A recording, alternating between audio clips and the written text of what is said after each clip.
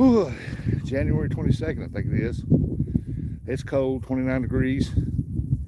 I'm down here on Little River. We're going to see if the carp will bite. I had to get out. This is going to be the last day that's going to be real nice before the storm hits. Some people's getting anywhere between 8 to 14 inches of snow. We were supposed to get 8 to 10, but they are now calling for mostly ice. So hope we don't get too much ice. But it's going to be a pretty decent day today. It's supposed to warm up to like 41, 42 degrees. So we're going to see if the carp's going to bite. We're going to throw these baits out. My water hasn't froze over because this water runs. And I got lucky that this side of the bank ain't iced over. So let's get these rods out. Let's see if we can get a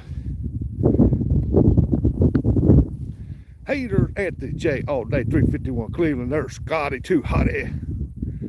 Hey, Josie J. What's up, Josie? Yeah, I'm not excited about it. I'm not either. I'd rather have the snow. I like Scotty. Scotty's supposed to get more snow. We're supposed to get the ice now. So let me get these rods thrown out and I'll be right back with y'all.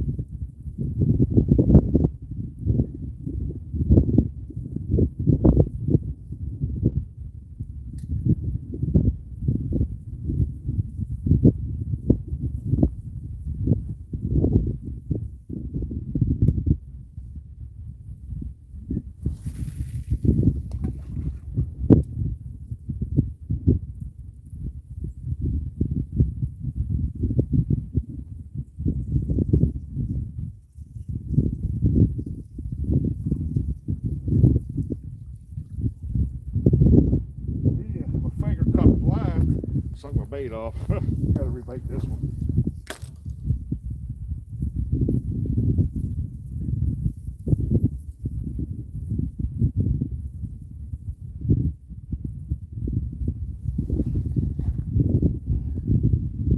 We won't need a whole bunch. There we go.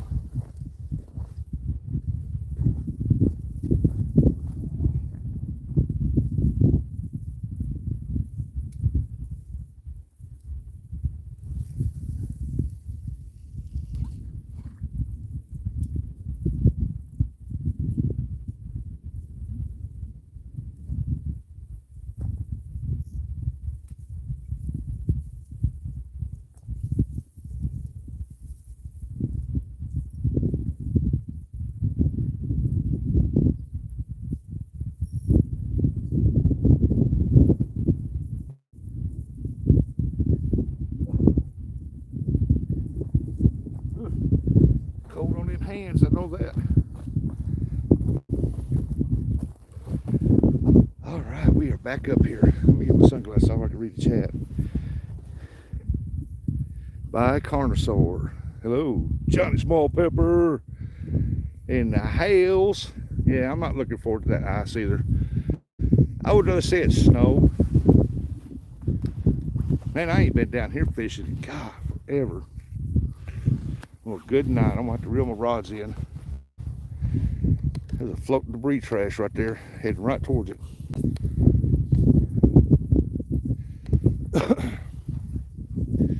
I'll have to keep an eye on that. Yeah, my finger hit the line and knocked my bait off, half of it.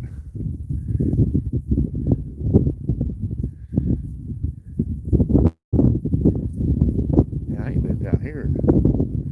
Jeez, it's been a while since I've been down here. Yeah, this is Little River. It's what they call Little River. It's got a boat ramp and everything. I'm right here on the boat ramp. See the boat ramp? There's the boat ramp. You can't get no closer to your rods than that, I don't guess. That's the old fishing van. John says I call it a truck, small water charter. No, I call it the old fishing van. I gotta watch my line, see where that trash is going. Hope it keeps going don't look like it's going to. I can look at this without you. That's awesome.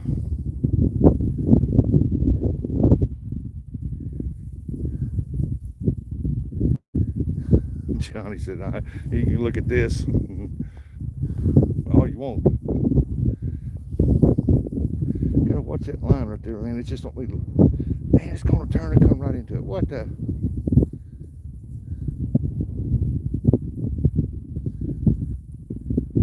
Johnny. Okay, I gotta get down there and check my line.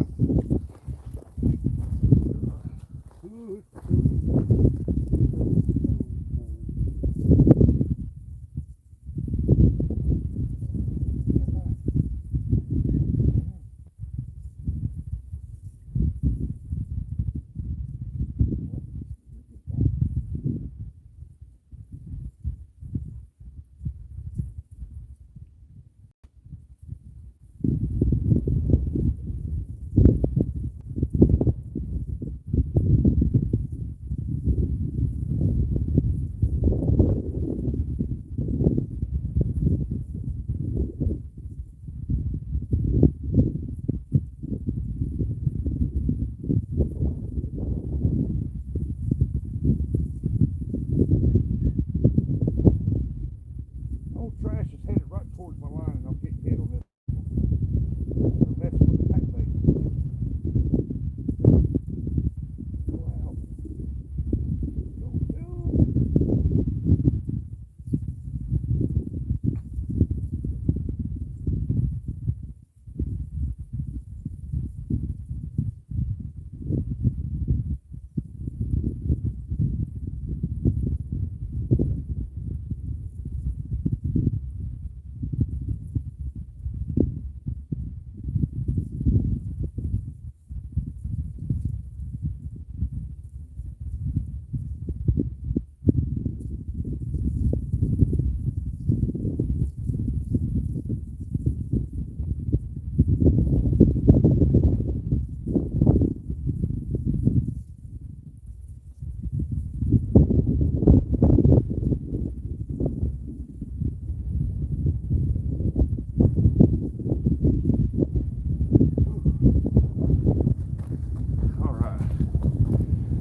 Y'all hear that wind? Tell me.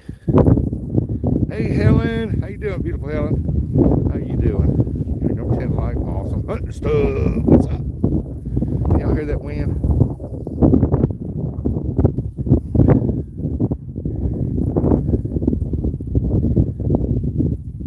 Uh-oh, that white rod, Curtis rod's getting hit. Look at that.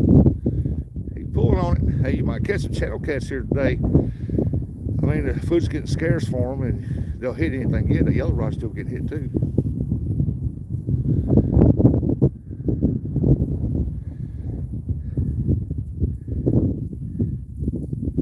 Master Gundam. Hey, I like the Gundam cartoons. I got the drag set pretty loose, so if they take it, they're going to bend it. Ooh, I better put my hoodie up. My ears getting frostbite or something here. Let me know if that wind's bothering y'all, and I'll put that deal over it. Hey, we got 10 thumbs up. Awesome. I know what the problem is. We ain't got no happy poop. Man, where this trash coming from? Damn, somebody's gonna throw something in the trash or the water over. Wind isn't too bad. Well, let me know, and I'll put that hair curler thing over it, block it.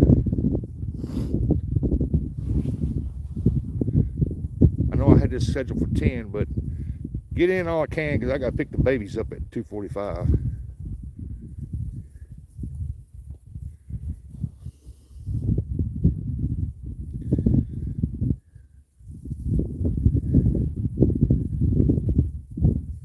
I think I might need to check that yellow until he quit messing with it. I'll give it a couple more minutes. But like I said, there's a good chance that you could catch some nice channel cats here today.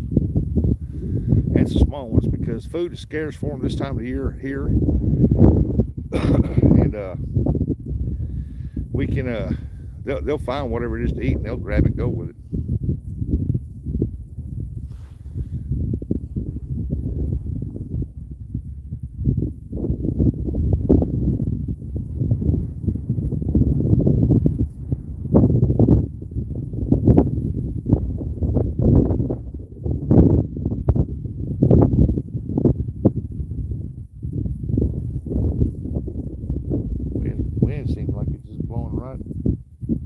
east over here.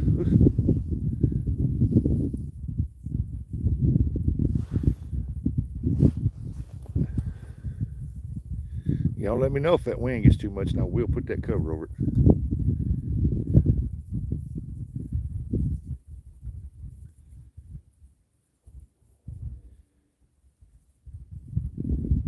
Rubber band's missing. Oh, there it is. I thought I was still on there. Oh, come on, baby. I guess I need to reel that yellow one in. That Mad Cat's boat rod. I need to reel that one in so I can rebait it, put it back out there. It was getting hit pretty good. Now it's not doing nothing.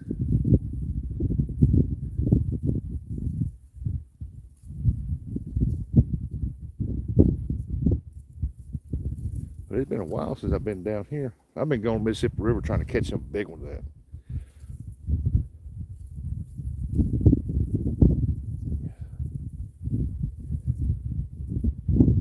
I'm in southeast Missouri.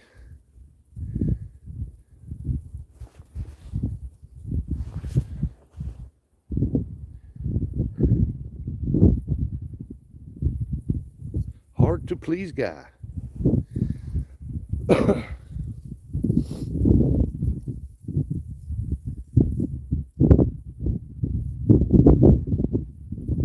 I had to read that name like 3 or 4 times because I don't know. I glanced at, looked at it, I thought it said hard topless guy, and I was like, oh my God, should I answer that? Hard to please guy.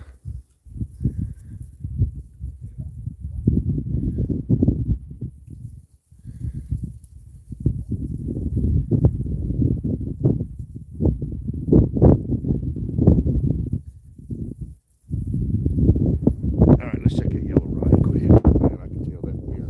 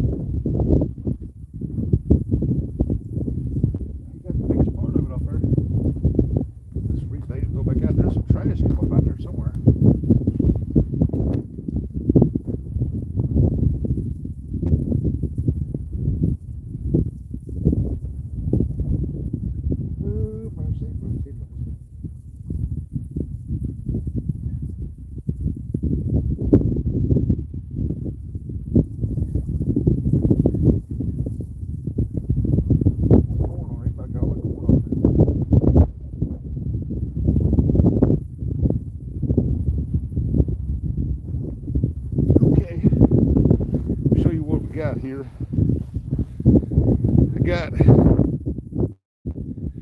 I got my bait here. It's my homemade pack bait here. It's some good stuff. I got the sinker on there because there is some current out there and I want it to set. Then I got the corn hanging out so far. Now this pack bait here I made up a while back when I was trying to catch a carp in that high wind. It's been about a month. So this is old bait. But it has been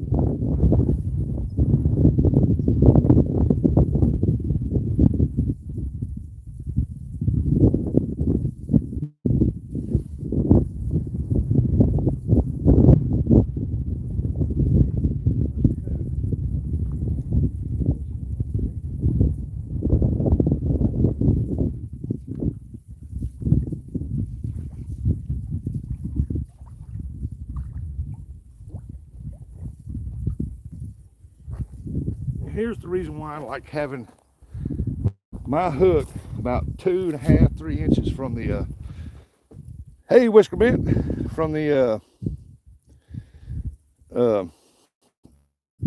bait. Longer, it's about 4.5, 5 maybe. That's why I don't like mine longer, right there. Are you using cut bait tape? No, lately I'm carp fishing.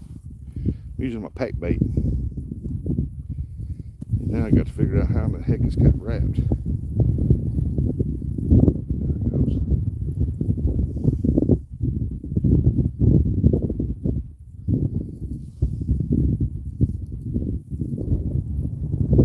We're gonna rebait this one. He got a chunk of that bait over. It's got to be channel cats.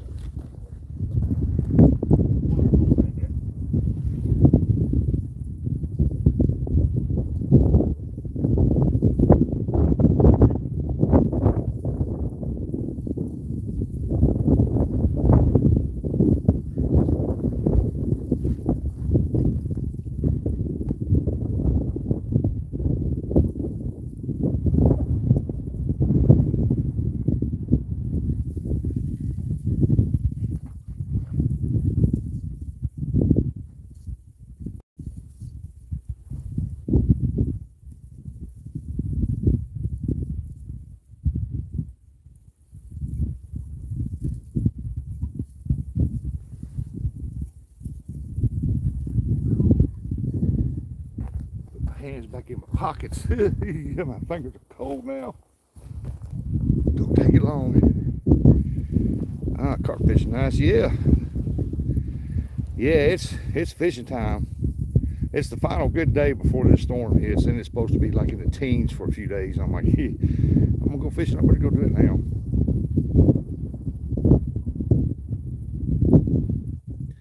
As far as the carp biting, I don't know. I haven't been fishing in a while. It's been too cold. Winds. Well, the cold's been all right, but 30-mile-an-hour winds about every freaking day. It's tough.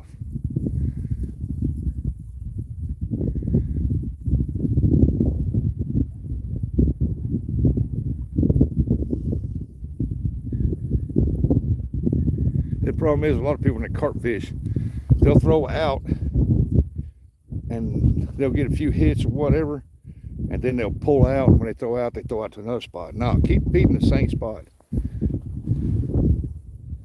because that's where your bait's broke off. That's where the fish are going to be.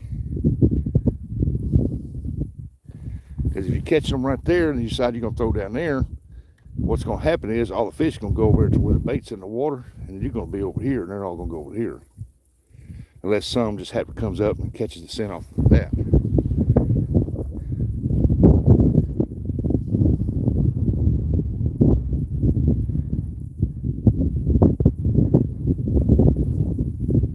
And I got a feeling I'll probably get hung up and broke off here, because there's something that's out there stuck now. I hung it once already.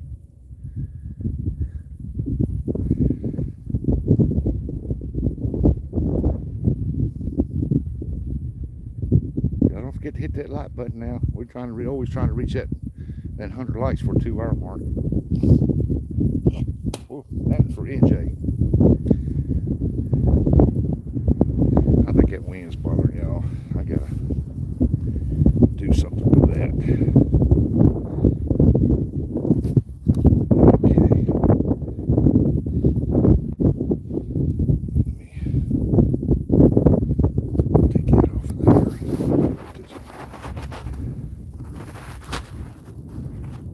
There we go. Maybe that'll help. Maybe that'll stay on there without the wind blowing it off. So that's the only thing wrong is the winds have been blowing, man, for the last 2 weeks or better. I don't mind fishing in the cold, but that wind's got to go.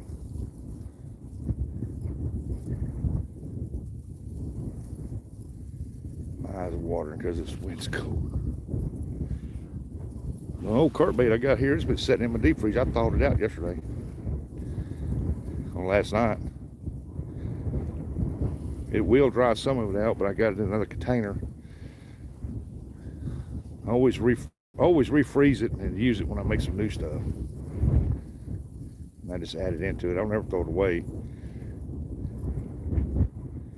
And then the biggest part of it still had a lot of moisture in it where it clings.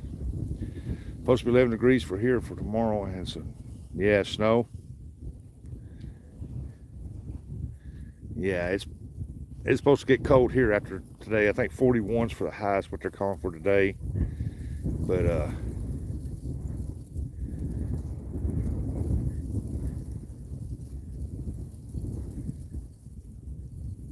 Hey, there's Donald Knight. How you doing, Mr. Knight?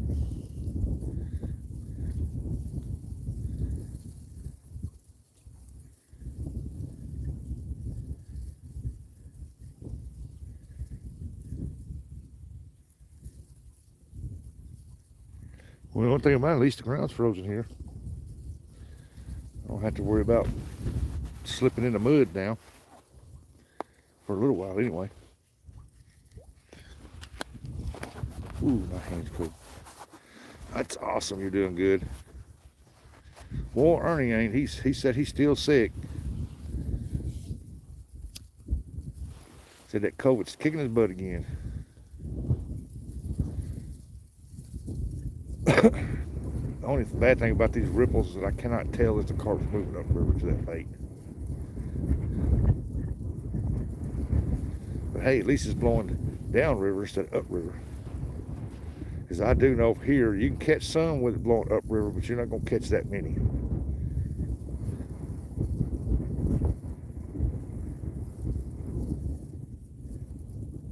But I'm telling you right now, if there's carp downriver and they're hungry and they get the whiff of that scent from that bait, they're going to come. They're going to follow it. Yeah, he's been sick for a while. Oh, yeah.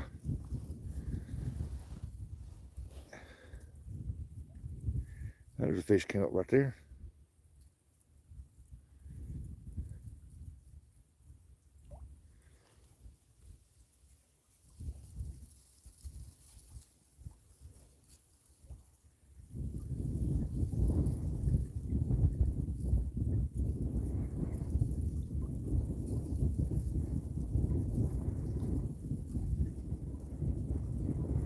Yeah, y'all just hang around.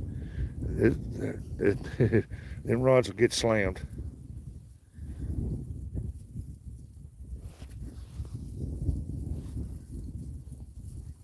Yeah, that's why I like the carp bait I got. I can put it in the deep freeze it, thaw it out several times and use it.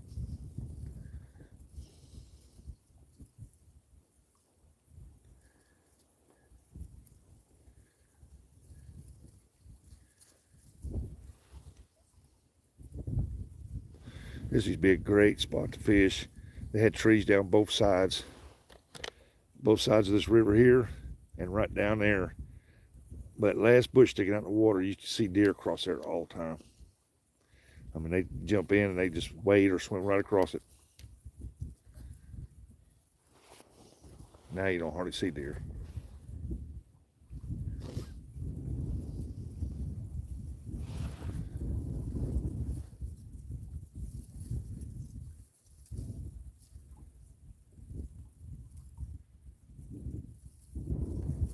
All we get now is winds, a lot of winds.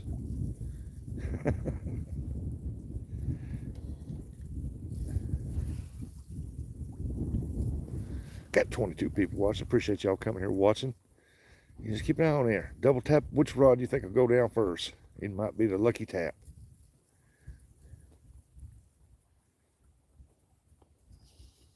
Where'd that daggum trash pile go?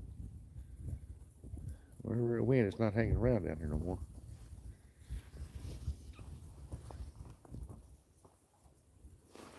Ground's frozen. I'm standing in this one spot. My body heat's thawing it out under my feet, making it slick right here.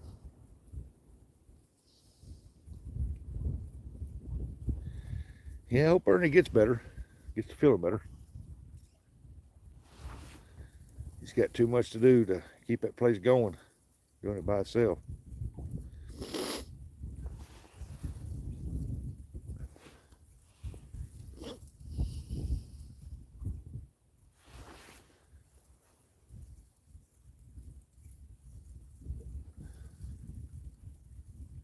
I gotta make a trip to Walmart and get me some more egg sinkers for this carp fishing because I am out.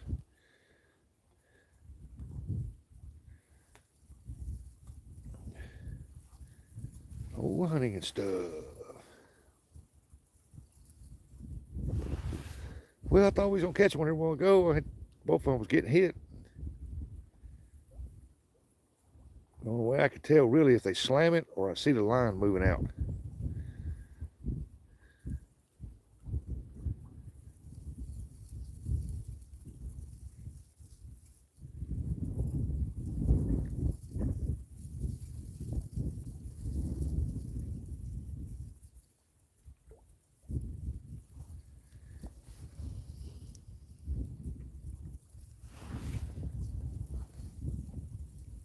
Oh, ain't nobody chatting in the chat. Come on now, let's get a fish on. They come in here to see a fish. Let's get them a fish.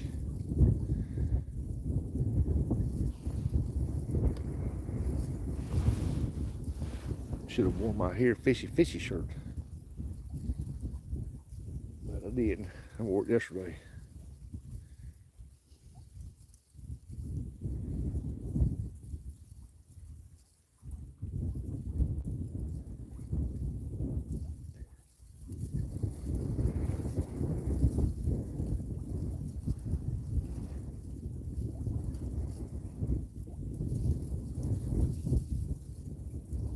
See, right down the river's a bend. It's calmer down around the corner of that bend, but I can't get there. It's private property. And I guarantee that's where the carp's gonna be held up. Hope they catch that scent. And they say, "Ooh, well, we got to go upriver. Let's go." Haven't seen Heather around to call the fish out for a while. I haven't either. Hope she ain't sick either, too, man. Oh, crap's going around.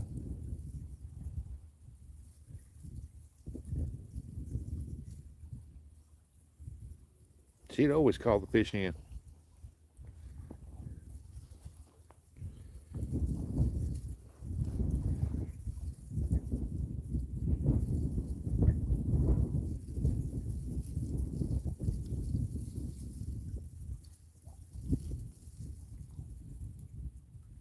Well, I tell you what, the geese are here now. They all over the place, boy. They was right outside the edge of town right there, and they were so loud last night. It was deafening.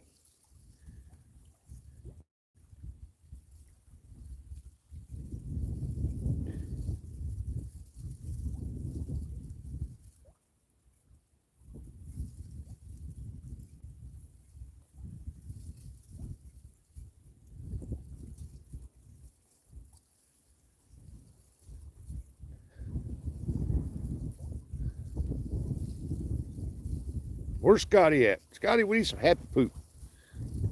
Get this fishing show started. Well, it's already started. We need a catching show now.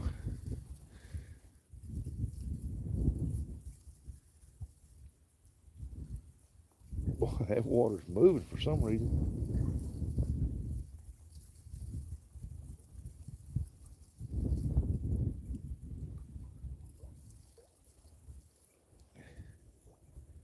Ain't nobody been down here fishing for a while. I don't see hardly any trash down here.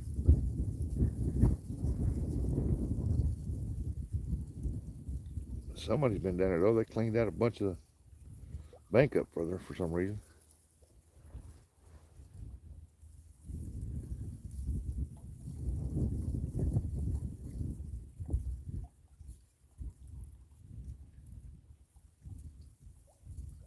Come on, fishy, let's get it on.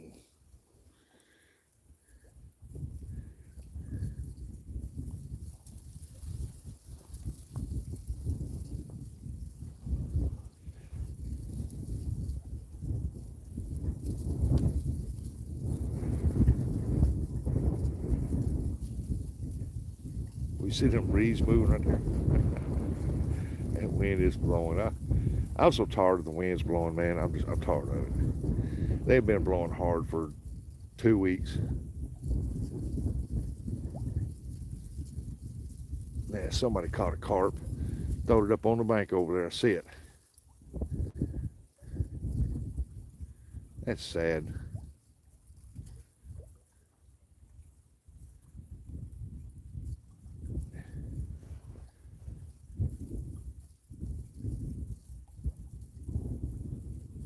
Hope y'all got a clear picture. Yeah, y'all hit that like button. Share this out. Hit that notification bell if you subscribe. Leave a comment on the video.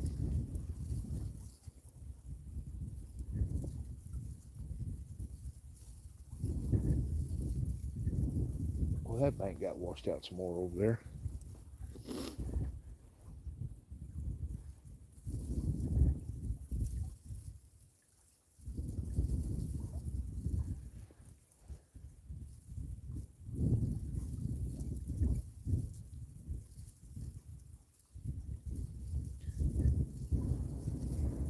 remember back in the day, people would, man, am I froze up or what? Chat filters, all messages. No. Remember back in the day, people used to drop their old refrigerators, stoves, dryers, wash machines in here. They tear all the lids off of it, doors and stuff, and drop them off in the waters and stuff, man. And they would, that if you fish around that thing, oh man, you catch some nice catfish right now at any time. Question here, Q&A. Anybody in my time zone? Picture looks good. Appreciate that. I'm in Central Time Zone. That's the Q&A is throwing up. Anybody in my time zone?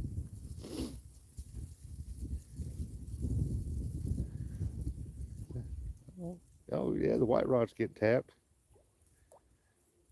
Maybe something's going to happen.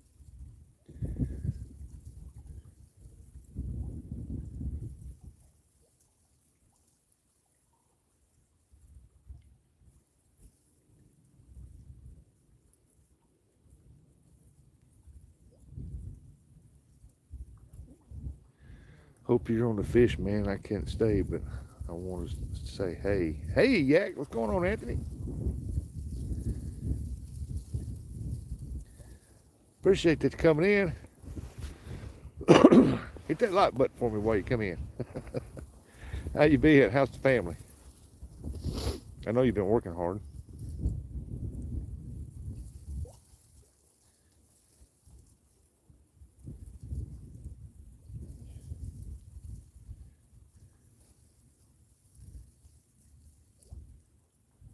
There in a little bit, I set this tripod down low and Sakura, what's going on? Sakura. And get my chair out and have a seat for a little while.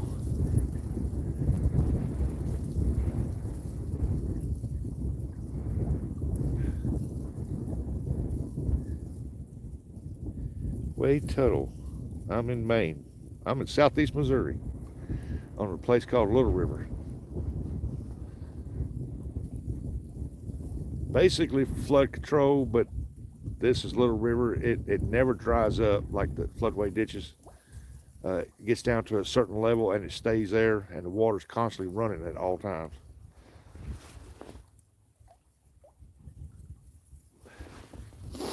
It's not moving because it's flood or high rains. It's moving because it's water's constantly feeding into it.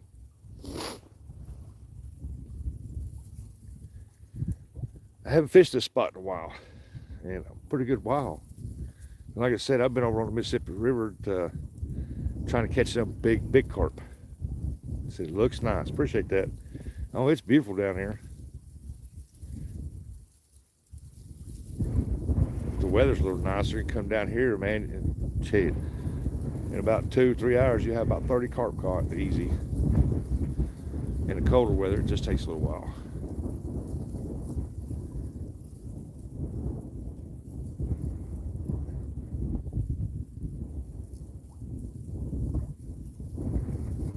I fished this, I think, in November, December. I think this might be the first time I fished it in January, close to February.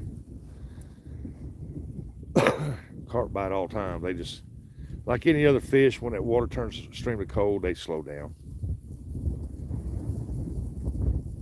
They don't want to burn their fat reserves chasing bait, chasing fish. Just if they smell it, they'll ease up to it.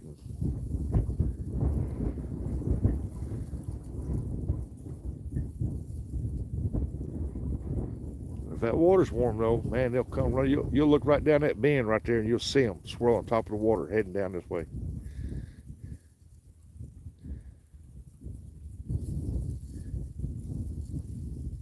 I fish for them because they put up a good fight. I like that fighting the fish.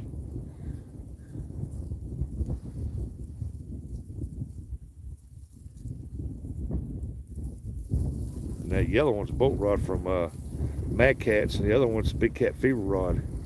They're both medium heavies, and I'm gonna tell you, them carp will literally bend them rods around, fighting them fish. They're strong.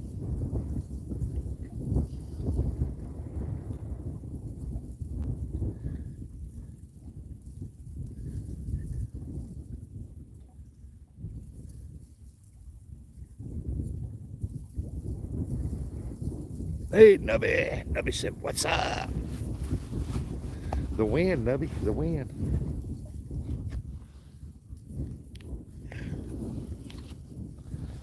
I'm gonna be real quiet because I don't know if that's an eagle flying down through here or what. I'm not gonna move too much. I'm just gonna stay in here. He's coming this way. I don't know if it's an eagle or looks like a bald eagle. And if he comes down here, oh, that's a bald eagle. A big one too. Yeah, he's coming right down through there. I don't know if y'all see him or not. It looks like a bald eagle. Oh yeah, that's a bald eagle right there. That's a big one.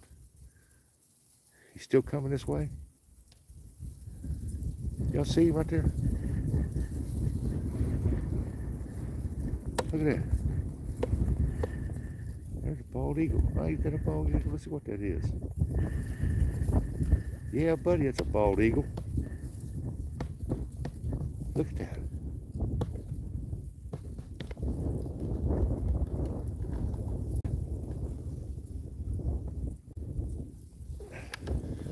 Got a beautiful bird. Man. Hey, Nubby sent 6'7". What does that mean, 6'7"? Thank you, Nubby. Appreciate that, buddy.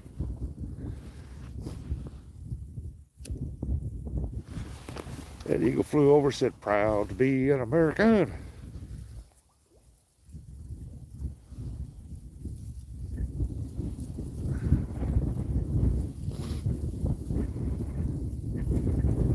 He was close too. I could see his eyeball. He was so close. He got above me. Nubby said 100. Awesome, Nubby. Hunting stuff said, nah, I should be fishing around if an eagle's near. Oh, he kept going. He's looking though. He is looking.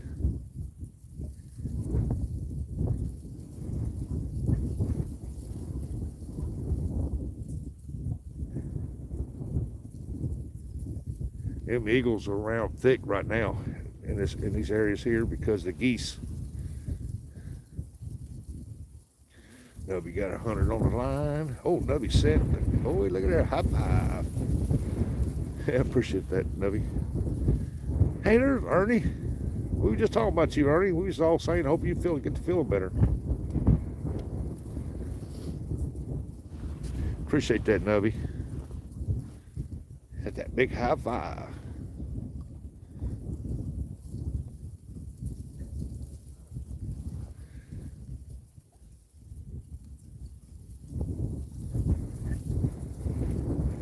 Yeah, I wish it would too, Ernie. Everybody around here is not getting that. Susquehanna, let it snow, let it snow, let it snow. You're gonna get it. Cough and get dizzy. Woo, that ain't no good.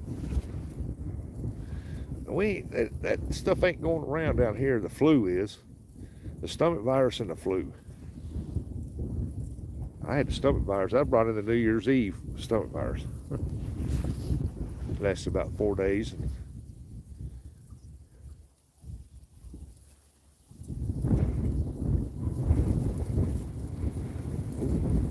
Is that a hit? Hard to tell. Come on now. Y'all slam them rods now. Oh, I know. The bait's probably wrapped up around something. So we're only getting 18 inches. Well, there you go. Go make you a snowman.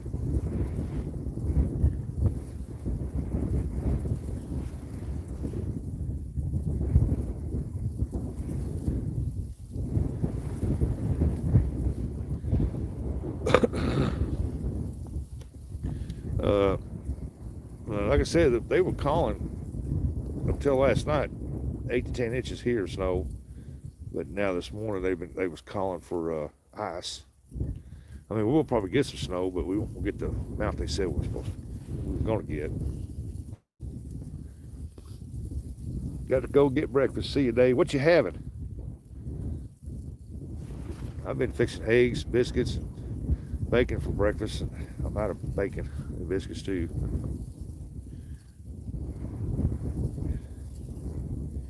Got plenty of sausage though.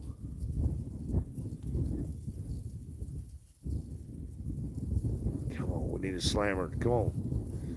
Get a slammer happening. Let's roll. I'm not getting the milk and bread. Eggs and hash browns. Hey, that sounds pretty daggone good. Oh, here comes that eagle back. Look at there. He's flying right down through. He's looking too, boy. If he flies this time, I'm going to pick the tripod up and I'm going to show y'all. There he is. I don't know if y'all can see him or not. Oh, he's seen me move. Dadgummit. I knew I shouldn't have moved. He said, I'm going back the other way. There's somebody standing there. He's flying right over there down the side, though. I'm telling you, the eagles are in here thick right now. They're looking for them geese. And fish, too, seems like.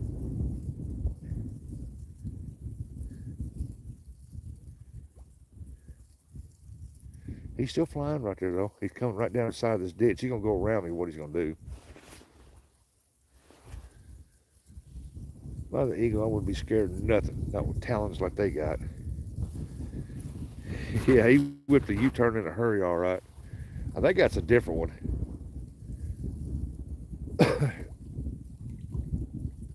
That's not as big as what that other one was.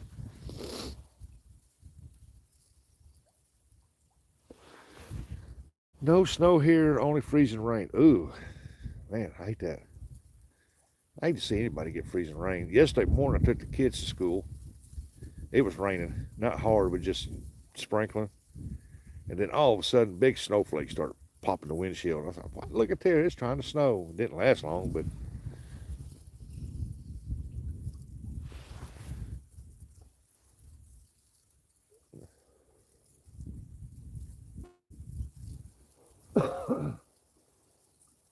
man, that water is clear.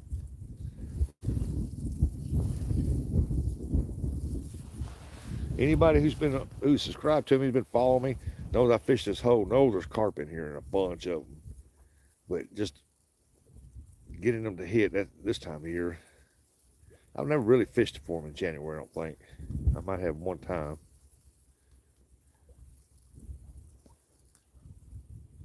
But if we don't catch anything, that means they're sitting dead still. They ain't moving for crap. The ground's thawing out up under Ricky. Yep, you got that right, hunting stuff. Ice storms are way worse than snow. Yep. And then again, when you get a bunch of snow and you get a bunch of people driving on it, it packs down like ice.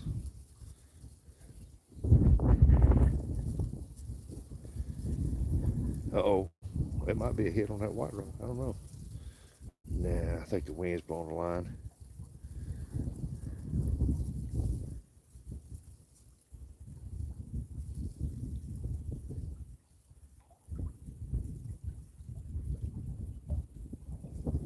Oh, I hear somebody up there shooting geese. I see several geese hunters out.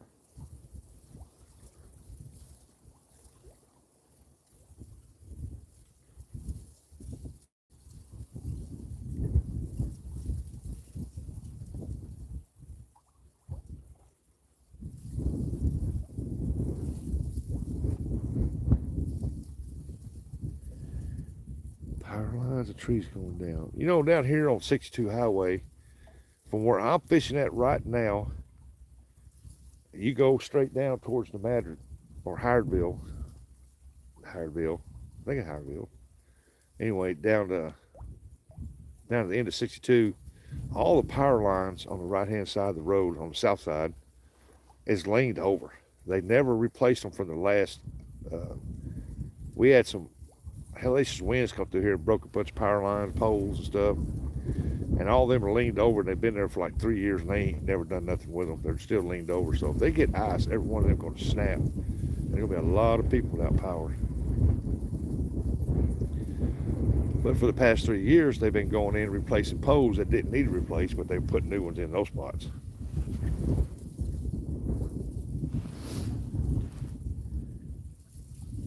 Instead of fixing all the broken ones because there was one that was broken and was just hanging there. I mean, it hung there for about a year before finally, I think somebody ran off the road, hit one of the telephones down from it, broke it, and the power line came down then, and so they replaced both of them then. Yeah, it makes no sense what they do.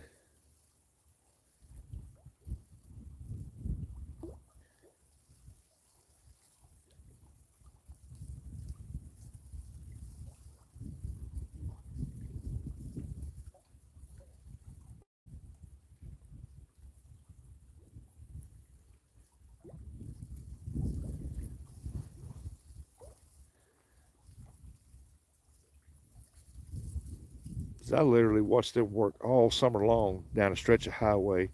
The telephone poles down through there was in perfect shape, nothing wrong with them.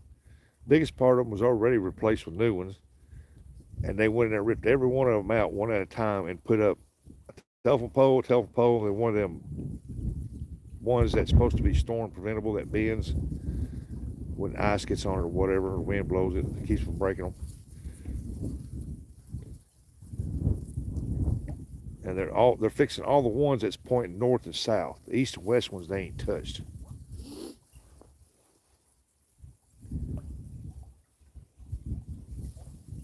And the east and west ones are the ones that's broken.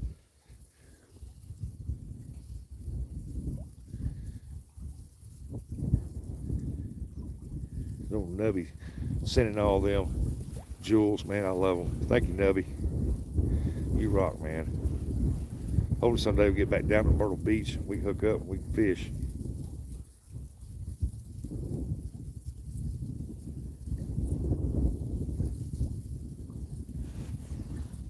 But you never know about us. We might schedule a trip to Myrtle Beach.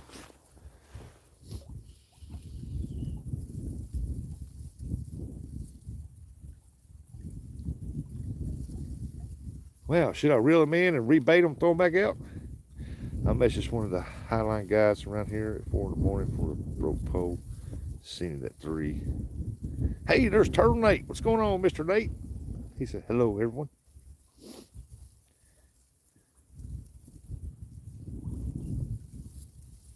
Yeah, I think I need to reel in and put some new bait on there. That water's moving. It might have washed it off.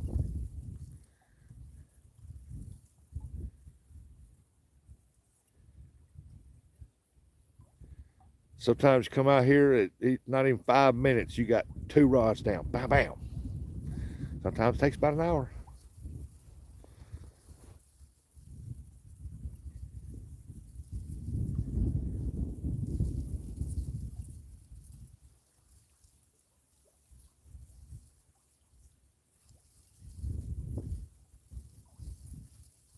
One thing about it, there's a lot of beavers out here in this water.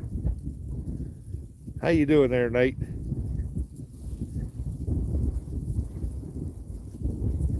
Soccer went to eat breakfast.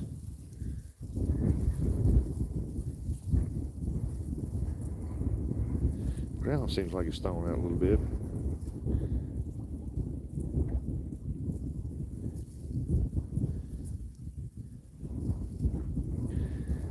Other stuff said I'd like to see a quick double up. Yeah, I'd like to see a slammer, just one or the other one.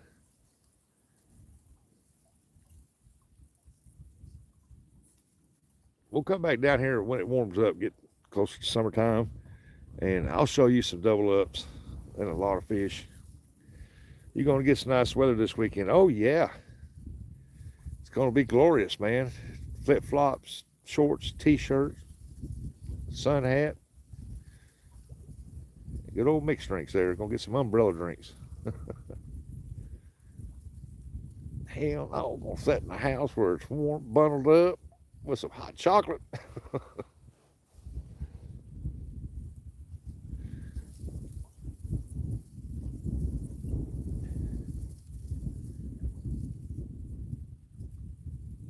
It's been a little bit. What is it, 50 minutes?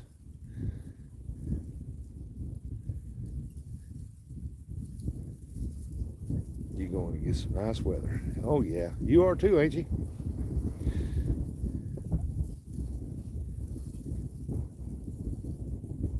I think a lot of people are. It's like down there in Florida. They're supposed to get a freeze down there. And they said the iguanas are going to start falling out of the trees, which they are some. Old small water trotter John, he's going to be running right. Dang. ding, dang. Small water charter John, he's going to be running around there sticking a stick up their butts and selling us some frozen iguana pops. That eagle, there's another eagle. There's another eagle flying right there. I think an eagle. Let me see. I think that was a hawk. It's a red-tailed hawk.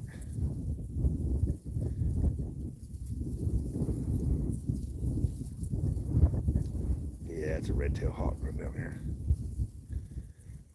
It's going to be sunny and 75. Where we're at.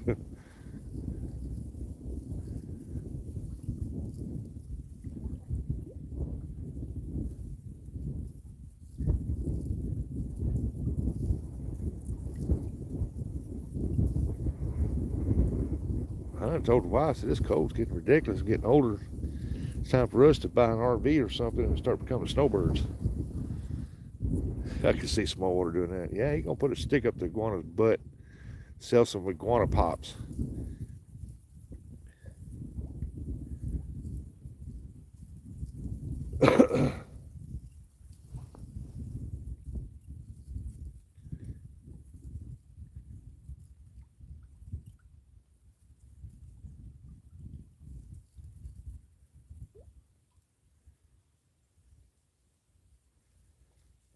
in the Bahamas, golly.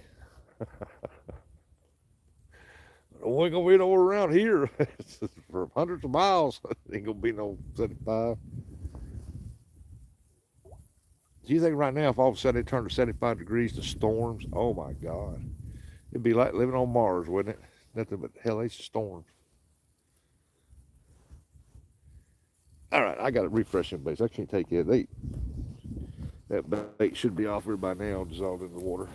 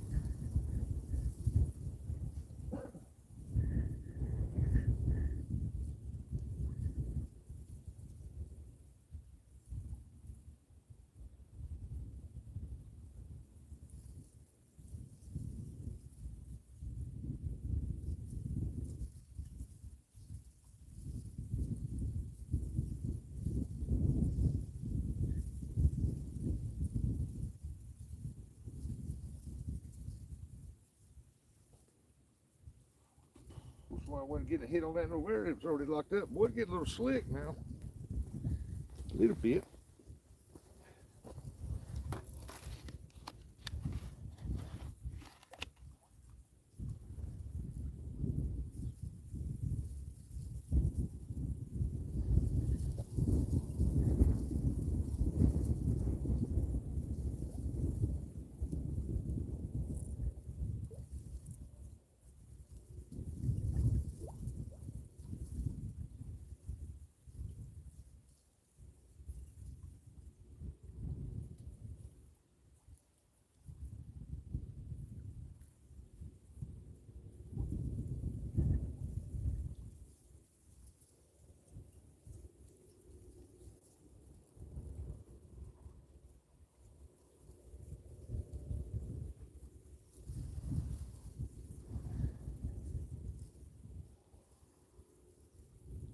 Some more corn on. Cornholio.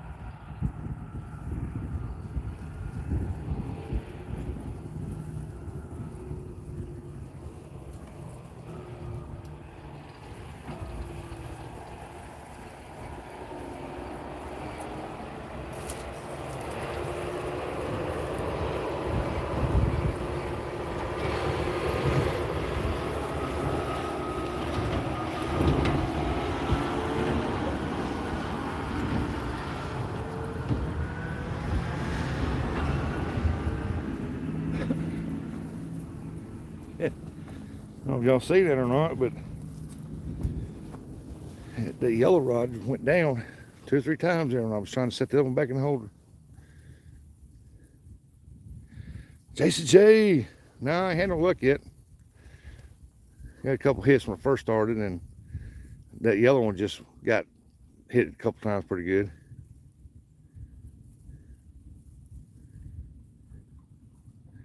And I was going to change the baits.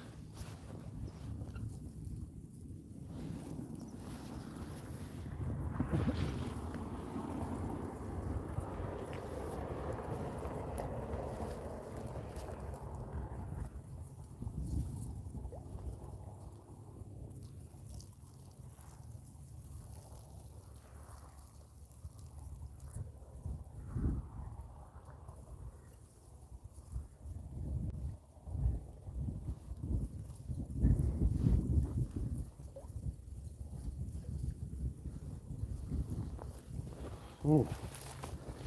Sorry about that. Had to drain the lizard. I can't believe he hit that and that was all he done to it.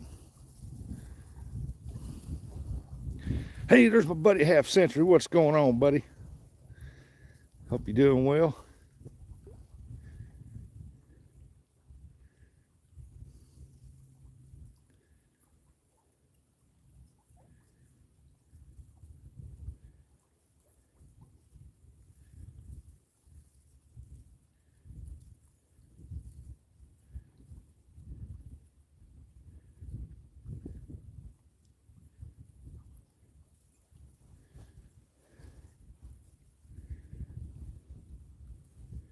Come on there, fishy.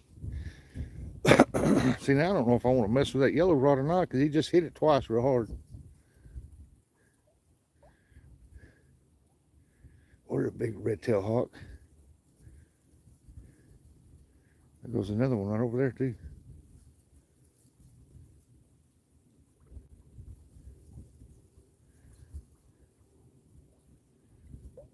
Any fish yet? No, they're not cooperating.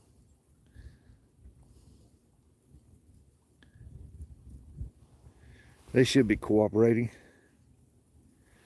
I'm down to 69% on my battery. That's good. Ain't got to plug it up just yet.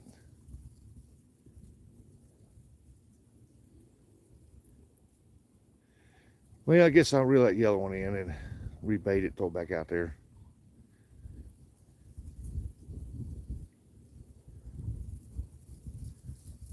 To this bait here, I mixed in some of the pellet, fish food pellets that I had for my fish in the pool.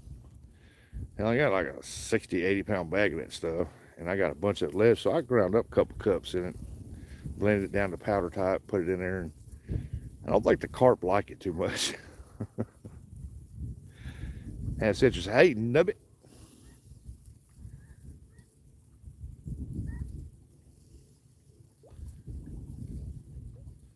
I figured, well, them bluegill go fishing, them big old huge shiner minnows I got in there. That's as big as shad. they eat it. Why would a carp eat it?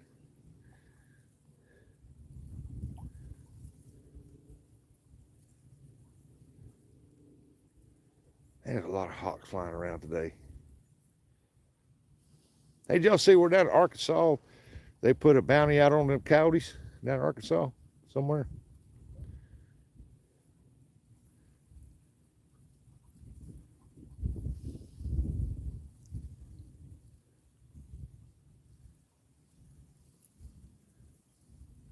Hey, let's go check that yellow rod. Let's get some more fresh. Let's freshen that bait up. It's been a while.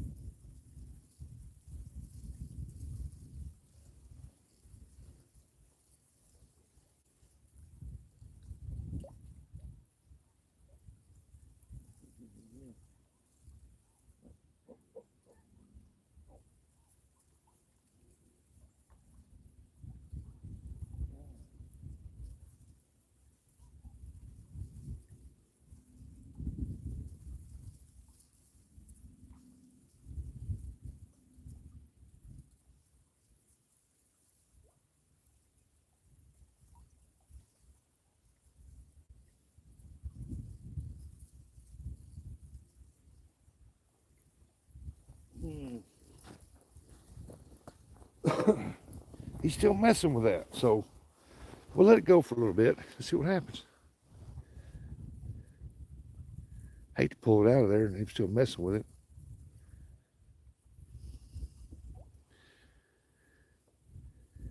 On what? Every one of their dogs would be after coyotes, Arkansas, literally their dogs. Yeah. Yeah, I seen that. It come across my Facebook feed. The DNR down there, I think they put a bounty out on the coyotes down there somewhere in Arkansas. They said they were really overpopulated there.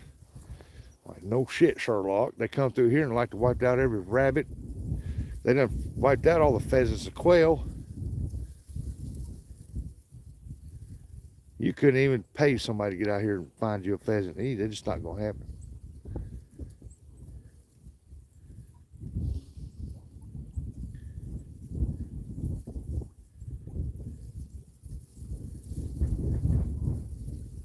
You go over here on this Mississippi River at nighttime, back around Donaldson Point at night, right before dark, man, you'll hear, hey, Jim Jet, you'll hear, coyotes just send chills down your spine. There's so many of them. Damn, I have to slip the bell. This ground's thawing out where I'm standing.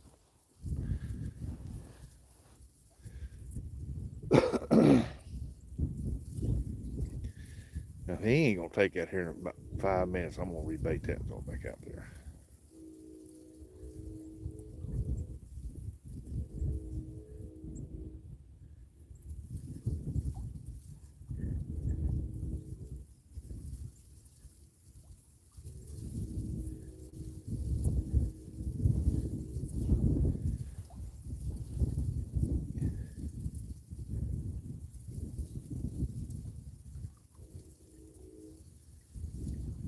I don't know.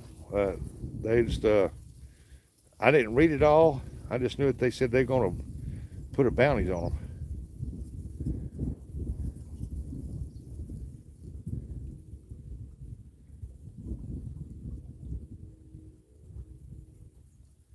I seen first one I seen on the road in a while today, going towards Malden there, right in the middle of the road, just blood splattered all over the side, and there lay that coyote just sitting there, laying there dead, just mutilated. And I'm like, yeah, somebody hit that dude, boy, doing about 70 mile an hour.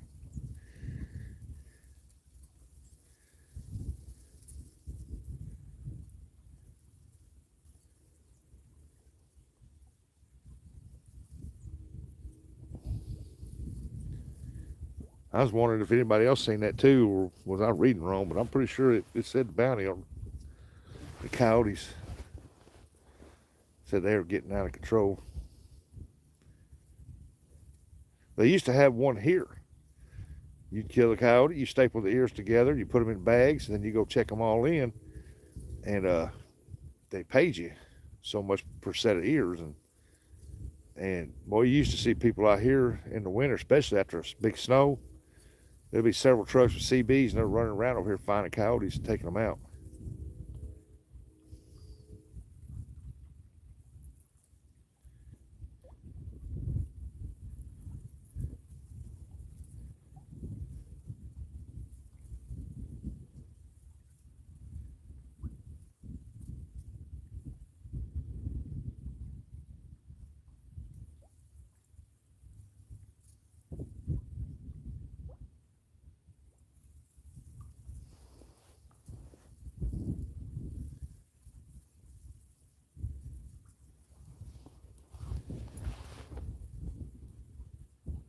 Hey, let's go check the bait on that. I ain't gonna fool that. It's just barely moving on it.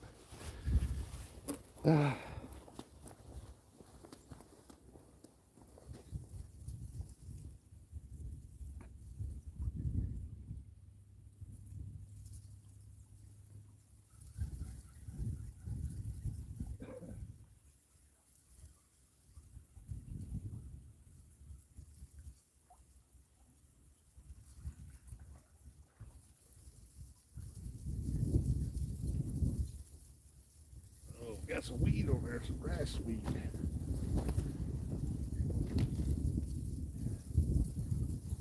Don't need that on there, that's for sure.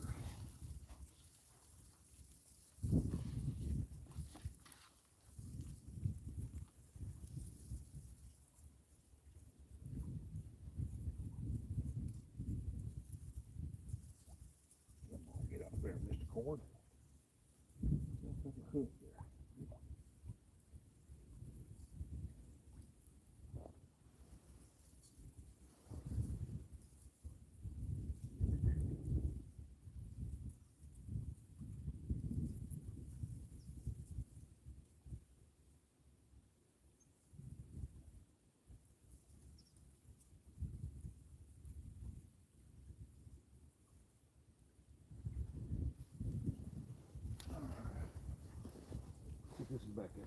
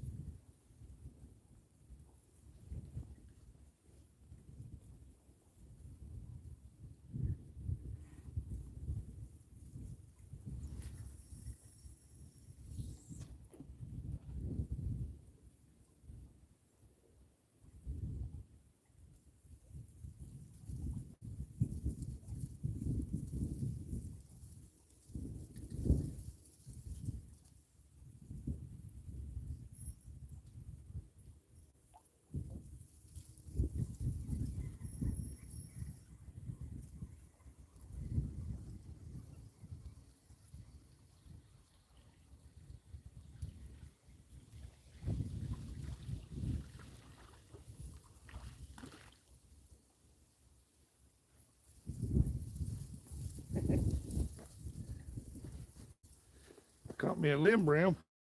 Well, hung up on something.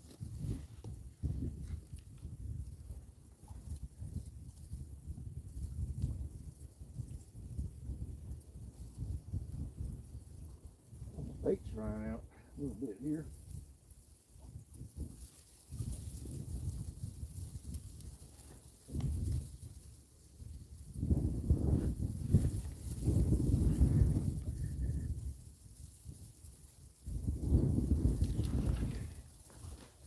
At least I got the limb brim out of the way.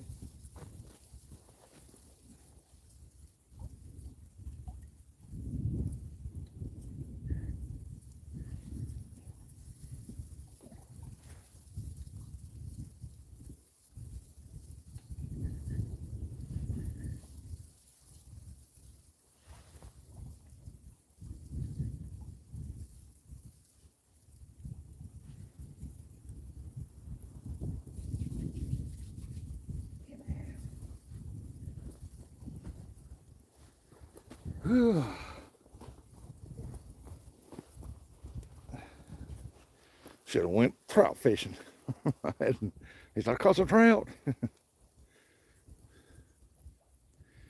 I need to see anything about bounty doesn't make scent permit is only good on private land.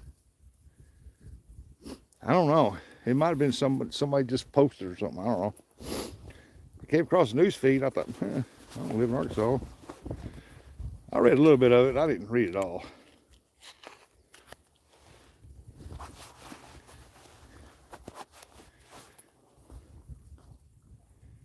The population here was so bad the last 2 or 3 years. Man, you were seeing coyotes on the side of the road hit by vehicles all up and down the road. They were thick. But they like to wipe out the small animals around here.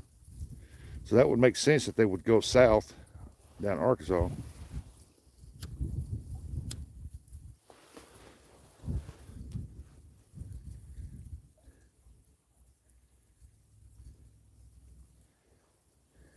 Yeah, it's probably just in the works. Like I said, I didn't read it all. It was in Arkansas.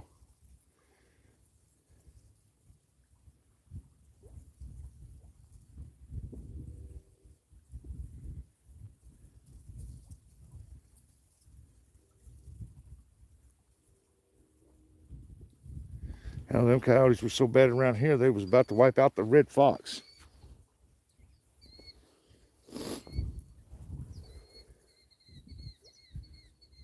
Now that they're gone, I've seen a couple of red foxes been hit by vehicles.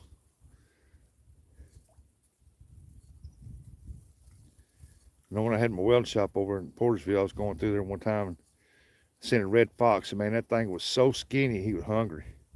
And that was back when the coyotes was running rampant, even during the daytime, cutting through the town. I'm like, there were so many of them. I was like, yeah, they're eating everything up. The red fox can't even find nothing to eat.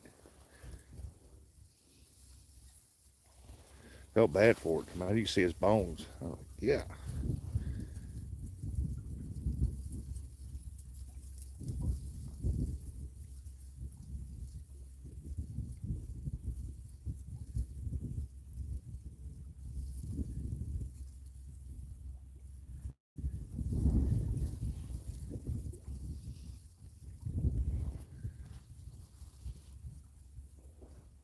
Hey, look at that. We got 44 likes. Awesome. Appreciate y'all.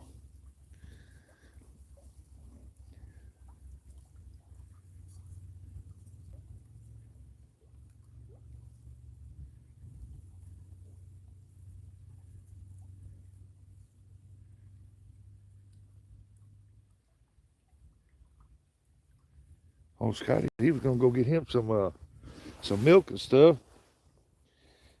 I don't know if he's working or not. He probably is.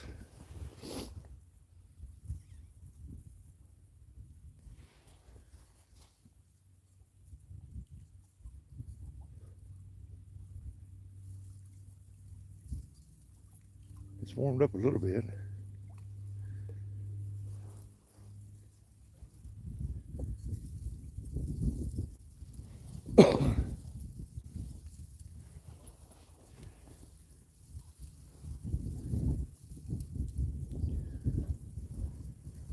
Do you have much? Do you have much managed around there? You mean what? Managed land? Over at Portersville, there was some donated to the state, and they've made it into like grassland out there. They got several acres out there.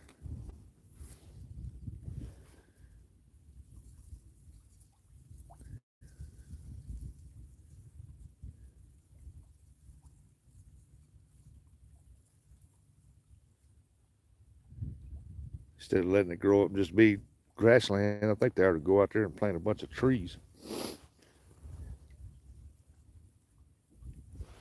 Oh, mange. You talk about mange like dogs get.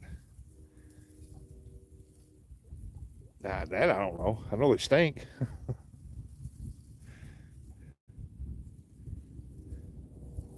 They stink as bad as a skunk.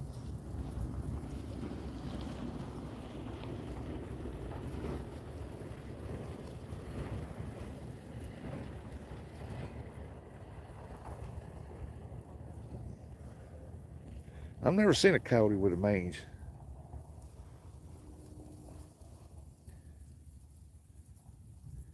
Makes you wonder how the dogs get it if the coyotes can't get them. The coyote ain't nothing but a dog.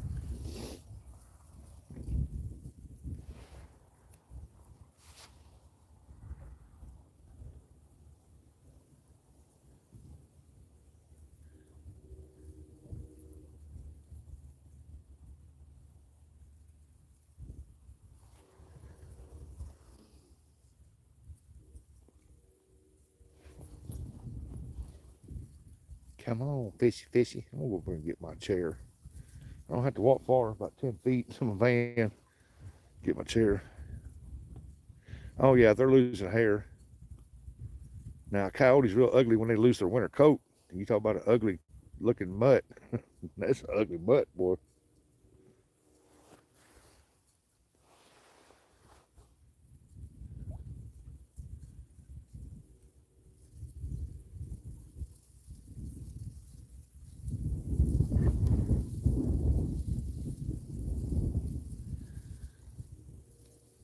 Come on, Mr. Carp. We waiting on you. Everybody in there waiting on you. Let's go. Come on, play nice. Make you famous. Come on, I'll make you famous. I ain't said that in a long time. Yeah, some will be basically bald. Yeah.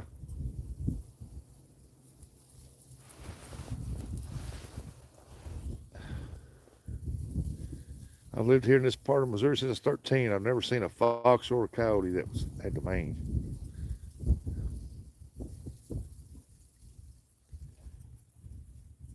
I used to hunt every December, man. I'd hunt quail when it came in season. My quail pheasant. Uh, and I was allowed two pheasants, and I got my two pheasants and take them home to mom. She'd clean them up and she'd cook them.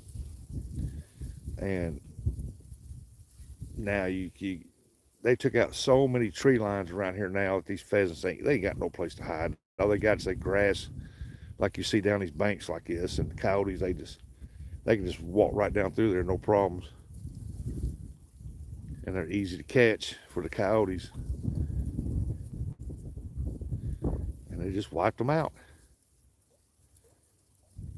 I've seen one pheasant here I lived in this part of Missouri for 22 years, 23 years, maybe 24, somewhere around in there. And I've only seen one pheasant the whole time I lived here. Never seen one dead on the road.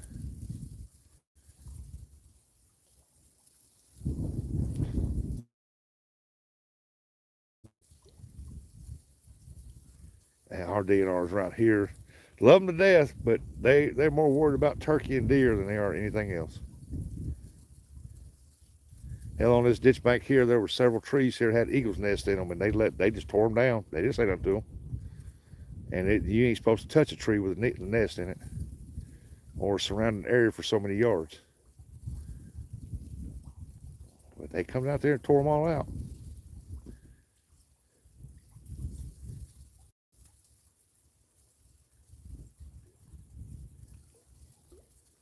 I'm gonna walk up here and get my chair. I'm gonna sit down for a little bit. Give me something to drink anyway. Ground's thawing out. Ooh, it's slick.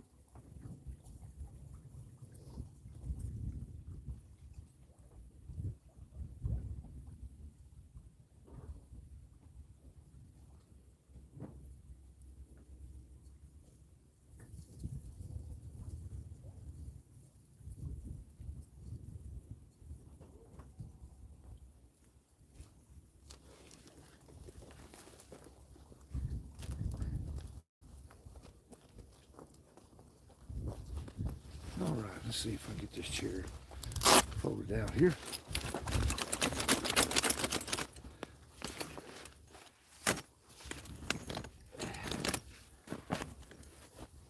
Ooh, there's a bunch of sticker bird in it. Where'd they come from, you little suckers? Ow! I didn't have sticker birds come.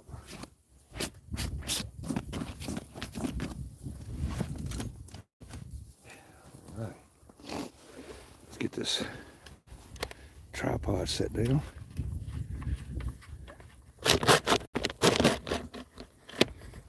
Go ahead and plug up my charger here.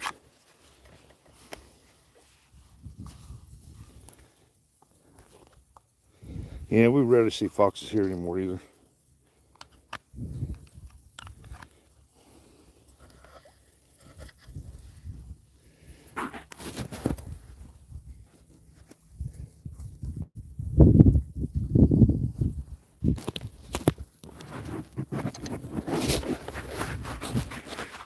I heard fish jump out there.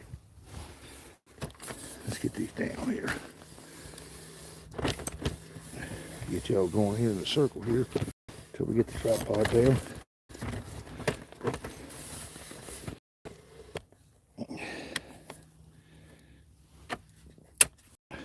Latch it into place here. Let's turn it around here. Y'all can see the rods, hopefully. I'll need to sit out for a moment. Hey, there we go. See, you can see the rods.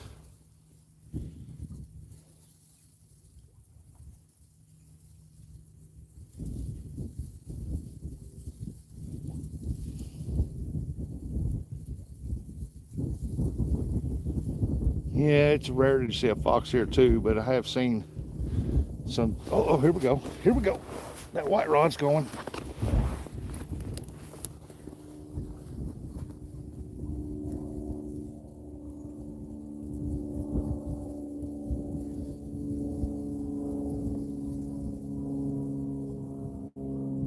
Yeah, baby, for sure. Here we go.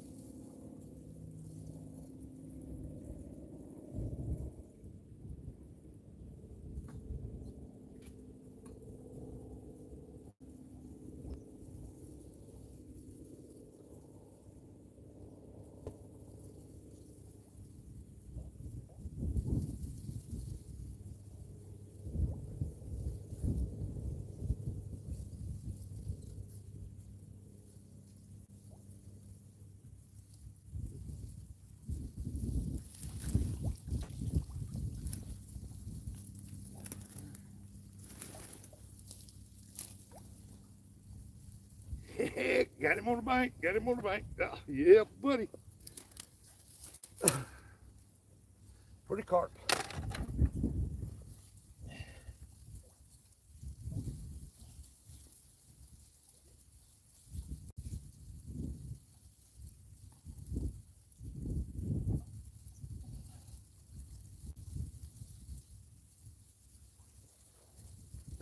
Here we go. Here we go. We got us a carp right here. He's not a monster, but he hit it. Beautiful fish, though. Got us a carp. Got us a carp. Yeah, buddy. Oh, it's cold. He's cold. He's shivering. I can feel him tensing up. Let's get him back in the water. Oh, come on here, right?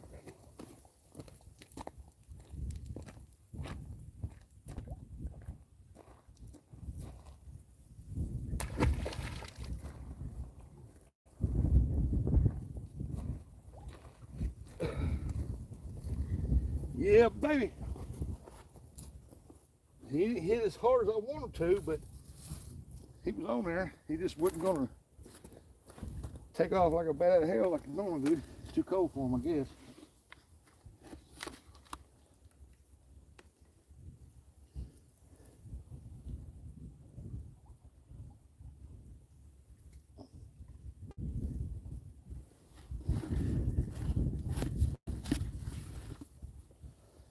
About time, man. I didn't bring a bunch of bait.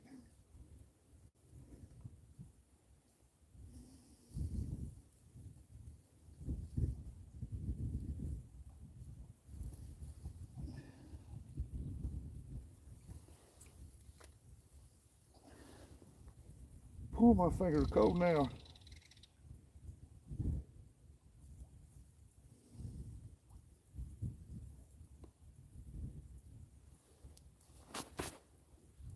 All right.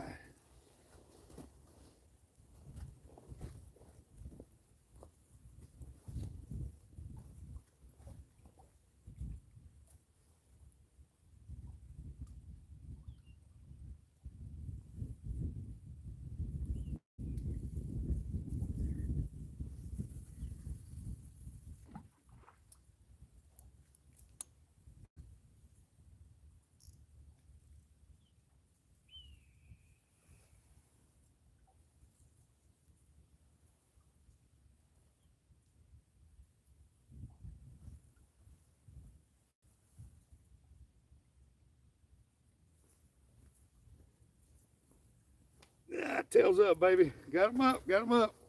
Skunk's off the bank anyway. Wasn't a monster, but he was a good one.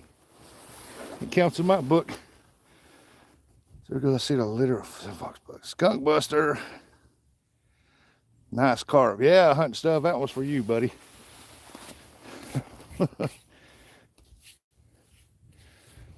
You notice he didn't hit that very hard. I mean, he hit it, but it wasn't a slammer.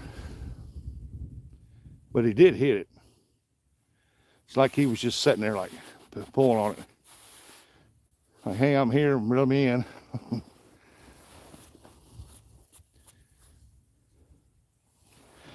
Thank you there, half cent.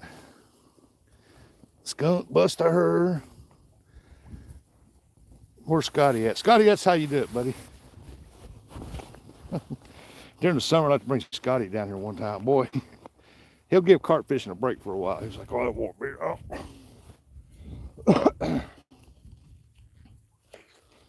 I told him, come on down here. I'll be his cameraman. Because I won't have time to fish. I'll be trying to film you. You know the best way to cook a carp? Yeah, Jason J, have somebody else do it.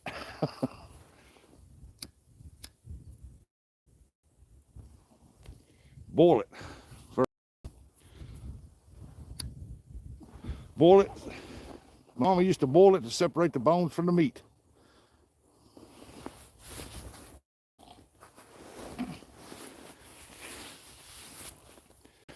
Then she'd take it and make it like salmon patties, mackerel patties, or whatever you don't call them.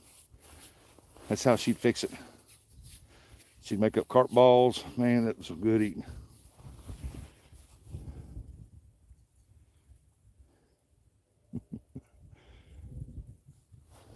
Looks like I need to readjust my deal. There we go. Now we're more level.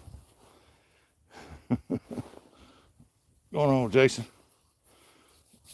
My hands are cold now. My fingers are cold. Good Lord.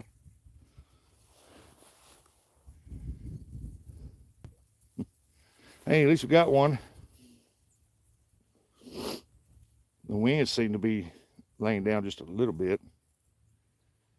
I knew as cold as it is, it's going to be a slow bite, a very slow one.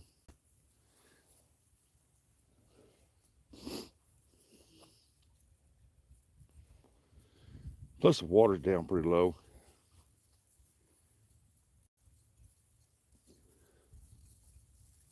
I sure figured the channel cats would be hitting. There's not a whole lot of food for them out there.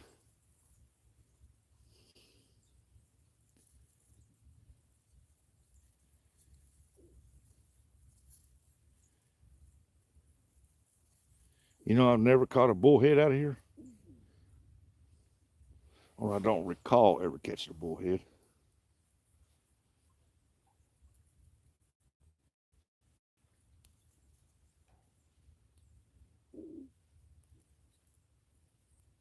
I don't even think I've ever caught a bluegill out of here. Yeah, I did. I caught one. Very small one. There's flatheads, channel cats, carp, crappie, bass, stripers, and shad. Gar, suckers. Used to be a spot down there before you cross that little bridge. You park on the side over the grass, you walk down, get on this side of this bridge, fish around this little point that was there, that was the water dug out. And man, you take worms and catch some nice suckers down there. Now you can't even find a sucker.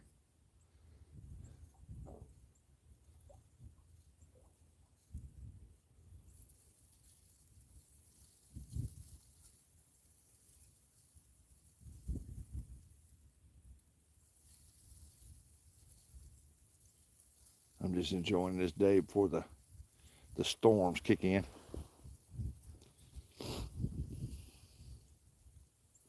Y'all notice I didn't even hashtag my live today.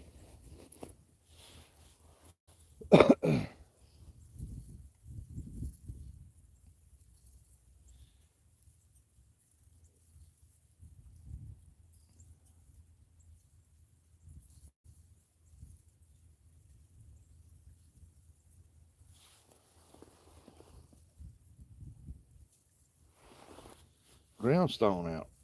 I have to watch where I step. It'll be slick. Starting to stick to the butt of my boots.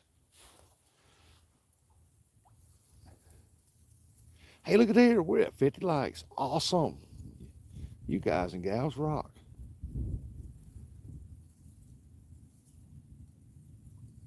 Now comes another car down the gravel road. A truck.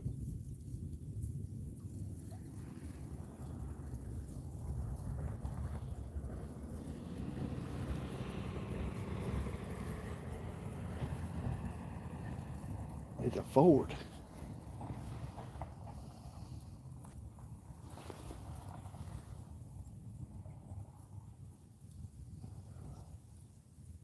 What would y'all rather have? A brand new truck or a newly used one? Me, a newly used one, because I don't want to pay that price for a brand new one. Oh, that yellow rod just got pulled. Yeah.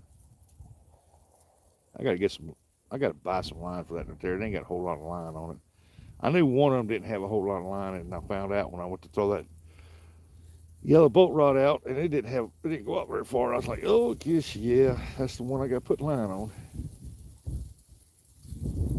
Oh, that wind's blowing down, pushing the rods over.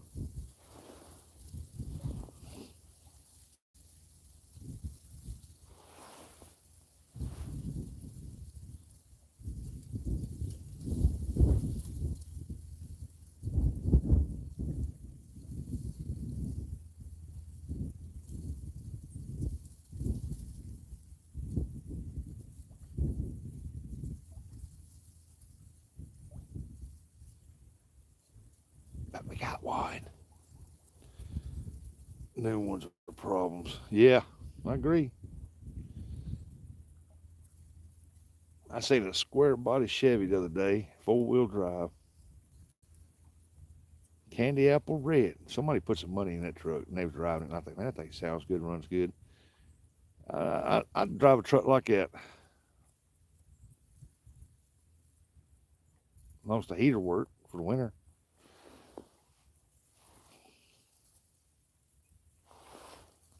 Don't have all that technology, just has a brain box. And like the old, remember old Fords had them brain boxes? When your vehicle wouldn't start or wouldn't do nothing, you pull that brain box off the fender, look. If it was black spot on the back, it would burn out. Just change it. So much easier. Good Lord, there's a giant eagle flying up there. Man, that's a big one. He's up there too. Look like an eagle. Had to get a little closer so I can tell. Might be a big old red-tailed hawk. Can't really tell.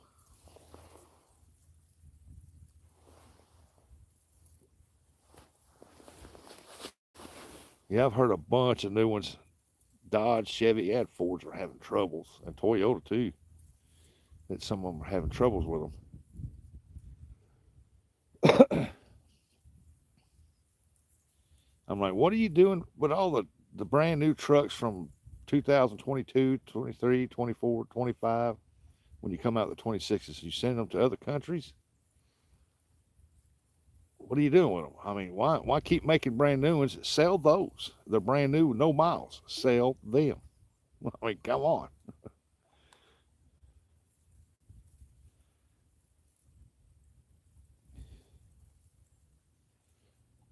They want to talk about natural resources. A lot of people, well, there you go. A truck takes a lot of natural resources to make. My God, quit making vehicles when they got tons of brand new ones that they're just sitting around ain't selling.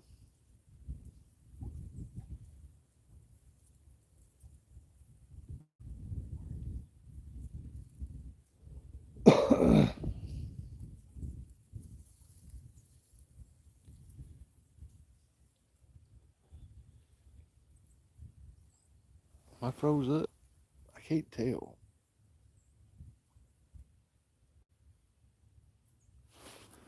Can't tell. Is that moving or what? No, I can see it moving in there. I can see the breeze blowing.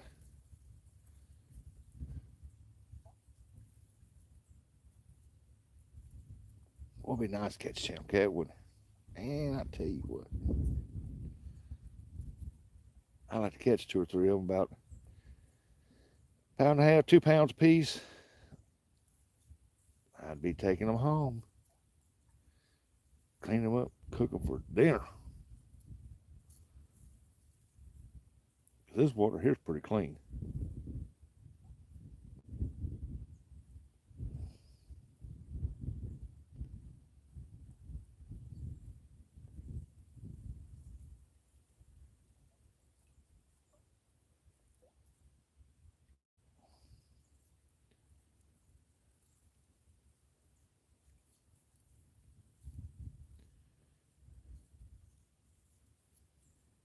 And like they say, there's one carp, there's more.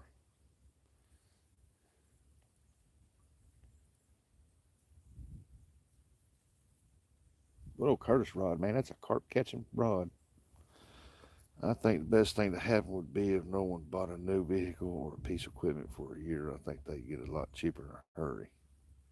Yeah, that ain't gonna happen. A lot of your companies, uh, about all your farmers, their tax people tell them, hey, I can get your taxes down lower, but you need to go trade your truck in you bought last year for a new one. And it can be a huge write off on your taxes, so they'll go trade and get a new truck. And a lot of companies do that too.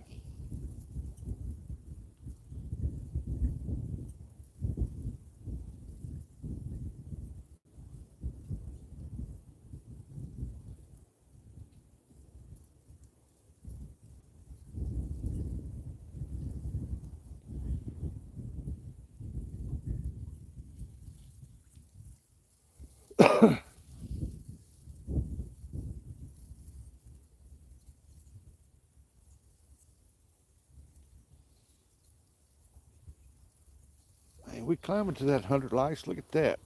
We're at 52. Awesome, awesome, awesome, awesome. Man, I wish these dingleberries would come on and start hitting good.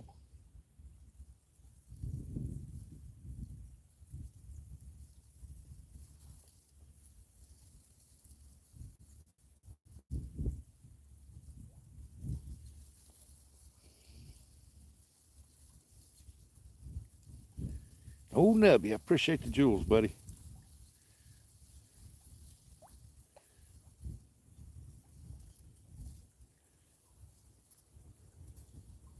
I give a lot of people jewels when I go on their lives if they've got that option.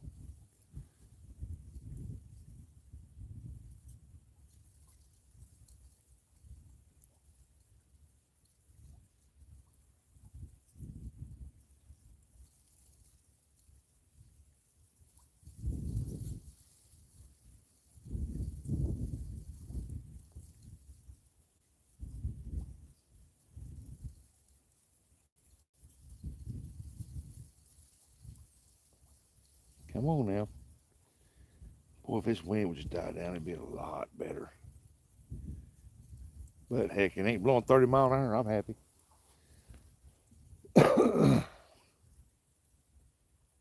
What did H&A says? $1 million combines and $600,000 or so tractors. Yeah,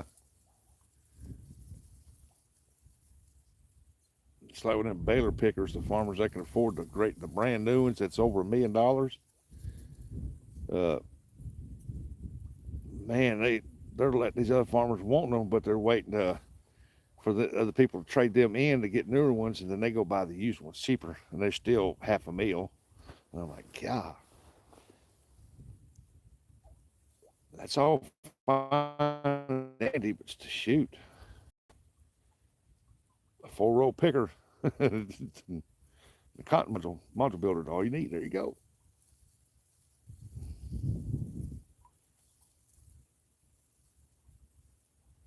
Of course, if I was a farmer, I wouldn't have one stick of cotton. I wouldn't fool with it. That's an expensive crop to raise, man. And you got to have a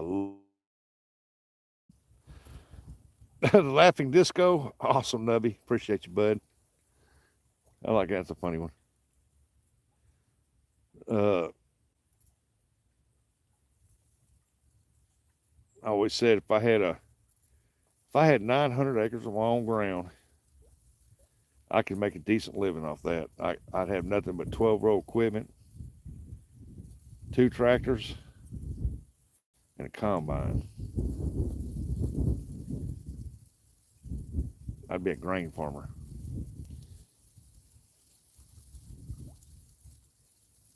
You know, do is plant it, fertilize it, spray it, water it, harvest it. There you go. Oh, we get another hit on that white rod. Oh, I just seen that. Little twitch on that dude. Yeah, come on, baby. That Curtis rod is devastating, I'm telling you. I got my hook a little too far down from behind my bait pack. It's about 5 inches, and I don't like it like that because it wraps around the top of the deal when it throws out sometimes. And I like it about 2.5, 3 inches back behind it, so it don't loop back up and grab the top. Hey, rat rod.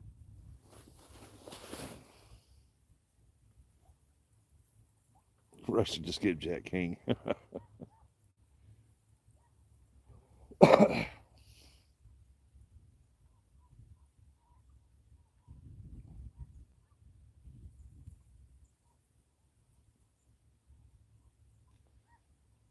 Oh, there's a bunch of geese.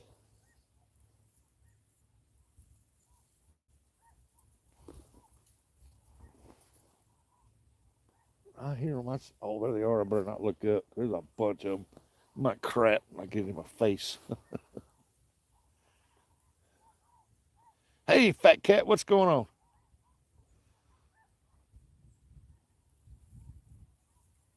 Yeah, any jewels and super chats I get, I'm going to put them to the next adventure for this channel.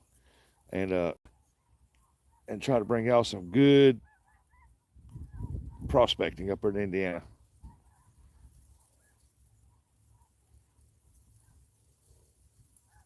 Take y'all on a trip and see if we can find us some gold.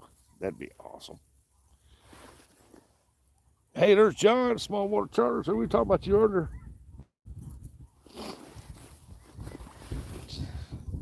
It's gonna be such a freeze down there. You're gonna start shoving sticks up in iguana's butt and selling for iguana pops. Dang, there's a bunch of geese flying over.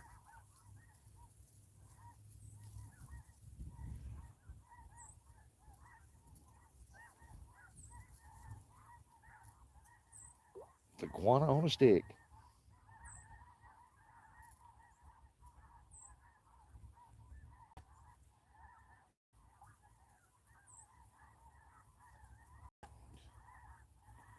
Supposed to be 87 Sunday. Oh, that's freaking nice. You still going crappie fishing this afternoon?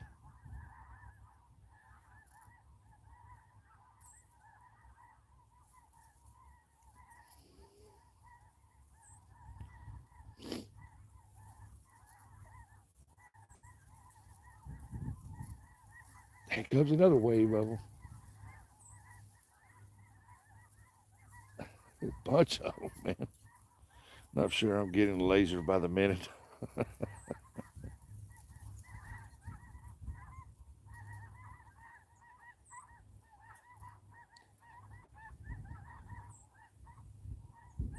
I know I started loading the old fishing van up around 7, getting stuff put in there. I figured, well, I'll leave here about 9. It won't take me long to get down there, and I'll go live at 10. I walked out to the van. There was no wind blowing. I mean, it was dead calm, no wind. And when I walked out to the van about 8:30, somewhere around in there, and I thought, well, it's starting to get a breeze. I better get going. We fished till 11:30 last night. Well, hey, you need a rest. How many you wind up with?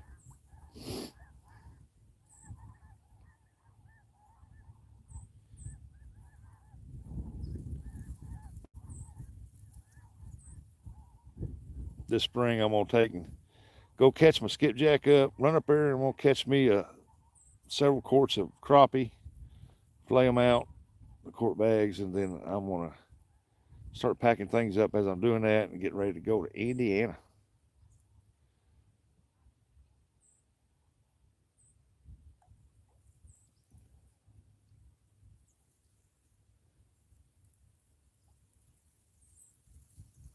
Tell y'all a little story here. Let me get this. Tell y'all a little story here about my Temu experience.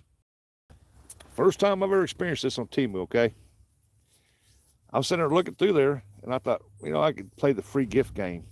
So you pick out 5 things that you would like to win, try to win. If you crack an egg with so many invites that if you get a chance to crack an egg, you can win one of them prizes for free. They'll send it to you. Well, one of them was a sifter thing, and it was sitting on top of a 5-gallon bucket. So I like to have that because they do have gemstones there and the little rocks, and I like to go through that and see if there's any in there. So I added that to one of my 5 free gifts. Okay. Well, I was sending out the invites, and then I would send out fake invites. And if they accept you, it'd go up there and tell you, well, boom, I cracked an egg. Well, it was that strainer deal. And I showed him sitting on a 5-gallon bucket. The hand sitting here, sitting right on top of a 5-gallon bucket, a pitcher. Well, I said, I was excited. Well, yeah, I don't have to buy that. I can, that'll sit that down to the smaller rocks. I get that bitch in. I was so excited. I looked at the package. I thought, man, this package is awful small. I opened it up. It was that big around. I was like, that fit a coffee cup. What the heck? And I said, man, that was very disappointing. First time that's ever happened. And so they asked to leave a review. I gave them a 1 star. I said the product was good, but it's not what the hell was in the picture. The picture showed sitting on a 5-gallon bucket. This so I got will sit down in a coffee cup. Like, come on. Jeez. So I give it to the wives. Here's your strainer for whatever noodles or something you want to put in there. Got a run. Caught 30, 18 keepers. Had three over. Wow, that's nice, John. But yeah, it's like that's the first time I've ever had that happen. I didn't get what I ordered there, and I was excited to pump. I don't have to buy this thing. This thing's like $15. I don't have to buy that. I want it. Yeah, yeah, yeah. I get it. I was like, good Lord. And it showed it in the picture, sitting on a 5-gallon bucket, and the lady's hand holding one handle because it had two handles, and it's sitting on a 5-gallon bucket. I made a short holding four of them. Awesome. I'll check that out. But I figured I'd share that. That was a laugh for y'all. That was funny. I tried to buy something on Temu once. I got pissed and ordered it elsewhere. I don't I don't buy off Temu. Very seldom I do if I want it right then. Uh, Most normally I'll win stuff off there, and I've done one over 100 something deals off there. Rush, if you go gold digging in May, I will help you with money in April.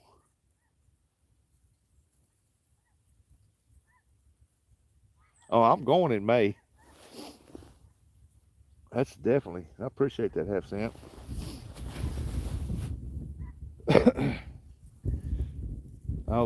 If I find a bunch of gold, won't get rich, but if I find some, I'll send you some in a vial. That way, I got some Indiana gold. I watched him get that out of that stream.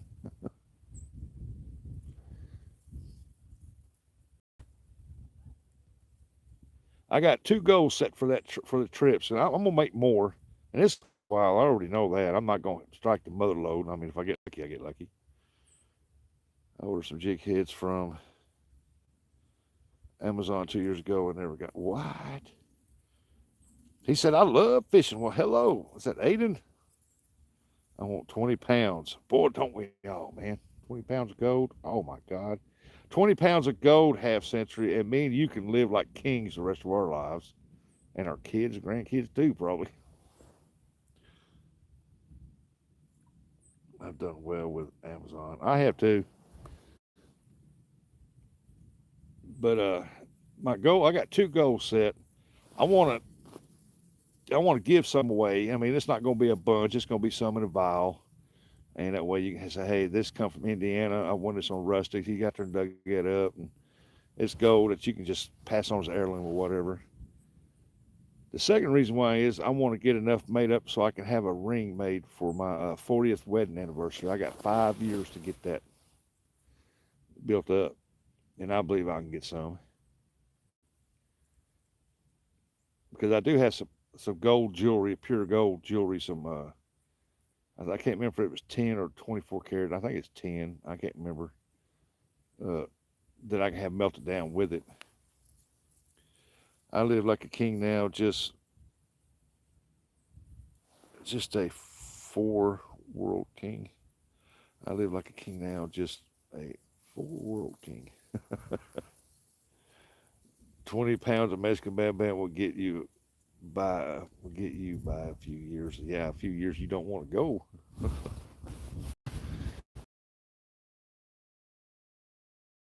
Man, them cars biting slow today, boy. As soon as I start talking about reeling them in, bam, they start hitting. Yeah, I just wanted to share my Temu experience with you there. On that one right there. That just came in the mail a couple days ago. Took it in there and showed my wife. Look what I won off Temu. What I supposed to get? She goes, what the hell is that? It's a strainer without a handle.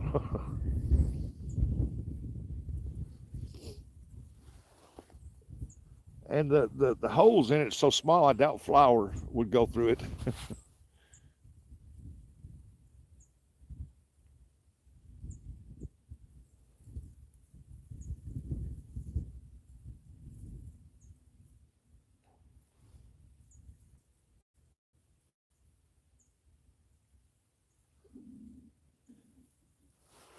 I've heard stories like that. Order a sofa and get dollhouse furniture. I ain't never done like that, but that would be disappointing for sure.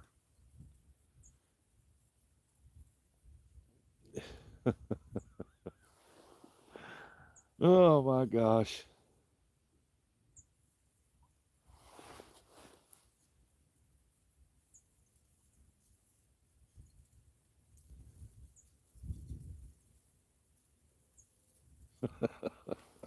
Dollhouse furniture. About like that movie Indian in the Cupboard. You buy furniture for them. Truth. Watch the interview.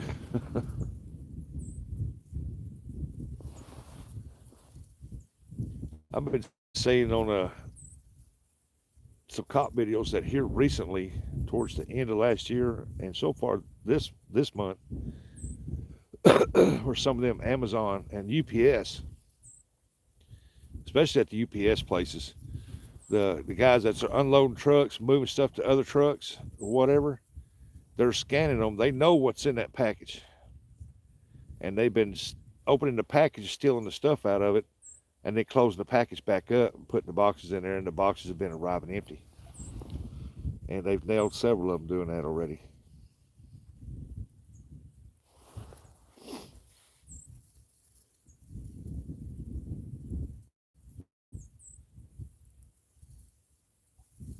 They arrested this one. He had this. You ever seen Dominic drink out of that big water jug bottle he carries?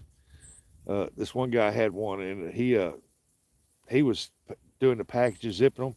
Whenever he come across one that had some old rare coins or some high dollar coins, he would open, take the coins out, put them in that jug.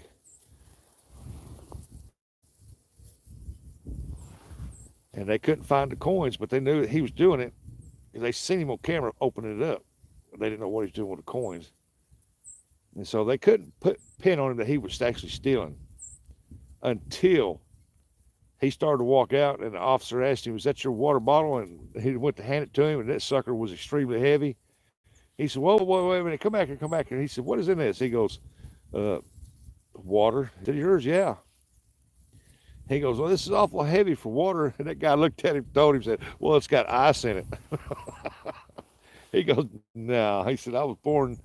Uh, said, "I was born a while back, but I wasn't born yesterday." And I said, "This now."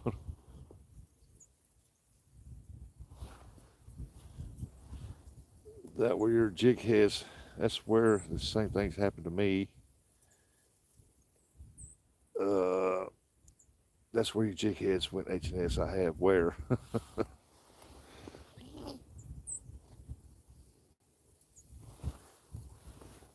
If you're talking to me, where it's some UPS place up north. It's up the northern territories up in there, up northern. And I'm like, golly. But that guy, he told him, he said, "What do you got in here? Water?" He goes, "What's off of heavy water?" "Well, it's got ice in it too." Come on now.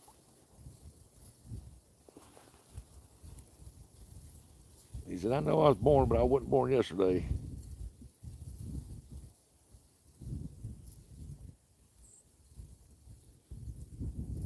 It was funny. No spelling correct for my last comment. Let's see here. Where? I had where? That's comment. Hey, Nathan. The same thing's been happening to me. Fat Cat said I ordered a set of bread pans on there, and they were almost the size of a Twinkie, but the picture showed them using two hands. Yeah.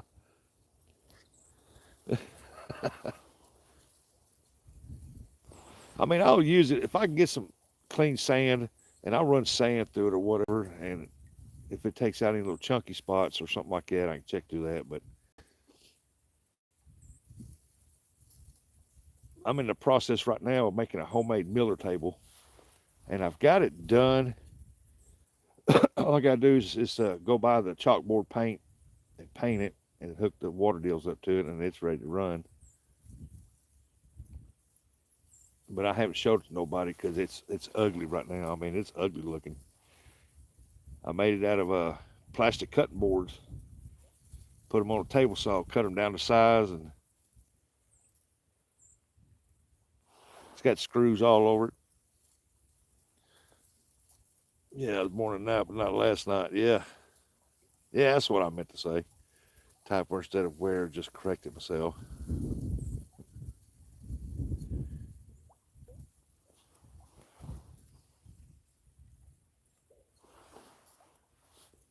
Yeah, people are doing stupid things. And there's another thing I noticed too. I was in F4C's live yesterday afternoon, and some of the deranged people now they're taking harassing people the other side to a whole new level. A guy come in there and asked him, said, uh, what political something you call yourself or something like that, and he said a Republican. He said straightly though, he said, but we don't talk politics in here on my live, and which is understandable, you know, because that causes diversity or whatever. With a guy coming back and said, well, I just reported you, and he couldn't figure out why, and I typed it. Well, I had to talk to text, but because I was going to pick up the grandkids, and I told him, I said, F4C, I said, that's the new thing they're doing now. They go in, they ask you, and once you say it, they report you to try to get your show, get your deal canceled. John, you heard about it this morning. I think you was in there when I was talking about it on buggies. But yeah, that's the new thing they got going now.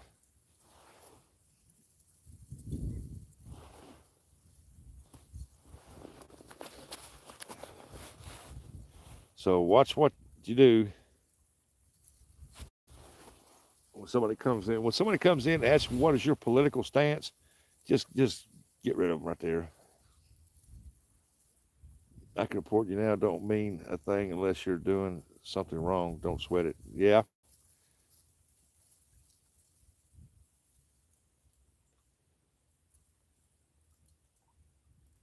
that is true. But they can't shut you down until they investigate it. And you don't know how long it take. It's just something to mess with you. Be careful people reporting other people using their email address. Be careful people are reporting other people using their email address. Wow.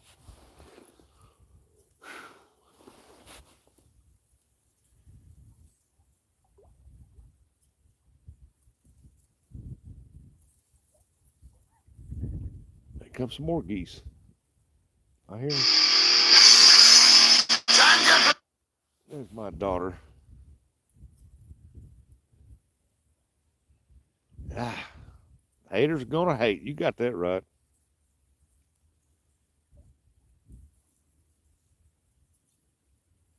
I just want to put that out there for y'all so y'all know what they're doing now. But it ain't the first one I've seen it in. But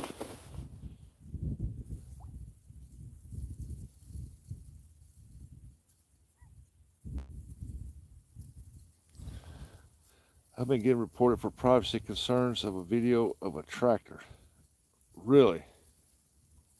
Is the tractor stolen? The people tractor stolen or what? Hey man, don't put that video on there. They've been looking for that tractor for 10 years. They tried to repo my tractor, man. Now they see it. That's crazy.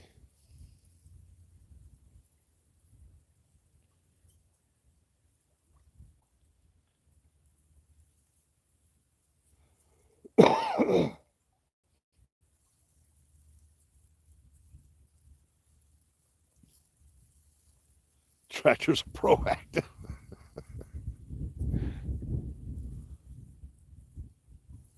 Oh, provocative. Provocative.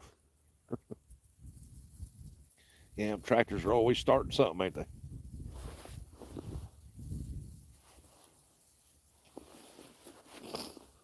I gotta get my soda. Oh, don't keep it on them rods.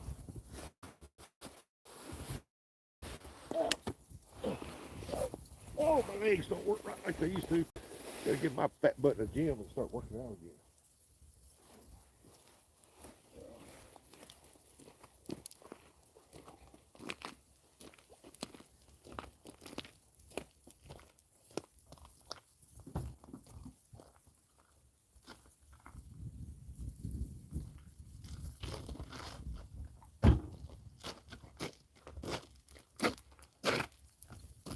mud.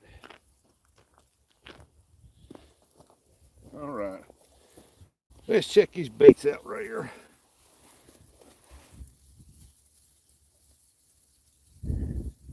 Something ain't going right with them. That water's moving pretty good. Probably washing some of these water off.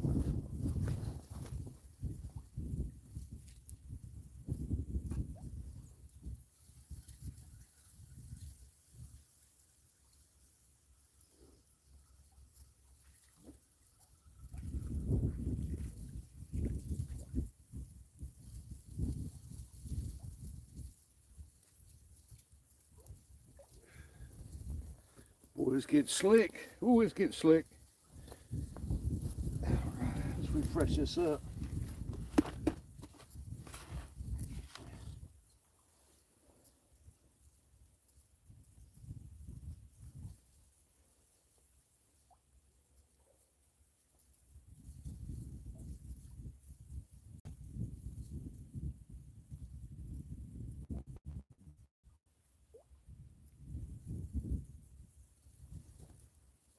Put some fresh corn on there.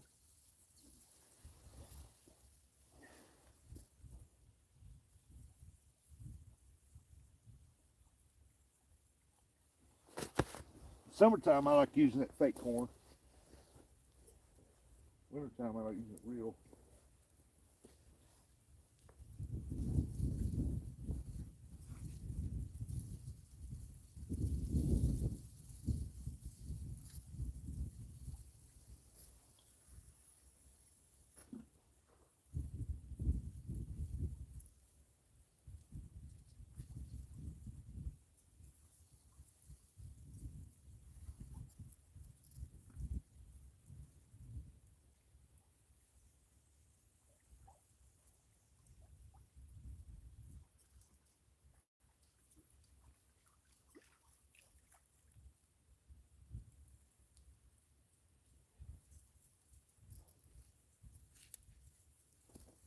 Boy, this gets slick as crap.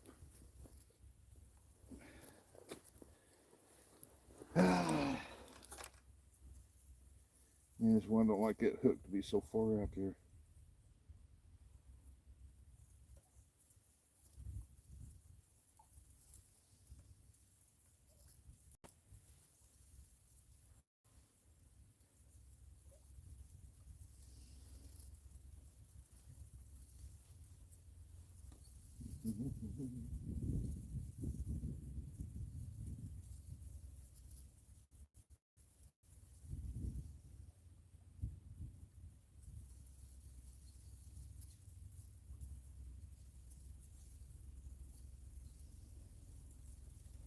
Alright, shorten that up a little bit.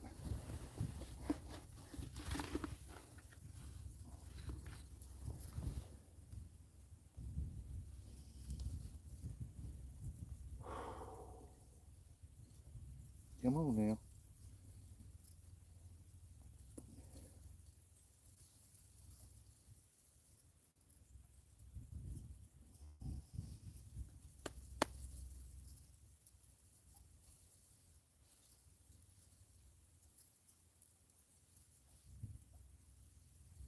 Alright, let's put some fresh corn on there. Let's throw it back out.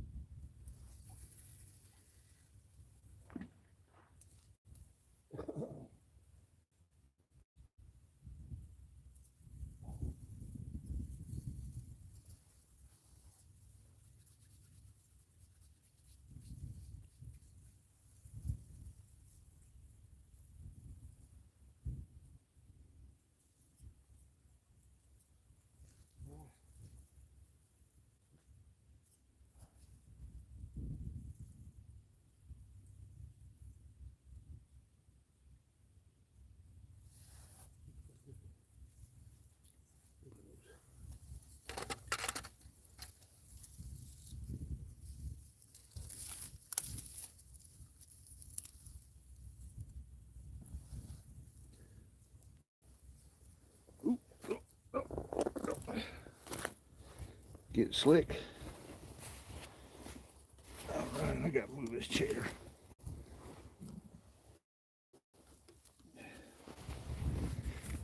Let's get this extended back up here because I need a place to. I gotta stand up. I can't do that. My knees are too bad shape. Try that.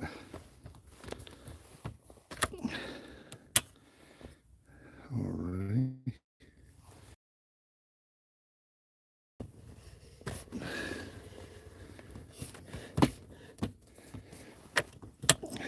All right.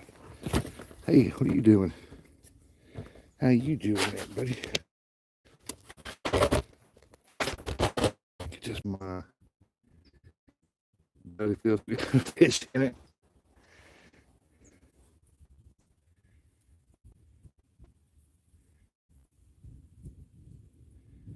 I'd be asking him, said, yeah. And it's hard for me to look at you ugly ass because all that jewelry you got in your face.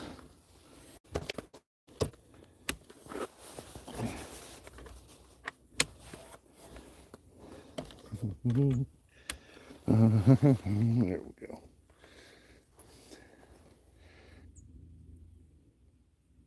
Angel said hello. Angel Latte. Well, hello. There we go. Well, for y'all just coming in, we got one fish on the bank. Looking for another one. I need to move this right here over here or something.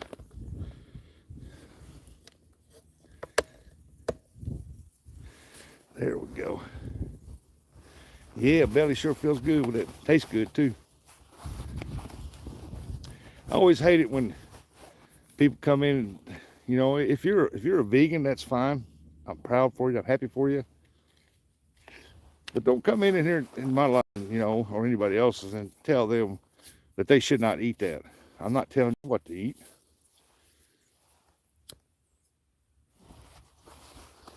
Now you come in my lives and tell me you shouldn't be eating all them snack cakes. Well, I agree with you. You know what I mean? I totally agree with you. There you go. Y'all look closer to the rods now. Them fish taste good, boy. Especially if you got some French fries, hush puppies, some coleslaw, pickle and onion. Oh, good glass of tea. Yeah, buddy.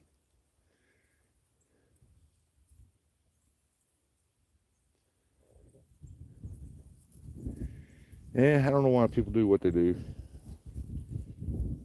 I guess they're just bored, had nothing else to do.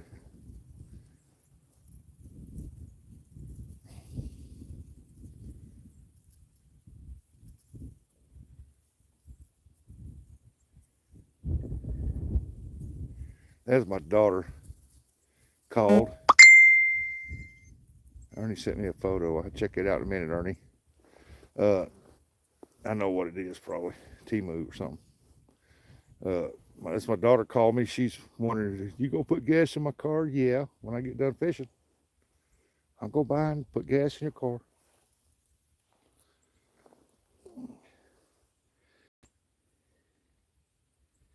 Mindset matters. DNA, mindset matters. Is very pretty. Well, thank you. There's the view of it down through there. Just imagine it when it had trees on both sides. That's one thing I'm big on, is that if you don't have to cut down the trees, don't do it. We need these windbreaks. You cut all the damn windbreaks out, you change the wind patterns, the way they blow and stuff, and it makes it worse. And I'm big on you cut down the dead ones, but the ones that are strong and live, leave them alone. I believe in trimming them back. If they're hanging over in your farmland where you can't get distracted there, just trim them enough to trim them out enough on the side to get your equipment down through there. Off the Hook Outdoors. He must have another premiere coming up or something.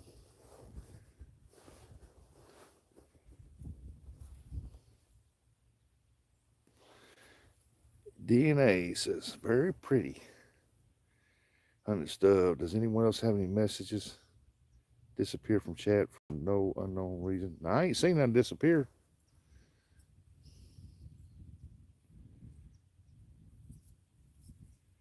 Unless somebody's retracting their messages. I ain't seen that. Hey, we're knocking on 60's door. Yeah, 60, 59 likes. Awesome. Appreciate y'all. Got old Nubby up in there dropping all them jewels down in there. Appreciate you, Nubby. I'd like to go fishing on Nubby one time. Take me out in that big boat and put me on some fish I ain't never caught before. That'd be awesome.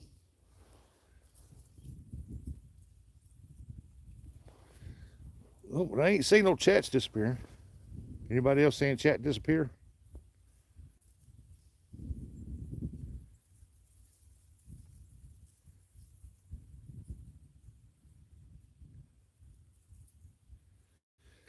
Tech cats personally don't be in trophy hunting for, say, like killing a rhino or a girafffe unless you're going to eat the whole thing, but I'm not a trophy hunter. I'm not either.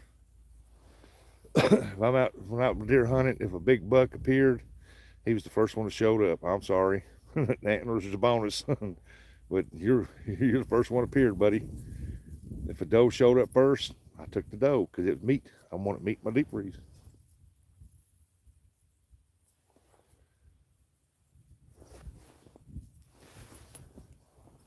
That reminds me, I need to cook up some of that deer meat too. My son got a deer this year. Got him a doe. I'm gonna get it. He said he missed a big buck, but doe came in right after that. But he got her. She come in a little closer.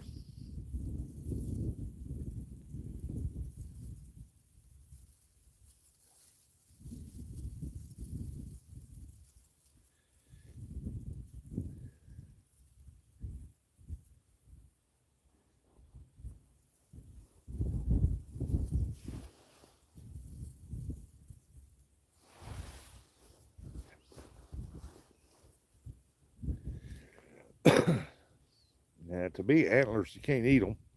They're good to show off, but I just rather, that's just a bonus if a big buck comes through there. I've shot my share of small bucks with had big bodies but little antlers.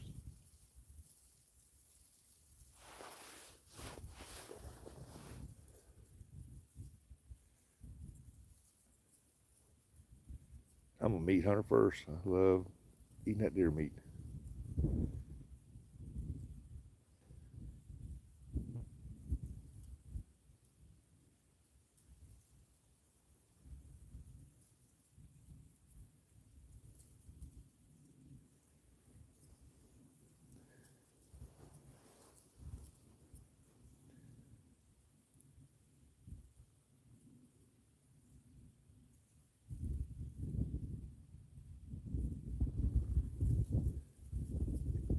It's like you had a bunch of people says, well, don't shoot deer. That's cruelty to animals.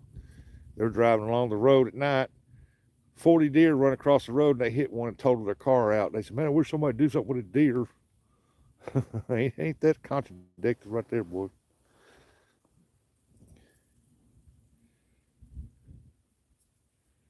What are we supposed to do with them? Put them in school and train them not to run across the road?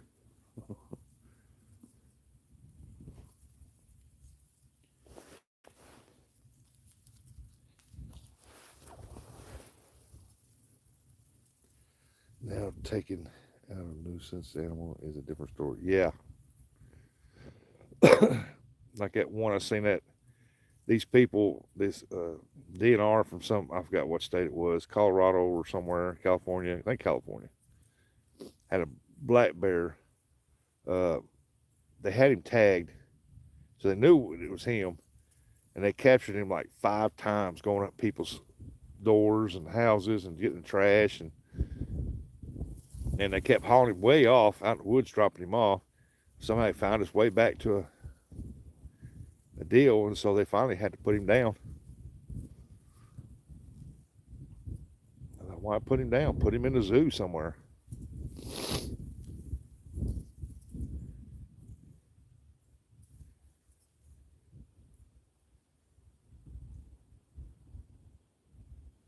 But he was a nuisance bear. He was trying to, people take trash out or something. He'd see them, he'd run at them.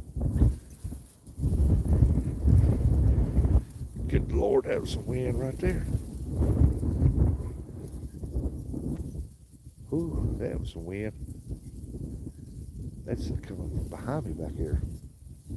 Out of the southeast. Whew. Don't know how we're supposed to get snow when the wind's blowing towards the north. That's why you slow down for deer crossing. Deers have the right of way, and there's even a sign. That is true. You got the warning there. I was watching this one video, and this guy and this woman was riding dirt bikes, and she had the camera on him. He gunned it. He was a heavy guy, heavy set guy. He gunned it and was running it fast down through that, like a little turn road or something. And then out of nowhere, this deer come out, and he caught it with the front wheel and flipped him, and he went rolling. I bet he rolled 80 feet, man. I mean, it just took him out a split second. Bam!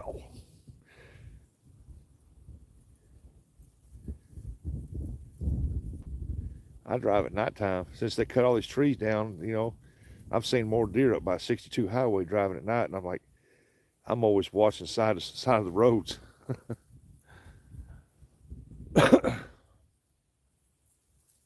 Granted, they will jump out of nowhere and get you, but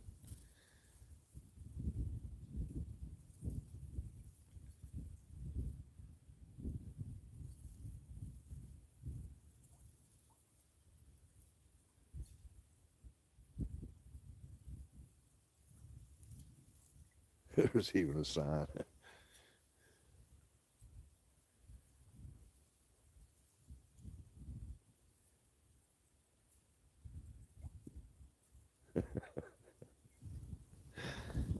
Yep, it's out there. They tell you.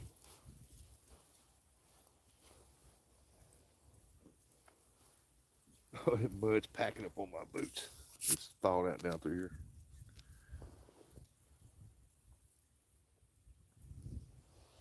Oh, did you see that one? Oh, you know that old boy was tore up. He's a big old boy. Had a belly on him. He was getting it too, boy. And that deer clipped that front wheel. Ooh. Oh, you know he was hurting. He got up on his hands and knees. And he was, oh yeah, you know you messed up.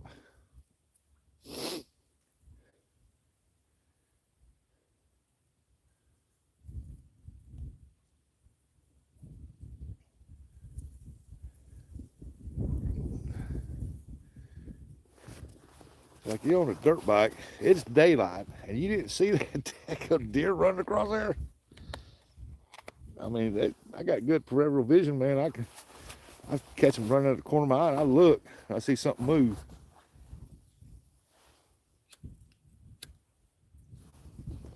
But he didn't see it. I thought it was all right, but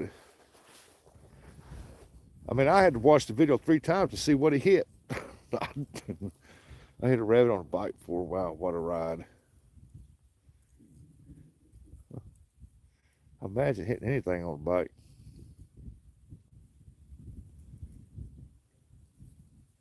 It's like around here, if you live next to the highway, right? You mow your yard, you blow the grass out into the road, they can give you a fine for it. But the state department or a farmer can bush hog down beside that road and throw that same amount of grass out there and nothing happens. But if you do it, they're going to stop and give you a fine for it. Nose trying to run. It gets cool.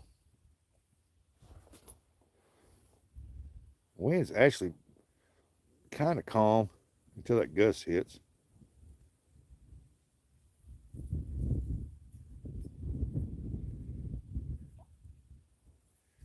Now, you ain't going to sit here and tell me only one fish was hungry. Come on.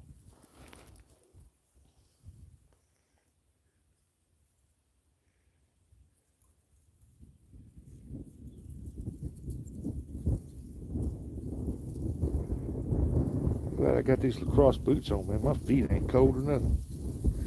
They're nice.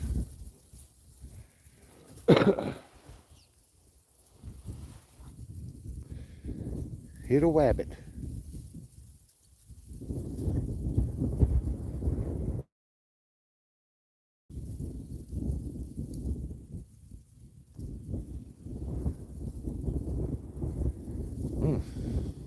I had a rabbit run out to pull my service truck, and I had my 16-foot trailer on the back. I had to take it home, and I was loading up some stuff on it to bring to the shop. The next morning, I was going by a farmer's. They was going to put some equipment on it. I was driving down through there about 55 miles an hour, pulling that trailer. This rabbit runs out between my trailer and truck. I just happened to look in the passenger side mirror because I seen something on the road, and I wanted to look and see what it was. And I seen that rabbit dart out. Well, the trailer tire on the driver's side caught it, dual axle, and that rabbit flew up in the air in about 30 pieces.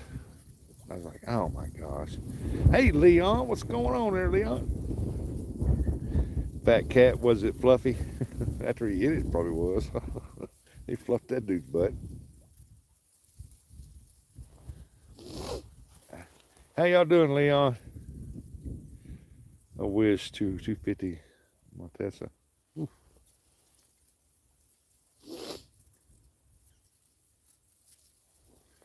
Well, at least it wasn't a deer.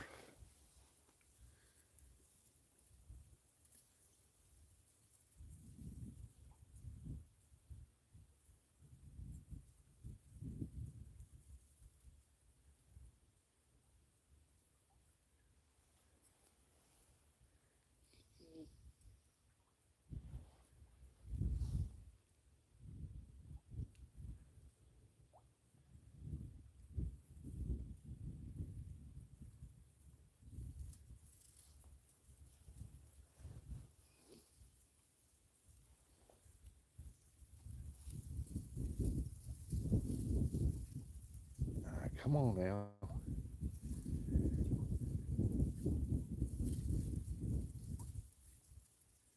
Ooh, he says, keeping well. Awesome, Leon. Sarah doing all right?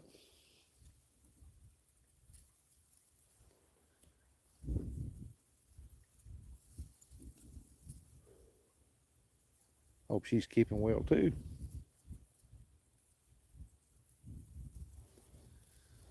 Boy, I'll be glad, man, when spring gets here, starts warming back up.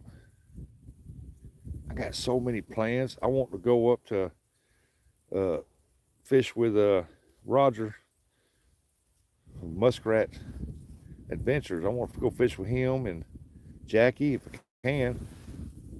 I want to take another trip. I'm taking that one trip for my prospecting, and then I'm going to take another trip later on for prospecting.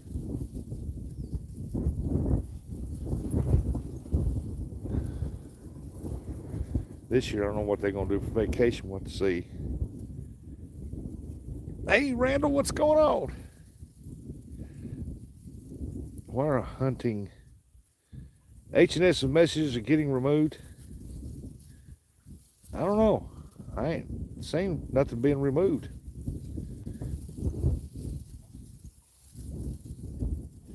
Let me scroll back here. See if anybody's removed his stuff.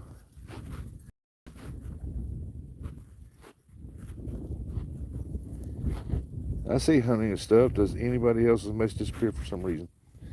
That's the last thing you put in there. That cat put something in there. I don't know what it is.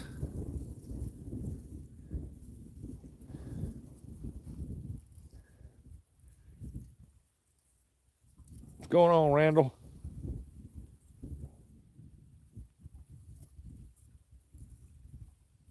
Gas prices dropping out there any? It's dropping back here a little bit. Made a comment on a guy's Facebook page. Talking about gas prices. Yeah. I said instead of putting $60 to fill my van up, it's costing like $30 to fill it up now. I said, I'm so depressed.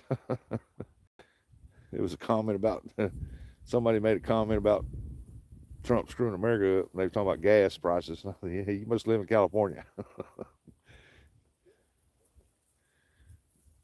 they drop them back here. The only thing ain't dropping back here is propane.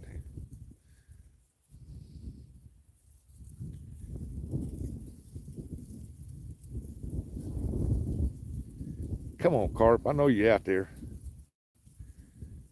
Well, I be damned. There's a turtle. In that freezing water, there's a turtle. Can you believe that? A little turtle. I figured they'd be hibernating.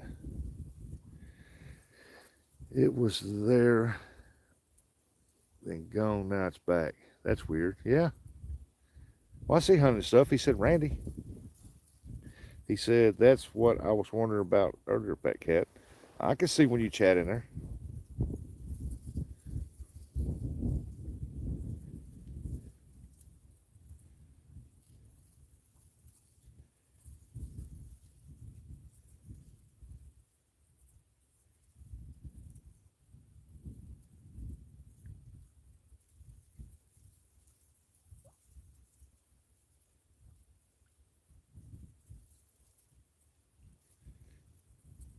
Anybody else seen hunting and stuff's comments disappearing?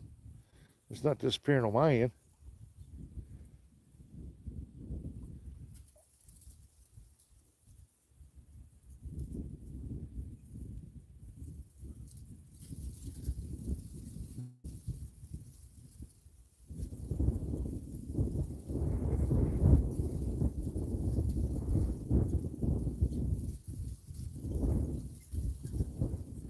I don't think anyone saw my message about hitting a deer.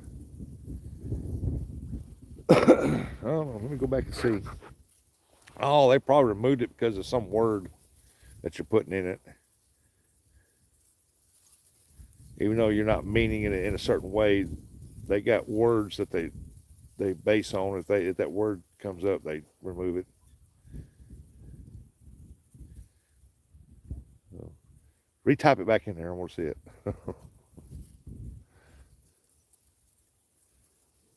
Do it now. Do it now. Hurry up.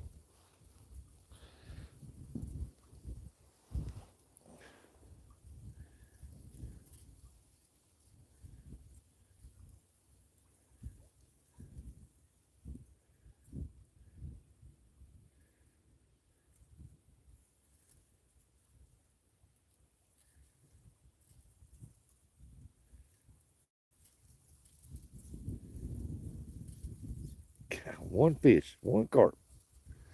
Yeah, one beats none, I guess. What I always say.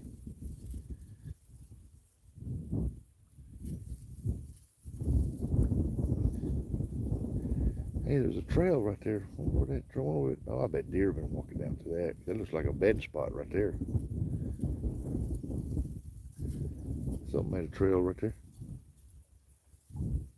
Yeah, deer's been laying down here. There's a big spot right there, been bedded down, something, coyote or something. I said I hit a deer one night going 65. It happened so fast there wasn't even time to slow down. Wow. Yeah, sometimes you don't get that opportunity to slow down. They come out like just, if there's any kind of weeds there or something, man, it's just like bam. I mean, they're just right there.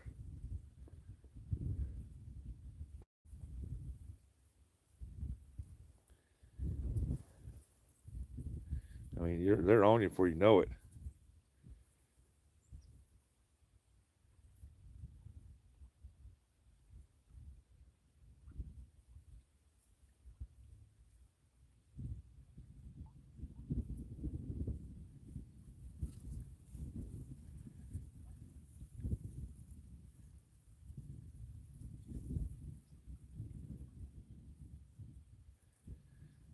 Yep, came out of a fairly deep ditch on a dead sprint. Yeah.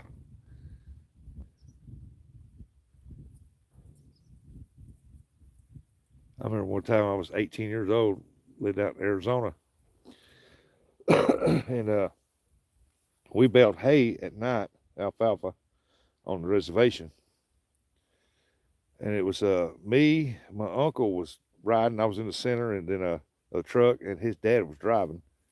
And we was moving on along through there about 70, 80 mile an hour. And then all of a sudden, man, this deer come out of nowhere and jumped into the air and leaped over the hood of the truck and barely missed the windshield. And I was like, yeah, it was a big old buck.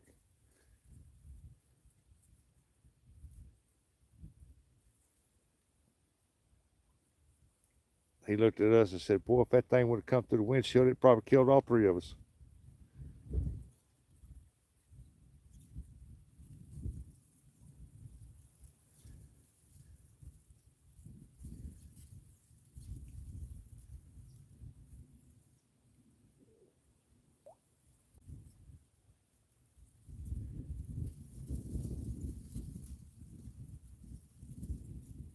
Remember the first time me and my wife, we went to Pickwick to catch skipjack because they wasn't hitting up there at Kentucky for nothing.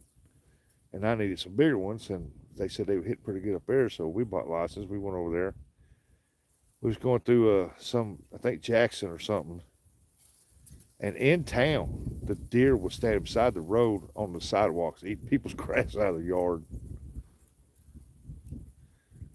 Texas deer are the stupidest deer. Oh no, I've seen them, but I've never shot them.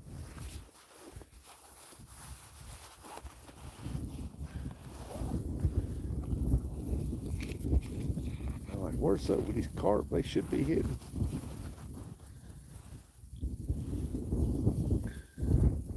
So I don't know if y'all can see that out there. I can see it on the screen. It's like a white line running down through the middle of that water. That's where that main current body's running. And I'm trying to get my stuff to go out there in it and roll to the side of it. But that's the deepest spot down through there.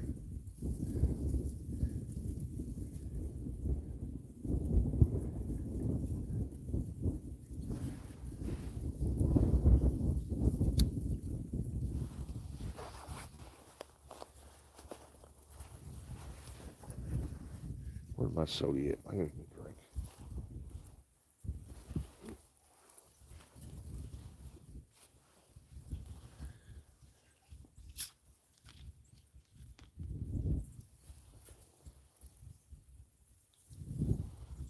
I grabbed me a soda from the house. It was sitting on the counter in a 6-pack. These right here. Yeah.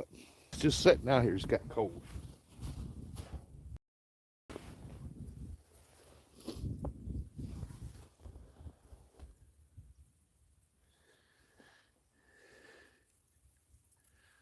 A whitetail will run like hell with between brakes and then run right in front of a vehicle driving down the road. Yeah. Hello there. I don't know if you're from Czechoslovakia, Russia, Ukraine, but hello. Welcome in.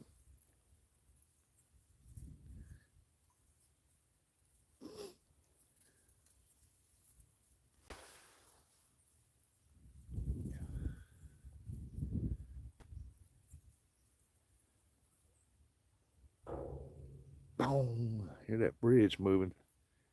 Popping back here, warming up.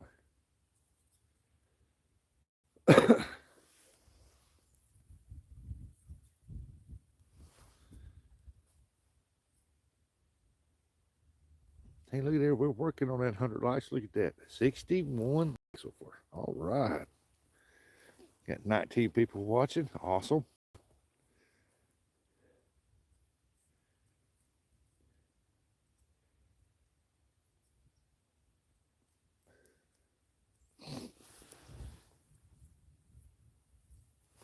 You, use the best Kazam. Ah.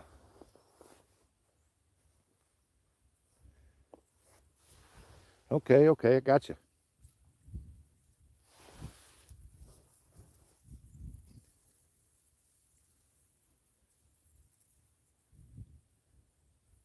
Well, welcome in. Hey, there's Terry Bass and Mr. Rustic.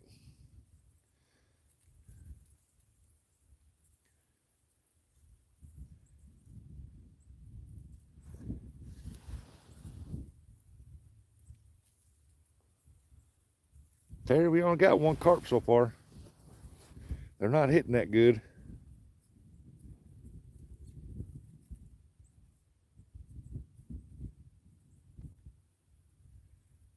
One thing about that cold water, it does not disperse or dispense that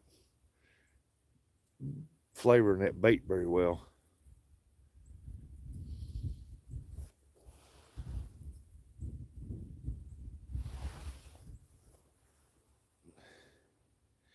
Well, that's okay. Sorry. Sorry for what?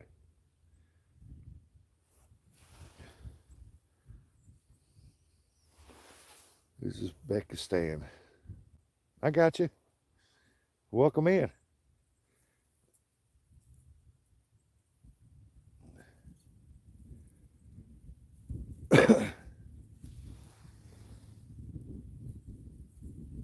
I gotta walk up here to the boat ramp and kick some of this mud off my boots, man. They feel like they weigh 20 pounds each.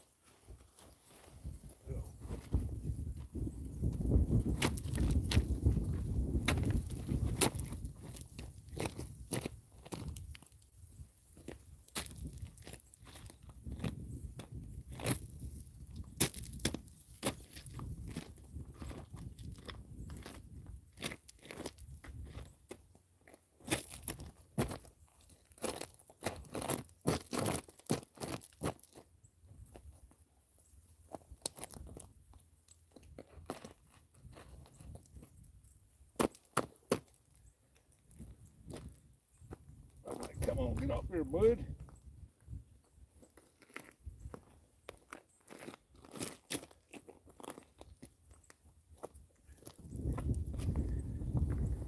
Oh, that's a little better. Jeez. It's so heavy.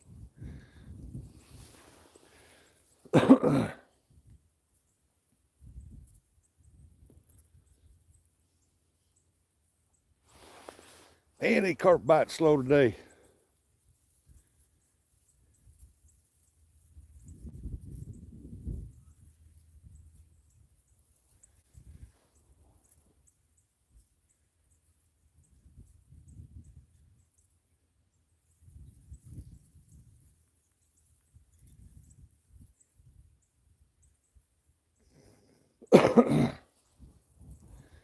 I forgot to hit the thumbs up.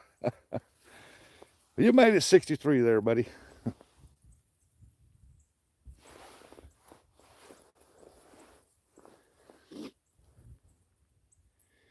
Yeah, I can't wait till spring gets here.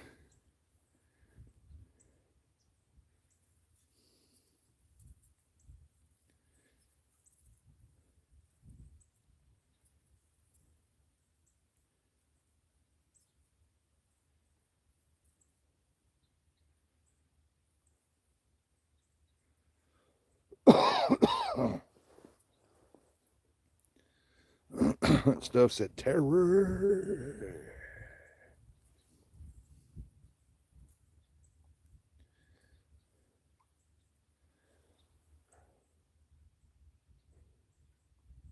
The one thing I ain't seen many of is ducks. I ain't seen the geese. We used to get tons of geese down. We don't get them hardly down here anymore like we used to.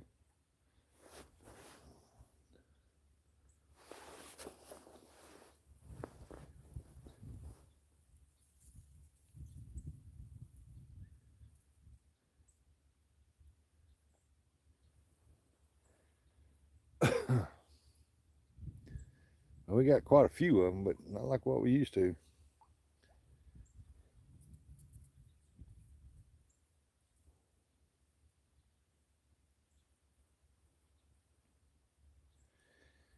Cody said, brother, catch one for me. What's up? My fishing rods are up. They ain't went down but once. Caught one. I'm trying to rip them out of there, but they just bite slow. I mean, just ain't no telling how cold that water is. Over there where it's not running, it's finally thawed out. It was froze over. It's thawed out now.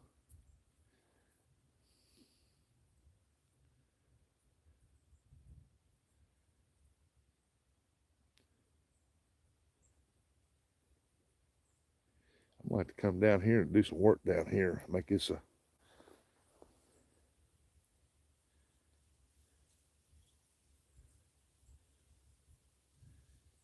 If I had the money, I'd get a load of gravel put right here. I'll make it flat.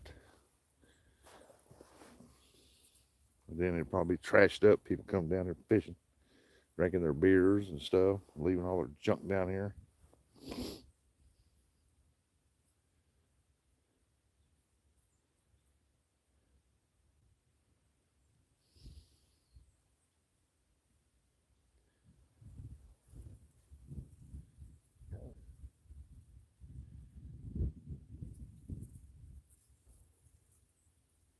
don't know if y'all can see this or not, but if you look right down that bank, that first point sticking out right there, I might come down here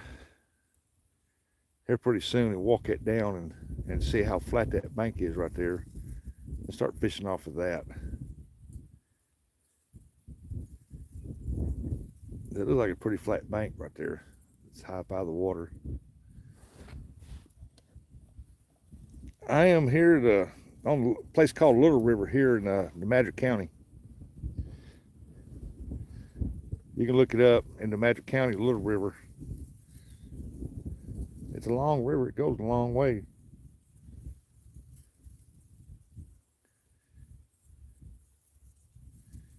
And when I first got here, both rods was getting hit on pretty good. Then it stops, and I catch that one. Then it stopped again.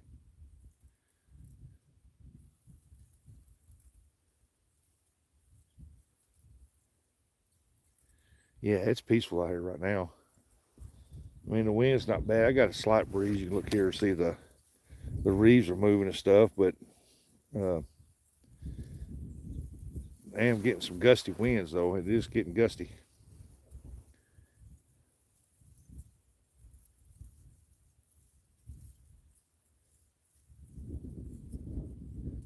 At times, but other than that, it's not too bad.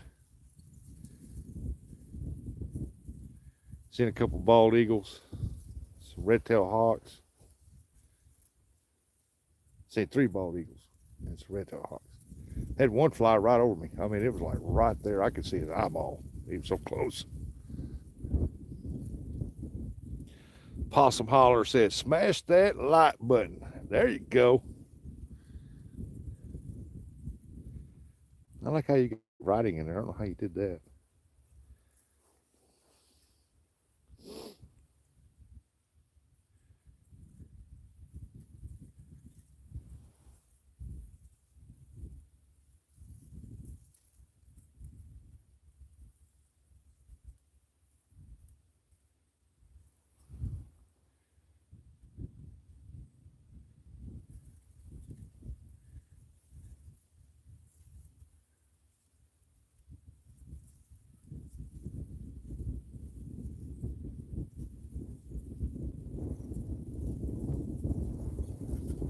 Here comes a gust of wind.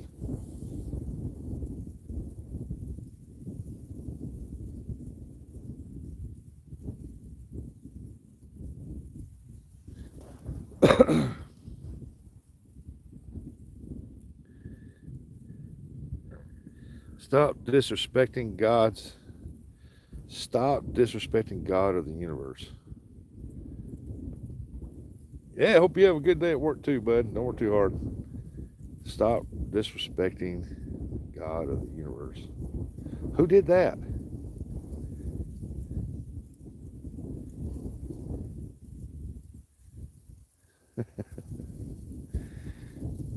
Brother, you only come in here. I got too many mods in here for that.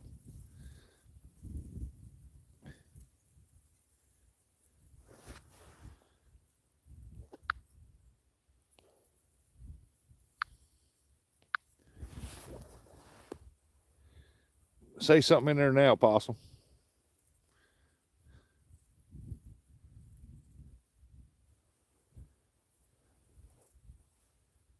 I don't understand. When did this happen?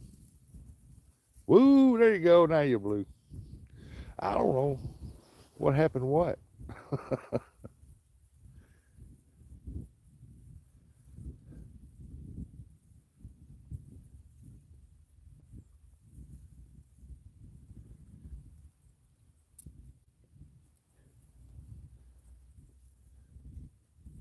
Cody said, thank you, sir. You're welcome. Possum brother. Brother.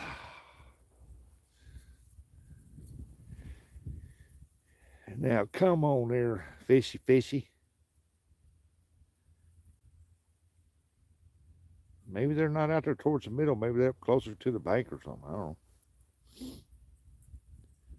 Water level is kind of low, lower than what it normally is. Of course, we ain't had no rain here for nothing. Cody.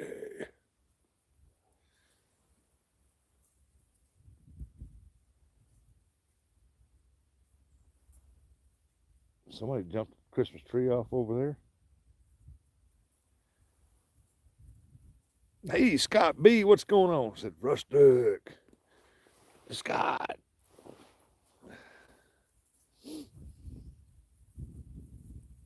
Tell you what, I'm going to throw this one here a little closer to the bank. Let's see what it gets. Maybe they're over here closer to this calmer side than being out there towards that middle. What do y'all think? Y'all getting snow yet, fat cat? Well, while he's answering that, I'm going to reel that one in. And if I don't slip, fall, and bust my butt.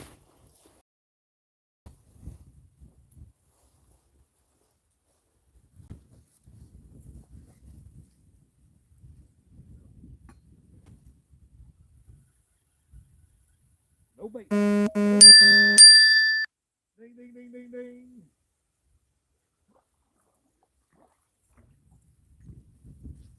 Look there.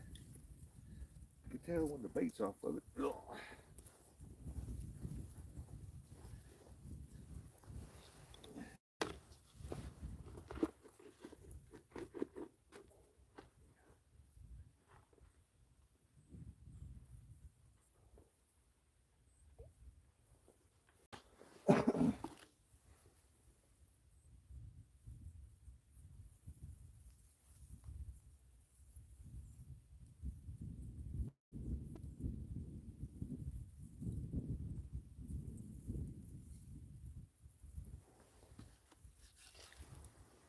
Alrighty then.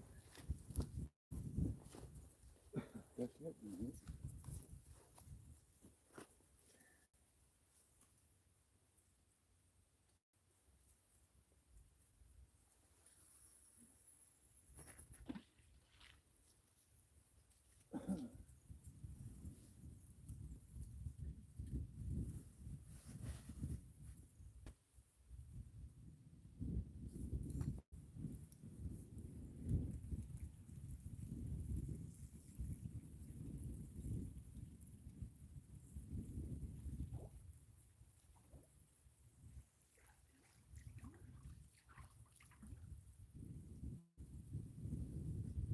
I hate moving my baits away from where I've been throwing.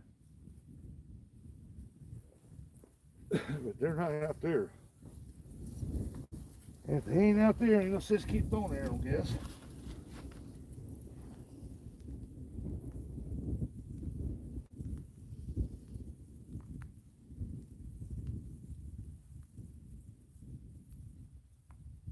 Alright.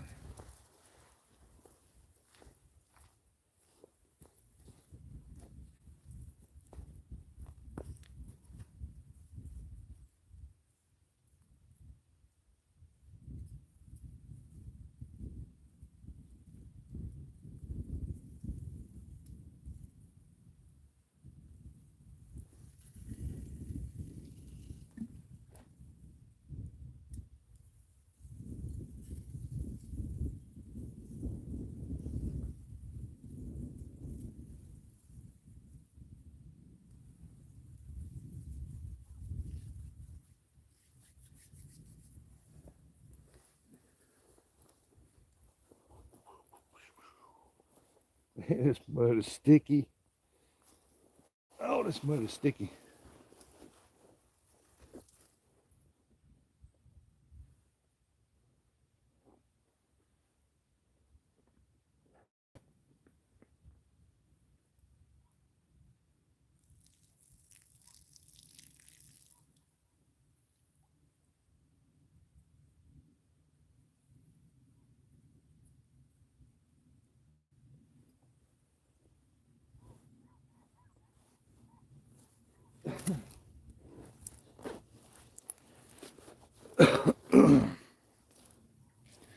Trying to get your stuff into the mail too Saturday. Ernie, bring on back.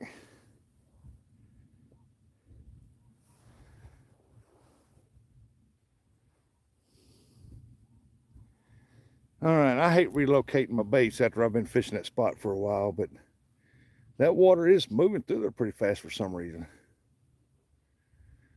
And they might be over here on this calmer side, because it has warmed up a little bit.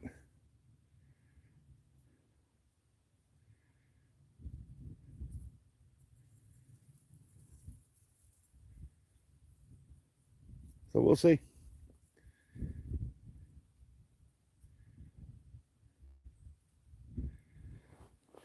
No problem, bro. It is 40 degrees. It's supposed to get up to 41 today, that's for sure.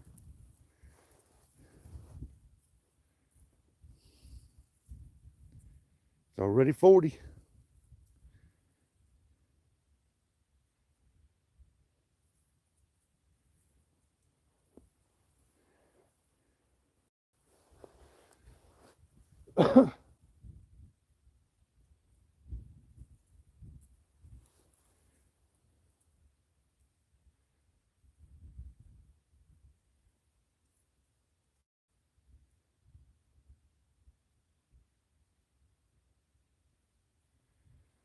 Come on, fishy. I know you're out there. You're out there somewhere.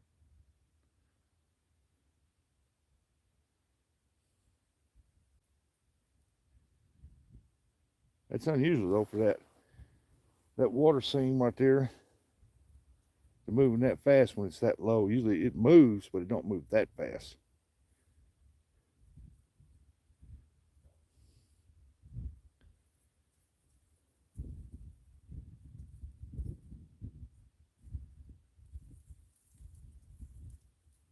I think the Mississippi River, with all that snow melt they've been getting up around Ohio and stuff like that and melting off, running down here, the Mississippi Rivers came up. Comes up, drops back down, comes right back up, drops back down. The fish down there don't know whether they're coming or going.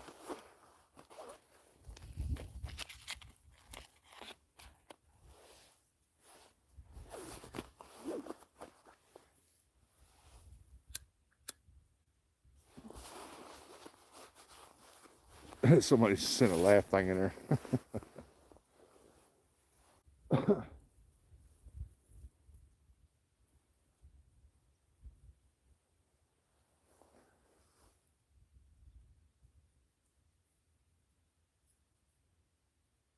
Well, we'll see, won't we? If there's anything over there. I know there's a turtle over there because I seen one earlier. Oh, Nate, he had to call 1-800 rent a turtle. It's the only turtle I've seen.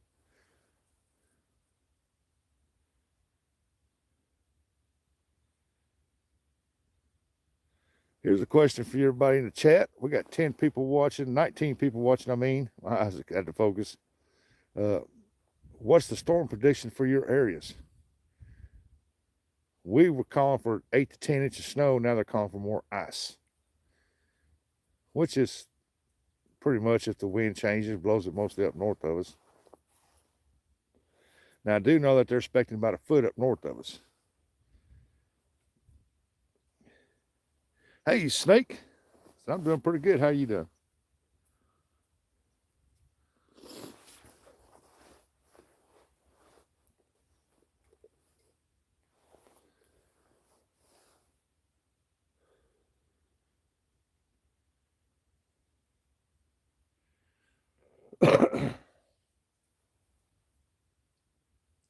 I know it's supposed to be a pretty widespread deal.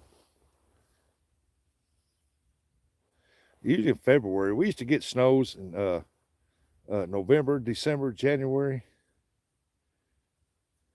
February, some in March, and now then it got to where if you got a accumulation of snow, it's in February.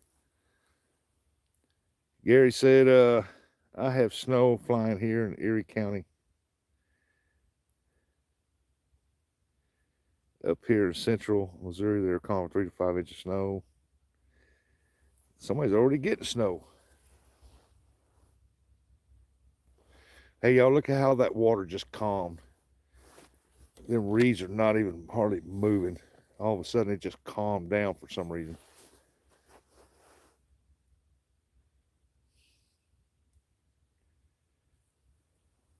I think I'm as ready as I can be for this storm. Hey, Denise. Yeah, I'm about as ready as I can be too. I ain't gonna fret it. I got plenty of food, and the only thing, the carburetor didn't come in for a generator, so I don't know what I'm gonna do about that. But I guess I take it as it comes, I guess.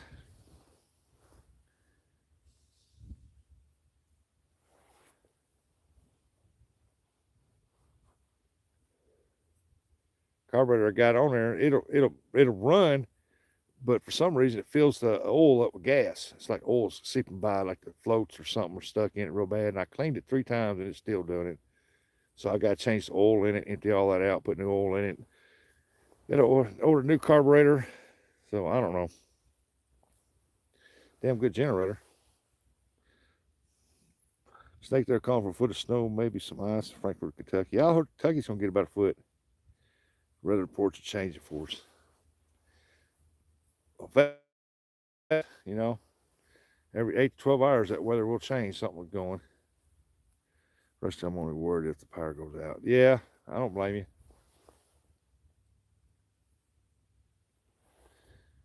We normally heat our house with electric fireplace. And in my office, I got an electric heater, but I have a wall unit for when electric goes out and stuff for propane. Which reminds me, I got to check and see how much I got.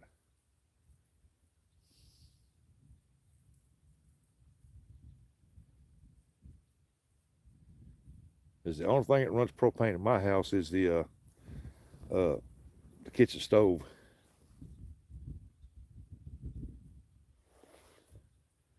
It depends where the two fronts meet here in Texas. Huh.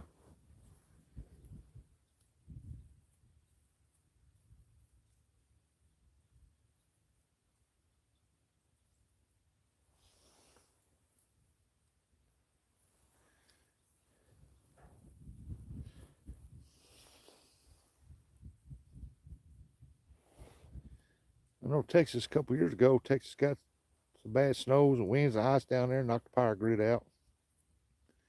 State ain't designed for all that. That kind of cold.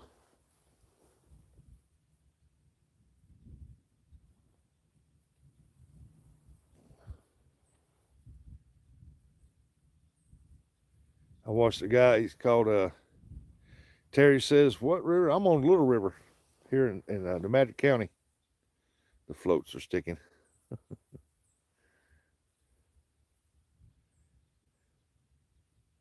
Yeah, it's a river called Little River in the Magic County. It's low than what it should be. On the other side of that bank, that water should be right up at the edge of them reeds over there.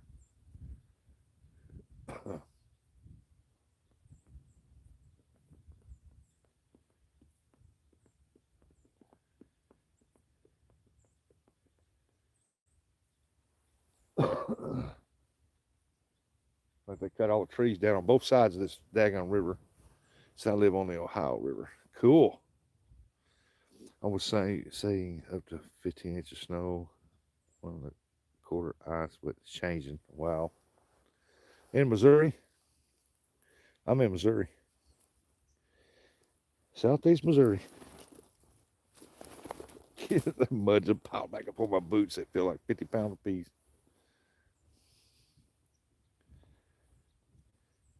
Cold pressure from the north and heat from the south. Yep.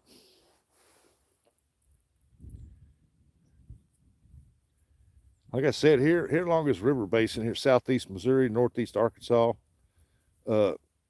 they have cut so many tree lines out, tree lots and stuff out. And you look for miles, man, across there, and the wind patterns have changed through here now. So we don't get the snow we used to get. We don't get the winters we used to get because they changed the wind patterns. These farmers have, and these ditch drainage companies, and they really messed it up around here. Like I talked to a farmer one time, I know he cut out, 500 acres worth of trees, and off tree lines and stuff, cut them out to make his ground bigger, I guess, or join them. And he was complaining about the winds, and I said, since you complain about the winds, as many trees you cut down. I am 100 miles east of Cincinnati, Ohio, called Portsmouth. Yep. I don't know where that's at.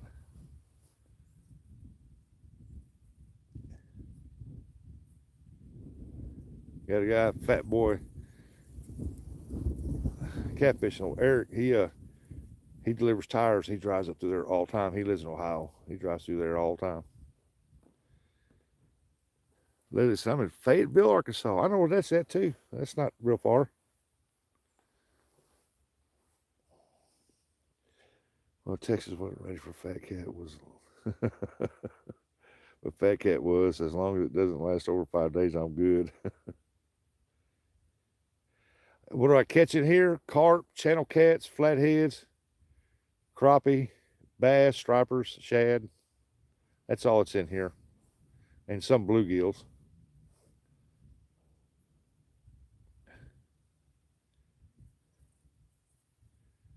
And suckerfish. I mean, there used to be plenty of those, but I don't know where they went. See, they called themselves dredging this out. They cleaned the bottom off flat and took all the trees off the sides. And when they did that, they took all the deep spots out and messed this up. And carp fishing's good. You used to catch some big, I mean, some big 10 plus bigger channel cats out of here, but you catch a bunch of small ones down here now.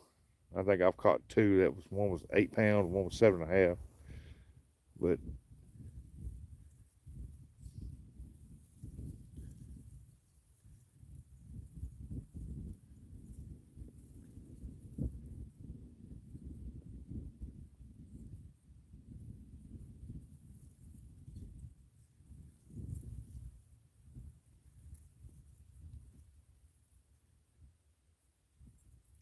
it's a river. It's just a narrow river. They call it a little river. It's on the map. You can look it up. In the Magic County, Missouri, Little River. I'm standing here right next to the boat ramp.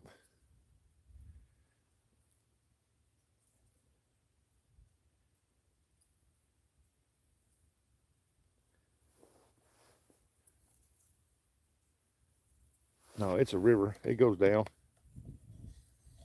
It's a pretty long river. It goes for miles. It goes way up north. It goes way down south. Now, there's some nice flatheads there used to be. I was fishing out here one day, and there was an old boy come down to the town where I live at. He come down here, and he's fishing over here off the boat ramp. And he caught a nice, I think it was a 19, 20-pound flathead. I think he was wanting to keep it, but I was running a live a video. I was doing a video is what I was doing. And and I grabbed it, showed it on the video and stuff. He grabbed it, held it, we weighed it and stuff, and he handed it back to me. Handed it back to me. I didn't know. I'll put it back in the water. I didn't know if he want to keep it or what. He didn't say. But he was fishing. He had one rod out for catfish. The other one he fixed up. He was throwing a crankbait, and he comes beside these. There's some old. Let me see if I can turn this around and pick it up. See them old pylons, old bridge used to go across here till they built that new one. But he was throwing on that side of it over there, and he come down this side. When he did, it was laying right in between them deal, and he come out there and hit that thing. So he caught it on a crankbait. I thought that was pretty cool. Yeah, I imagine it does. I'm not too far from the Ohio. I fished the Ohio, Cumberland, Tennessee, Mississippi. I live not too far from where the Ohio dumps into Mississippi.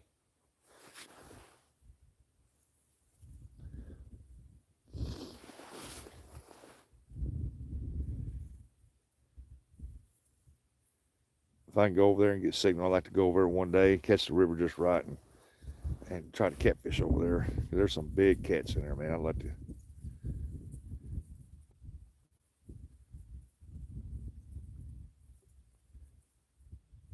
Because the fish ain't doing nothing here right now. I only got one.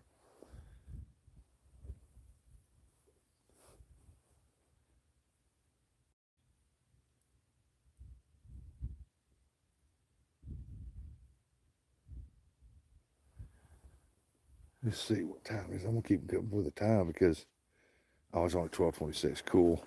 Because I have to go get the grandbabies at 2:45.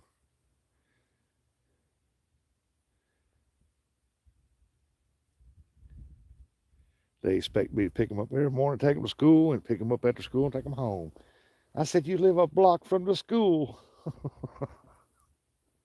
And it's pretty out here, so. I love my baby, so I'll do it.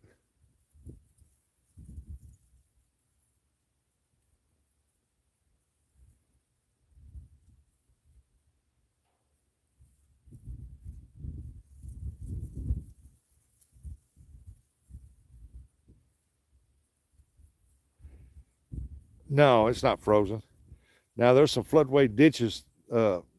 As you're looking right there, you go on down a few miles, about 2 miles. There's some floodway ditches that the water's real low in. Now those are froze over on top. I imagine they're thawed out by now because it's like 40, 41 degrees, but they was froze over this morning. This river don't freeze over that much because it's constantly runs. It never stops. There's water running in from somewhere, underground springs or whatever, and so the water's constantly running down river. That's why it's not considered a drainage ditch like a floodway. Uh, Depending on flood water to keep it up, this here's actually got water flowing into it and running down like a river. It's not deep enough to have blues in it, so there's no blues in this river. And there ain't no dang Asian carp, thank the Lord.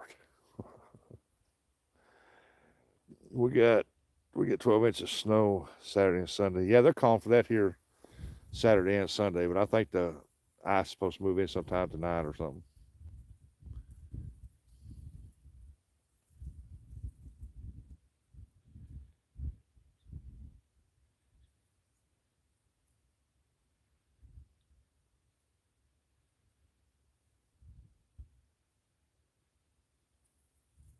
This is the same spot where I lost that uh, Orange Crush Mad Cat's rod.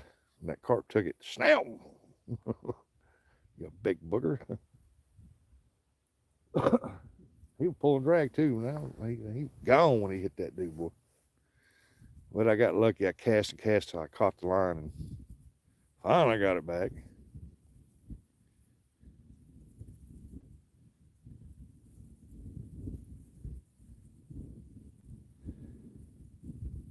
It's just cool. Goldfish, Asian fish. Yeah, I got my drag set loose.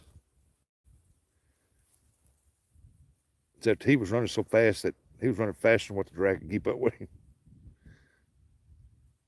And I think that day I didn't have my drag that loose. He snatched that pole holder and everything out of that ground.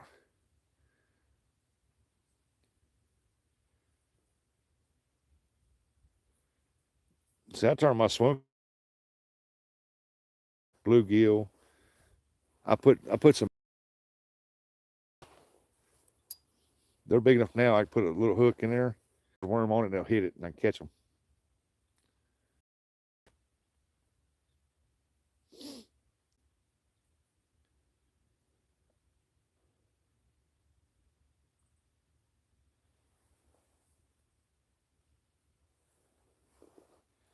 There's a lot of bass in here.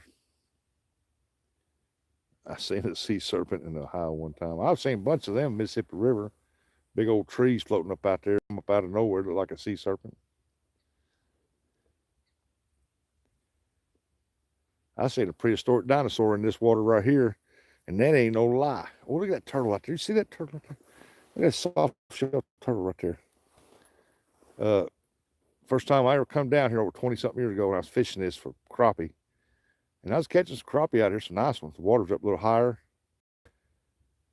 And I got hung up close to the bank on a twig or something. I reached down in the water. It was during the summer. And as soon as I pulled my hand out, this thing used to have a bunch of alligator gar in it. Not anymore, but they used to have a bunch of them. And that joker was between 8 and 10 feet long. He was big. My father-in-law used to tell me that they used to hunt them alligator gar down here before it became illegal. You couldn't do it. And they'd have a cow die or something like that, and they would take it down here and a rope and hang it off the bridge in the water. And them gar would chew on it, and they'd snag him gar. But this gar here, he said there were some big ones in here. And all we got in here now is a little needle nose or spotted gar.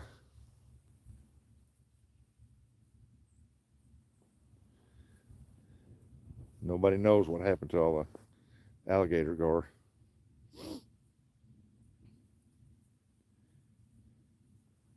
Hey, Paul, it's going slow today. I mean, the weather's warmed up, did a little better, but she's going slow. Got one on the bank, though.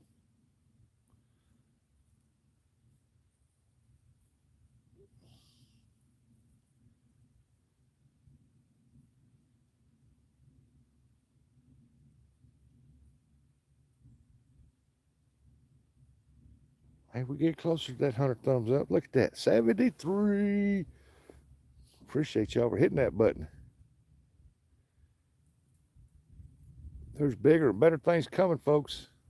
If you're new in here, hit that subscribe button, hit that bell, leave a comment on the video. And because we're going to be doing some different stuff on this. We're going to add some stuff to this channel this year. But by popular demand, we will continue to go mole hunting.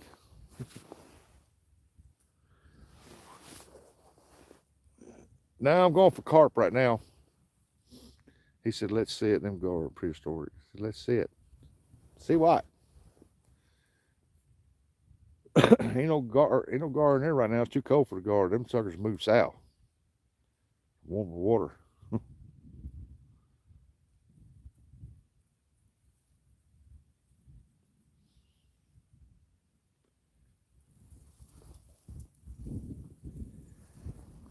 Oh, the fish.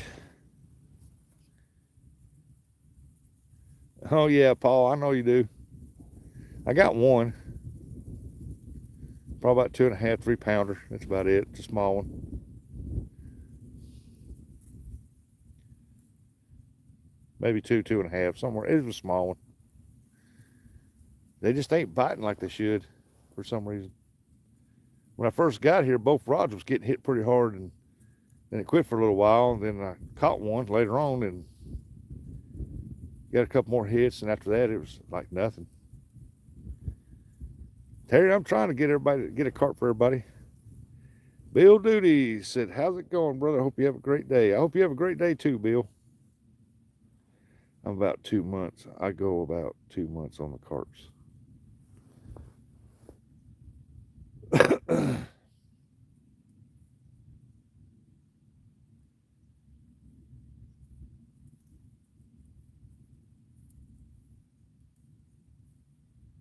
I just like carp fishing. They put up a heck of a fight. You catch way more than catfish, but I do love the catfish. I just ain't done much catfishing this year. Oh, I have up there if I'm in Kentucky. So much on the carps, and there will be a lot, like 30 plus pounds. I ain't never caught a 30 pounder. That's why I've been fishing on that Mississippi River for carp, because they're a lot bigger on that river. They are bigger. And I know of some 50 pounders that was caught carp. Big, 30, 40, 50. I listened to all them old timers that came down there and talk about how good that carp fishing was.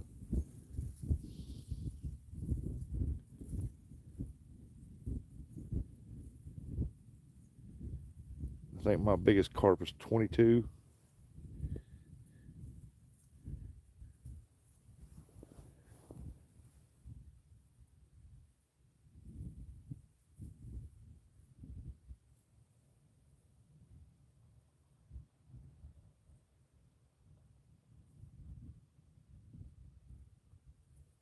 Did catch my first grass carp last year.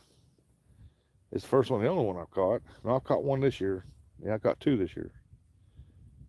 I thought that was pretty cool. I never caught one of them before. No, I don't eat them. I just catch them and release them back in the water. Used to eat them when my mama was alive. When we was kids, we'd go catch some and she'd cook them up. If I catch still listen, I'm cleaning the house. Maybe my wife will be happy. That's what I need to be doing. As long as she's got towels to take her bath every morning, she's happy.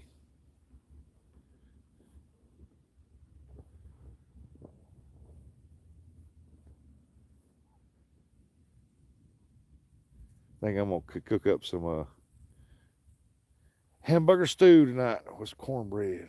I think that sounds pretty good. I was hoping that channel cats would be hitting on that bait too. I was hoping I was catching nice channel cats. I'd have had a fish fry tonight.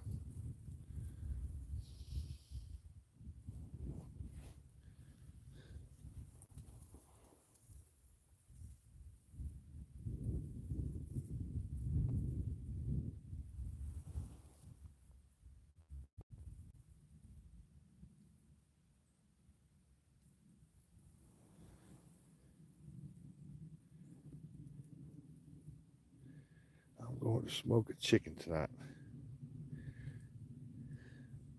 Well, I bet that's going to be tough. I'm going to light it with a flamethrower.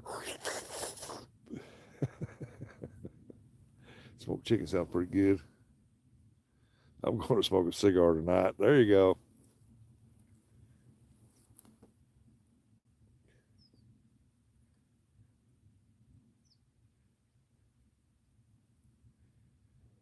Back when I was younger, I always imagined myself being married, kids grown, just me and her.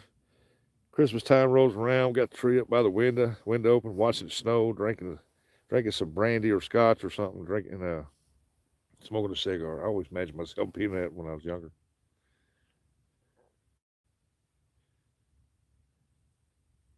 I tried cigars when I was younger. It wasn't for me. Hard part is getting in the smoker. Want a chicken? I'm 6 years old. I'm not far from that. I'm 57.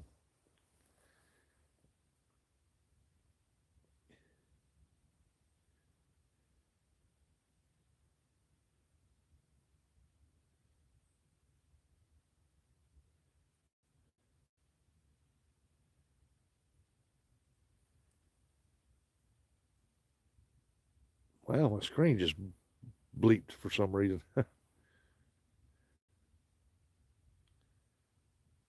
This message held you. Yes, very well. I'm going to show you.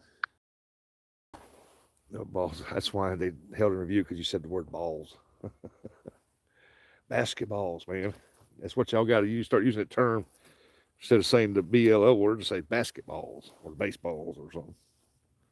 Show us your mug, your face. Why? You'll run away. You'll run out of here. I ain't going back at that dude, man. He looked bad.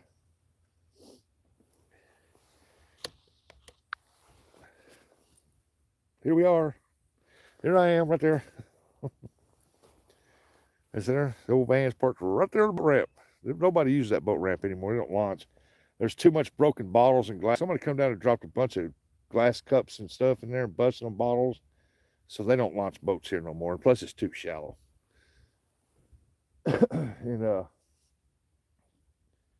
normally the water is like, I don't know if you can see that or not right there, but where this gravel comes in that boat ramp, normally the water's sitting right in there. And then you can launch a boat right here and it's pretty all right.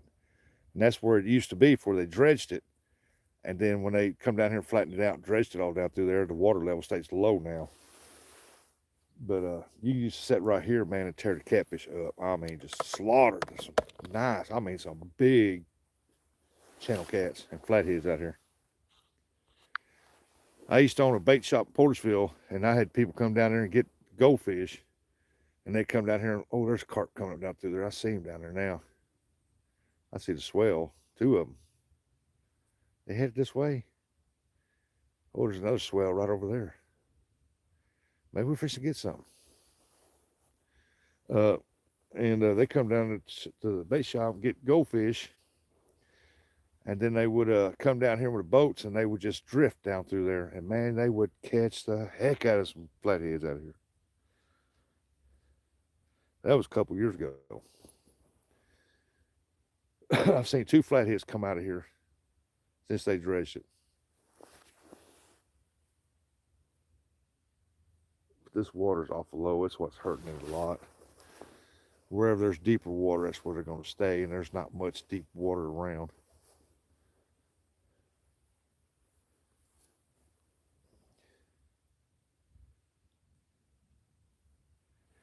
You look like my favorite Welsh on YouTube, Leslie.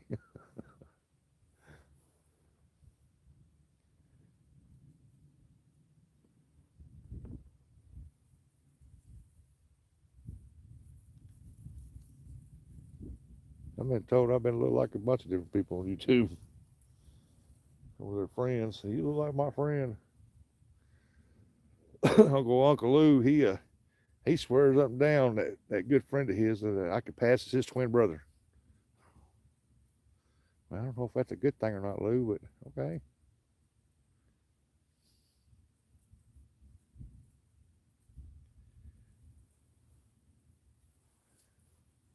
Man, they ain't right up close to that bank at all.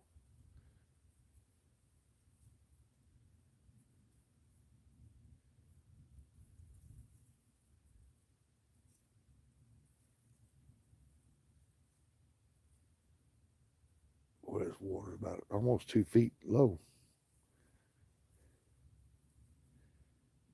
Look him up.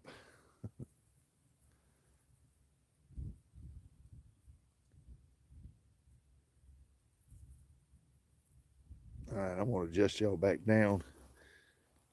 That way I can sit down in my chair for a little bit. Okay. Yeah. Adjust y'all back. I can sit down for just a little bit. Where's my chair at? Oh, man, it's way over here.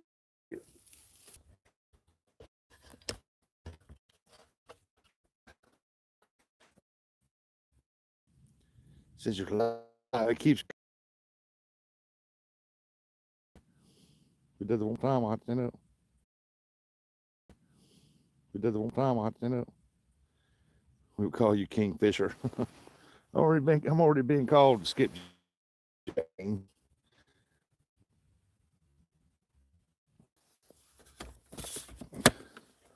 Yeah, I'm gonna have to stand back up. I'm getting no signal sitting down there like that.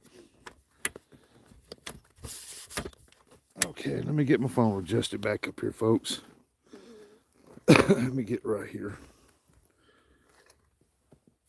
Okay. There we go.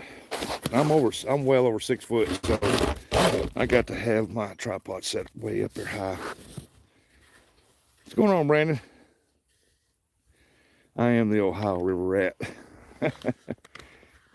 Yeah, this one right here is North Carolina. It's called River Rat 3030. Catch some pretty good fish too. And I just call him Rat Rod. You think I should check the baits and recast? I know there's carp in there. There he is right there. Rat Rod. I got a 12-foot team catfish rod. I called it Rat Rod. So that's the Rat Rod right there after him. Hopefully some of them big catfish he catches will rub off on that one. He said, yeah, you need to recast. All right, we'll recast that one right there, definitely. That white one there. I call that the Curtis rod. That dude's a carp catching fool. I can have 4 rods out here for carp. I'm not saying I would, but and that rod would out catch either one of them. Don't know why.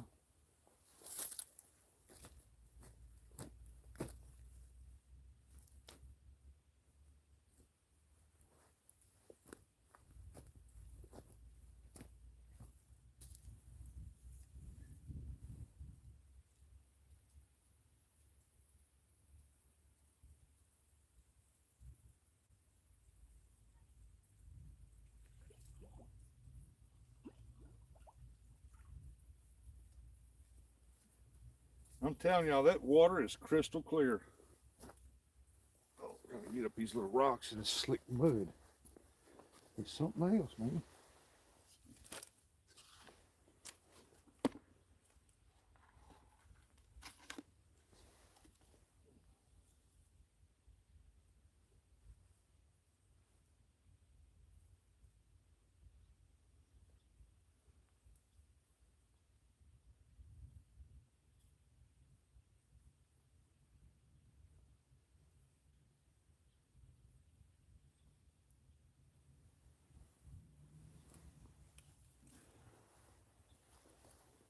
All right then.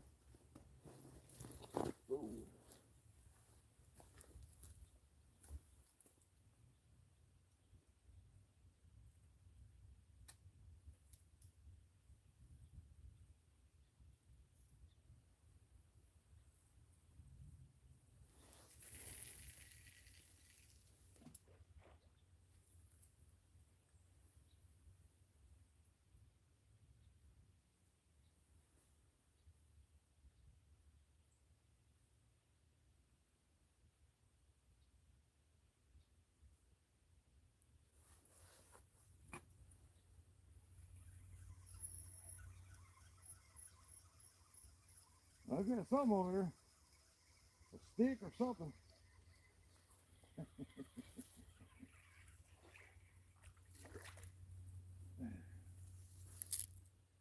Yeah, caught another limb brim.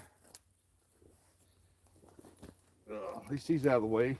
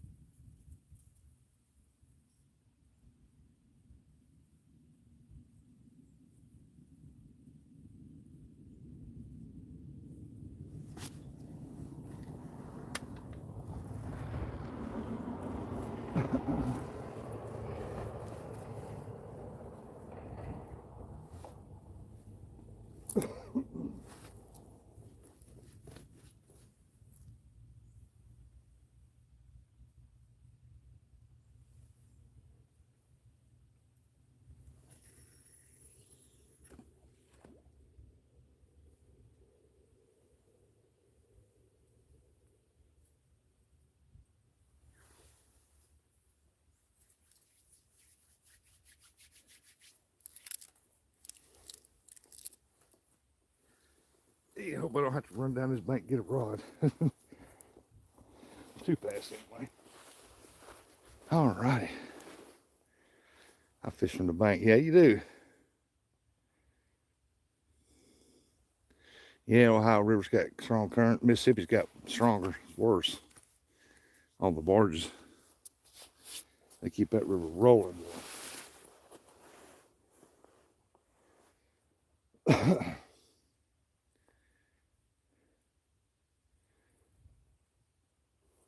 Oh yeah, the Mississippi River's strong current. It's got one of the strongest currents around. All them barges, they keep that. Now I'm fishing for carp.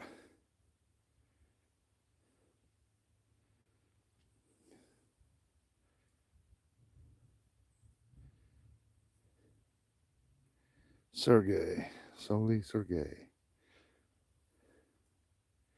You're not so bad here, just in heavy rain.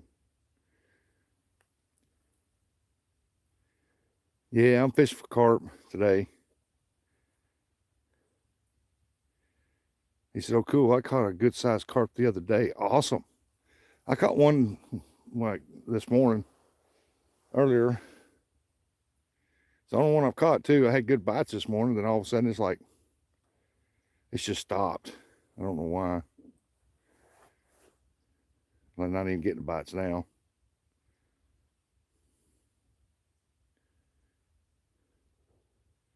Some days come out here, it's sun up, sun down, bites, catching fish, catching fish, catching fish. Some days you catch them in the morning, all of a sudden they quit. I'm going to catch none until tomorrow morning. Some days come out in the afternoon. I mean, the most I've ever caught is from this spot. I caught 30 of them like in 2.5, 3 hours or something like that. 30 of them. 4 hours. Was it 4 hours? I think rat rod, 4 hours, 30 fish. I know at 2 hours, I've caught 20 at 2 hours.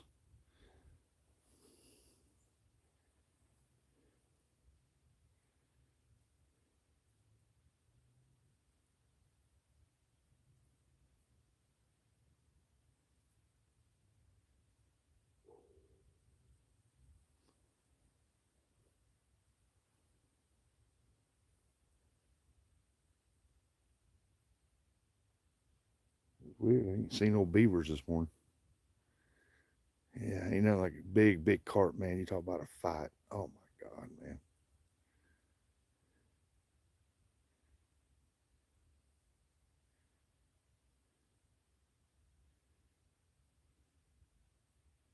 I want to go back up to Lake Ozarks. I love blue catfishing up there for blues. Love it, man. Catch good ones. And but there's some giant. They got some of the giant carp in the state of Missouri is in that lake up at Lake Ozarks, man. That God, man, they got some giant carp in there.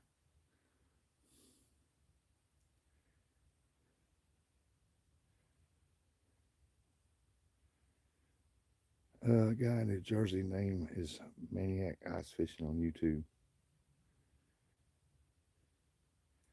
You mean NJ Fishing Maniac?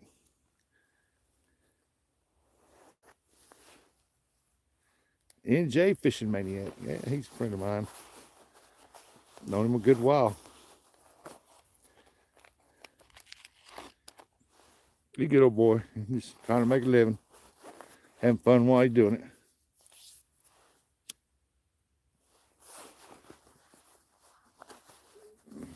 Yeah, he's froze up there. They got some good thick ice up there.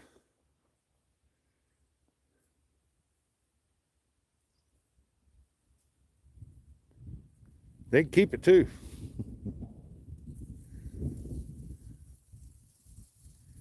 Oh, was that a hit? Can't really tell. You'll know if that white one gets hit, it'll spin plumb around and go down. Might have been the wind blowed it.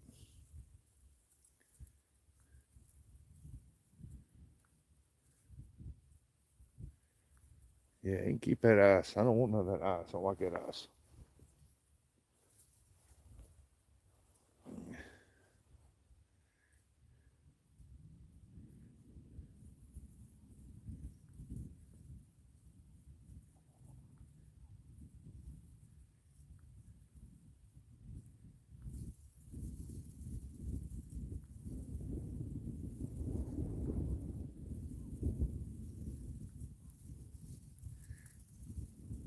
I make my own carp pat bait, homemade pat bait.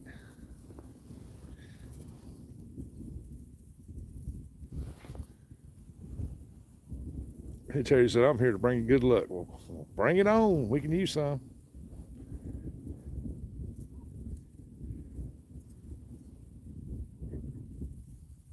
Oh, good Lord! Here comes another huge flock of geese. Don't look up. Don't look up. They're flying, gonna fly right over me. Is it the look jello corn and all that? No, no. I use corn on the hook, but no, mine's oats, uh, bran flakes, cheapest box of bran flakes you can find. Uh, Oats, toasted O's, and yams. Bruce's yams. Take all your cereals and stuff and put them in a blender, powder them up. Put a few oats in there to leave it whole and mix it up real good. You got to mix it real good, and then put your yams in it and squish it all together. Once you do that, it becomes like a Play-Doh consistency. You can put it around it. I got a spring bait holder. I put it around it, and it sticks to it real good. And after a little bit, it takes a little bit. Some of it falls off, but then it takes a little bit for the rest of it to fall off. So that's what I like.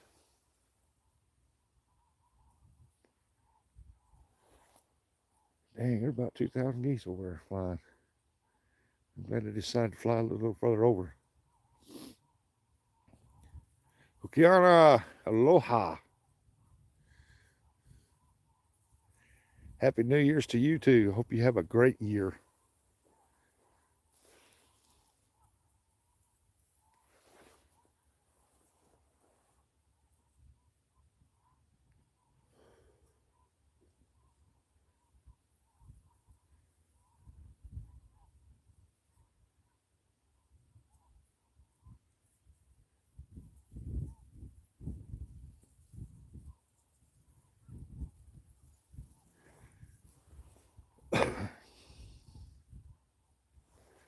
Man, that's a bunch of geese. heading south.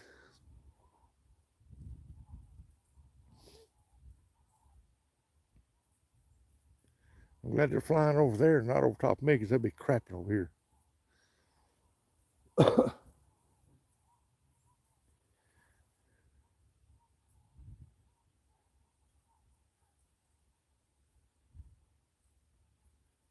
Bunch of geese, boy. The geese are in town. Oh, there's that turtle back in the water. The old soft shell. That tells me right there the water's warming up. Oh, hell, there's two of them. A big one and a small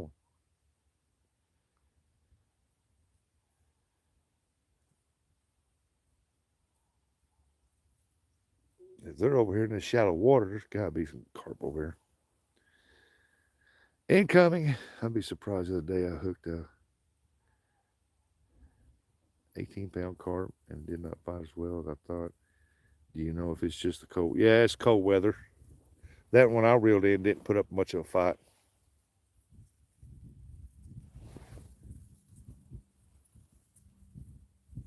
There's two turtles there.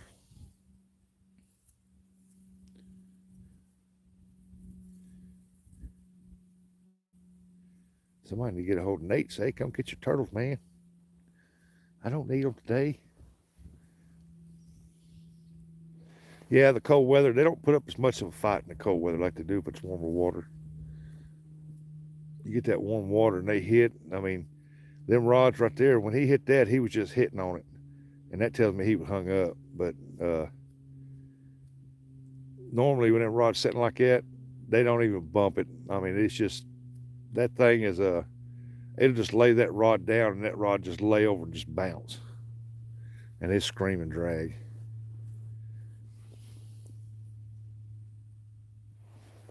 It's what I call the slammers. Slammer. It's a slammer. Leon. Hi, everyone in chat. Welcome back, Leon.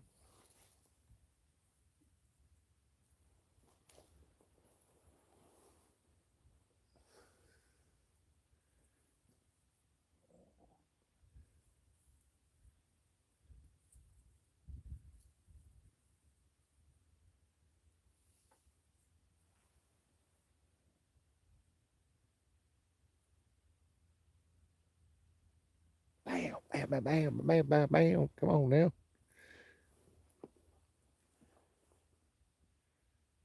See what time is it? 1 o'clock. It's 1 o'clock.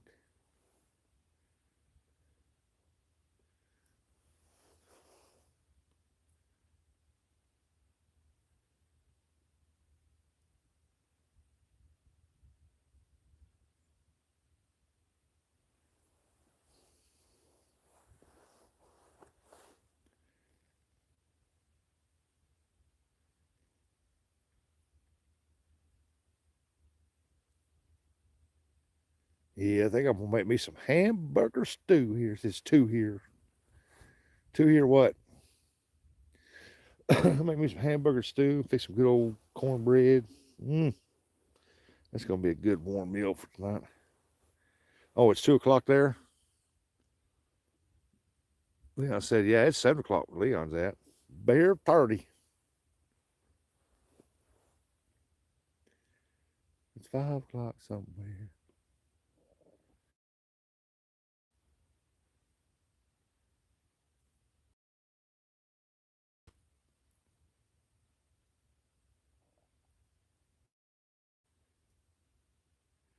Man, before they dug this out, I know people who put pontoons in here and floated down this thing and fished. They used to put boats in here with bigger motors. A lot of boats with trolling motors just attached, and a lot of big fish has been caught out of here. But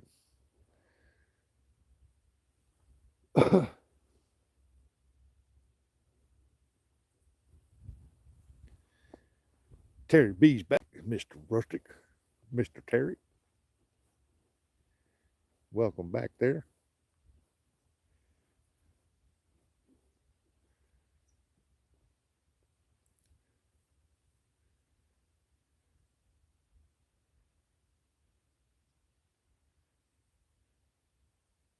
Oh yeah, for some reason it's got real calm.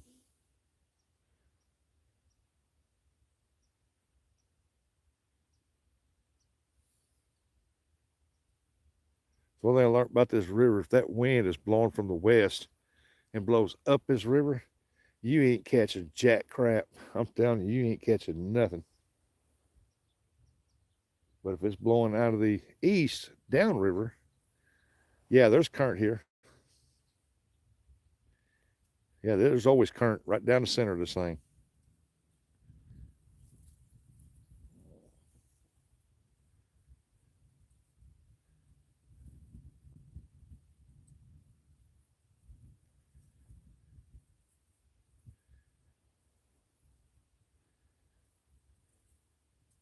You tune in when this summer comes up, and I'm down here just messing around carp fishing. You will actually see downriver the swells of the carp that's coming upriver because they smell that bait. Yeah, yeah. Ohio's got current all day long, never stops.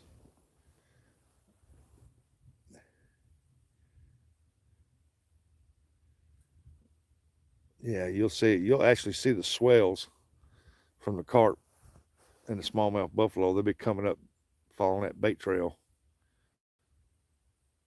As soon as I holler out, well, there's some swells coming around that bend right there, and it's not even a couple minutes later, them rods start going. Somebody else came in with a name I cannot pronounce. Said hello. Well, hello to you. There's Scotty. You still at it, Mr. Rusty? Yeah, I'm still at it without even a happy poop. And we caught a fish. We caught one. So the skunk is off the bank. Went from a fishing show to a short time period catching show. Ain't caught another one since though. I don't know what's going on.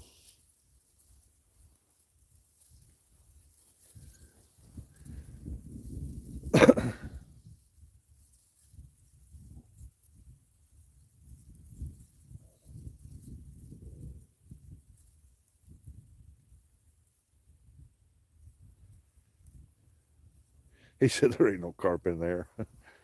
There was one. I do know. Other than that,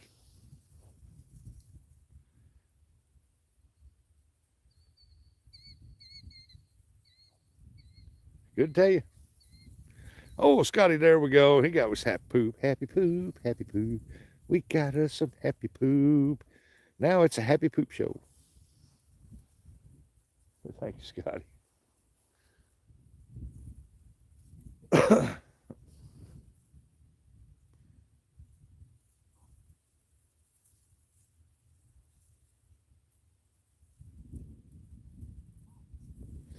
Ooh, well, that goose was pretty close.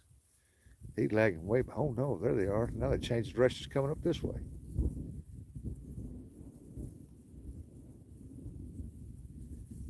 I wonder what dictates their path. I guess the winds or something. See, now they're coming back this way.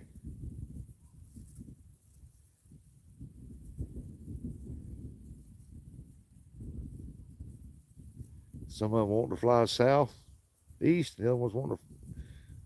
Some bunch of them wanting to go northeast. Hmm. They're separating. No, now a bunch of them going back to southeast with the other ones.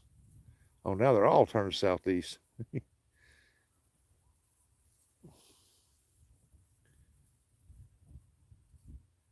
Weird. Did you catch a shad? Maybe a skipjack or a goldfish? It was golden, all right.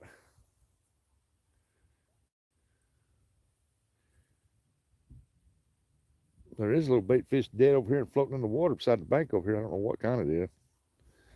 I just looked down and seen it.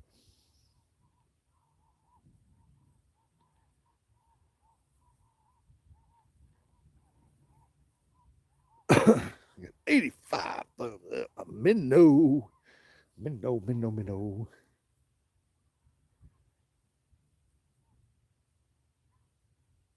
Oh, now they're flying dead east. Don't come on top of me, please. I don't want to get pooped on. Did see some bald eagles, though. By connoisseur. By connoisseur.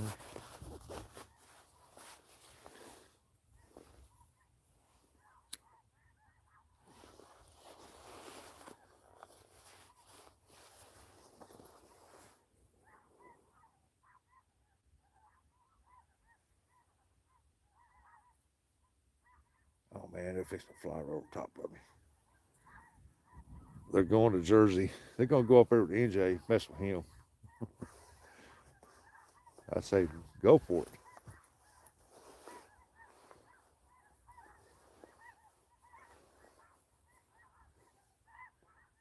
Well, he'd have a fit, wouldn't he?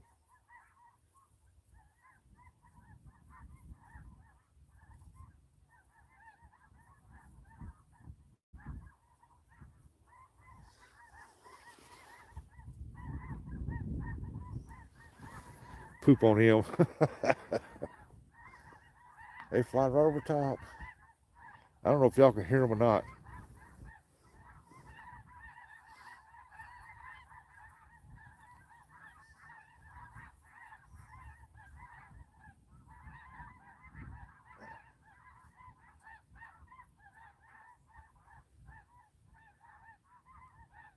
They're going dead east. Damn, here comes another flock of them.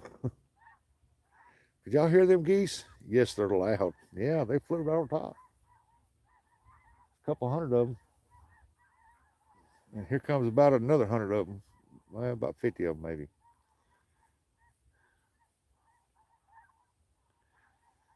I think it's pretty neat when they land out here in these fields and there's like several thousands of them. And they're circling around the land and it looked like a tornado out there. I seen them so thick, man, it looked like a tornado. You couldn't even see the sky on the other side of them. They were coming into land, just flying in circles. Just trying to find a spot. Geese pretty smart.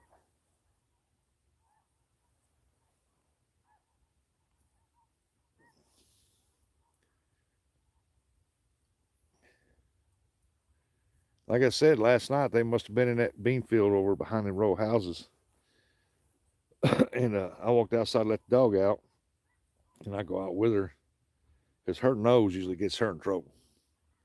So I go out with her, make sure she does her business, and we go back in the house. And them geese were so loud, it was deafening. I felt bad for the people living in them houses back here right next to it. I was like, God, that's got to be extremely loud back here.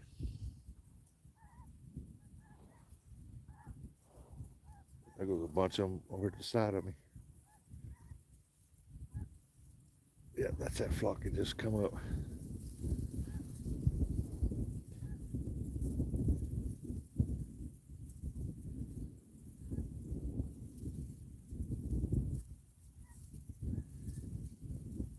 Darren says, what are you fishing for? Carp.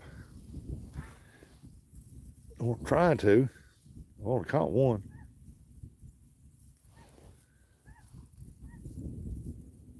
I got one goose. He's bringing up the rear. He goes, slow down. Wait on me. Get you an Uber, man.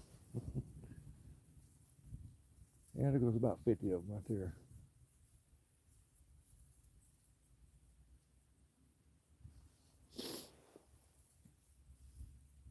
I'm in southeast Missouri. One time I had a goose land in my backyard, or it fell, or somebody shot. I heard a bunch of shots, and I was in the backyard, and all of a sudden a goose come in my backyard. I could tell it was wounded. And I went over there to try to get him, and that dude like to whoop my ass. Like, God damn, that wingspan was real long, wide, and I'm like, that goose like to whoop me. And I was like, dang, dude. I knew he wasn't gonna make it. He was wounded pretty good, so I finished him off and I cooked his butt up. Hey, you're in Moberly? I know where Moberly's at.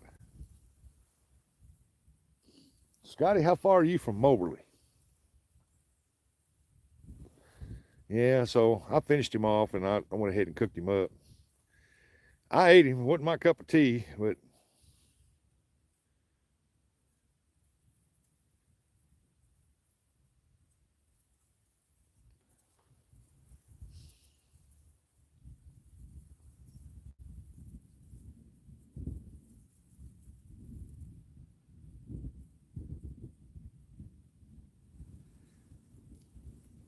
I mean, yeah, Scotty's in Farmington. He's up around Farmington.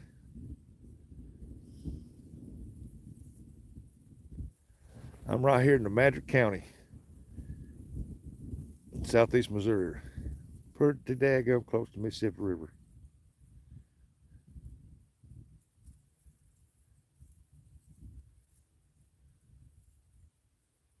Matter of fact, I'm not too far from the city of Madrid. Over 3 hours from up there. We got some big heads out of the Mississippi, Missouri River, and they were pretty dang good eating. Big heads, big head carp. Man, them things get big, don't they? I think the biggest one I ever seen was like 70 pounds. Fat cat, fat cat. There's fat cat.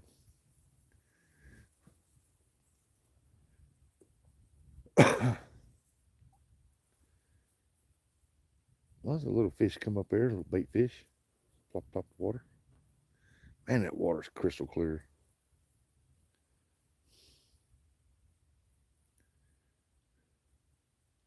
It was a good thing this past summer when I did come over here. I seen a couple of good schools of shad. It's a big shad too, and they were too far out for me to throw a net on. But it's good to see the shad were trying to move back up.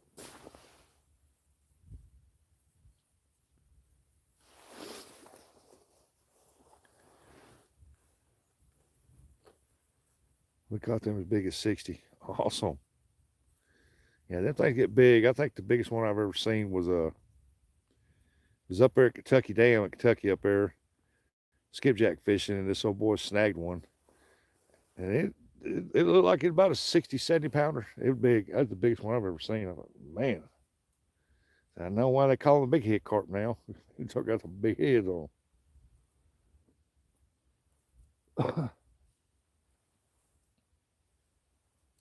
I've never known anybody eating them, but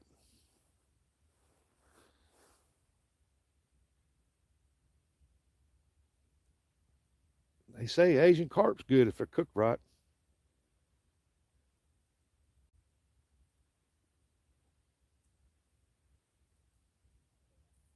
I mean, I've eaten drum. Drum's good fish.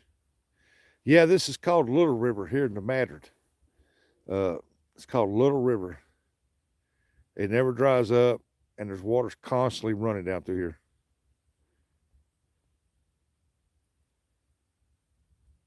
I'll be going up there January, February, March, April, March. I'll be at the end of March. I'll be going a little bit, but you know that in April it's going to be the best time to go.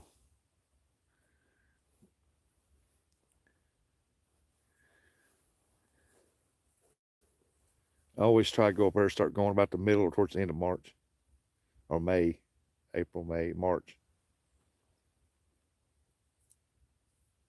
And once I get my skips caught up, I'm gonna start packing things up, getting the money together, and heading up to Indiana. Gonna go up there to northern Indiana. Go pan for some gold, man. Oh, it is a good spot. It used to be real, real good till they dredged it and destroyed it. Try to treat this thing like it's a flood control deal. And this ditch down through here was never meant for flood control. This ditch here is a river, and so they try to treat it as a flood control. And when they do that, they just mess it up. It'll take several years for it to fill back in and get the deep spots like it's supposed to be, and then it'll start holding water again. We catch some good. Catch me some bait. Yeah, I fish on the Mississippi, Ohio, Cumberland, Tennessee.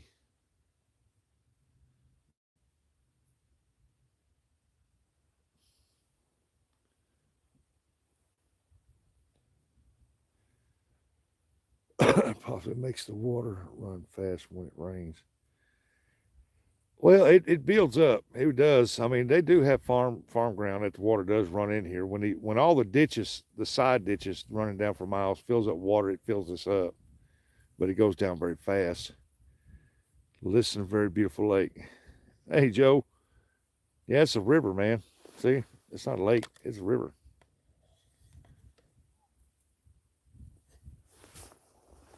But it gets to a certain point where the water is constantly running down through here, and it's not like the floodway ditches where the water gets down to a certain level. Sometimes they dry up and they get real, just a few inches deep. This one right here, say it gets down to a certain level, it stays constant.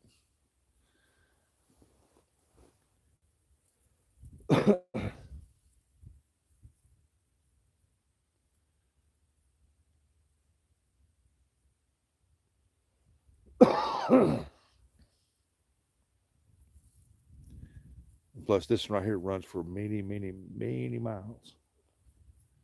Runs down in Arkansas. Terry said, "You fish every day?" No, I don't. Fun Fishing Adventures about does. He goes fishing when it's cold, rain, don't matter. Winds, sunshine, beautiful days. But no, I don't fish every day. I got a lot of other stuff I take care of and do. Usually I'm watching my grandbaby 3 days a week. Oh, it looks like, yeah, because it's on that one side. But yeah, it's a river. It goes down through there. That's just a bend down there. I've only got it pointed like that because the rods are right there.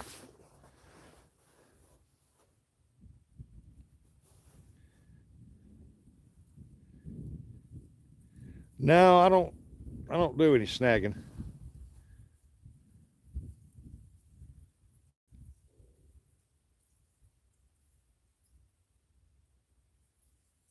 Not not real big on that.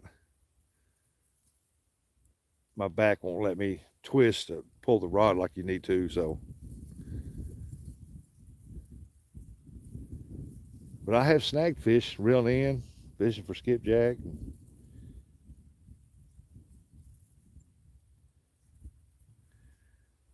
When I'm not working or the lakes ain't frozen. That's right.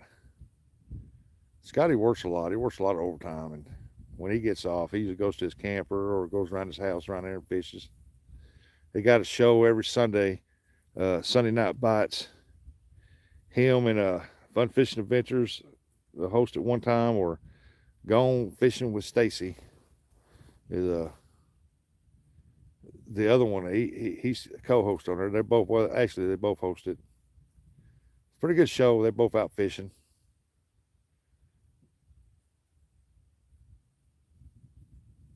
Yeah, that's the best way to catch them because they don't hit baits at all. They're strictly algae eaters.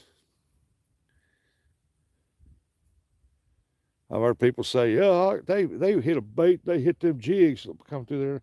No, they didn't, man. You just happened to pull the jig through there and caught him in the mouth. So they're algae eaters. They don't chase bait. They don't eat bait. They don't eat anything dead off the bottom. They're strictly algae eaters. And but they're convinced that they hit something. I want to try my new rod out on skips. Well, there you go.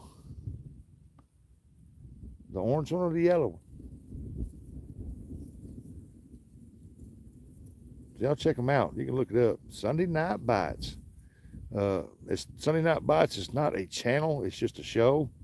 So you have to either subscribe to Fun Fishing Adventures or Gone Fishing with Stacy.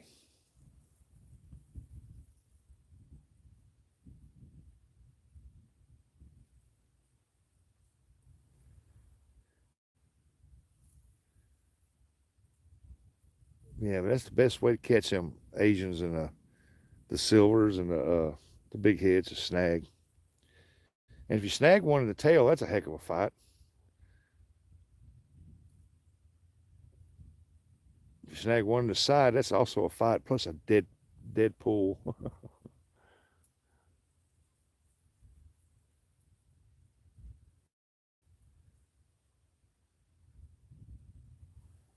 Got some more geese. Yep. I'm gonna say about 80 of them. They're all flying dead east now for some reason. Clouds are moving in back over towards the west a little bit.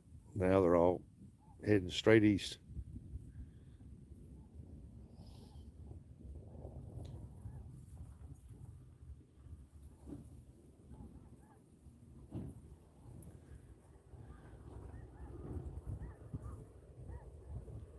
Man, I can't believe ain't nothing hitting that bait. Nothing. We won't have a show Sunday. Both Stacy and I have to work. Oh, okay. Yeah, I've had them straighten out a barb on a treble hook. Next stop, Jersey. That's right, Terry.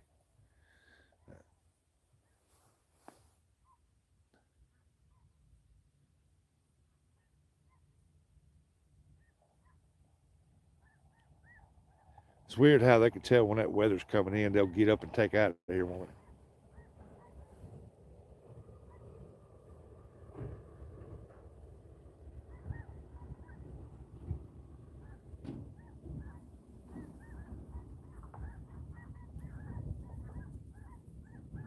Hmm.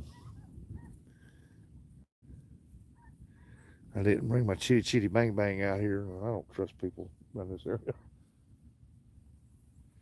Ugh.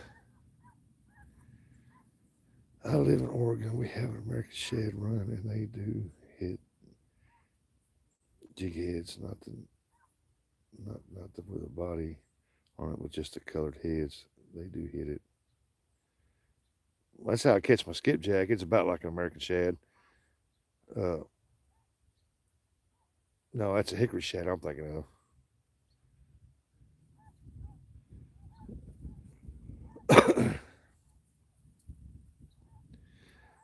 There used to be a bunch of flatheads here. I mean, some big ones, and plentiful. But when they dug it out, I've only seen two out of here last year. Seen, I think it was a 18, 19 pounder, and then I seen one that was probably about 2.5, 3 pounds. Maybe it was five. I can't remember exactly which. It's been a while. But both times I've seen them because there was two different guys, and at two different times, and they were both out here fishing with me.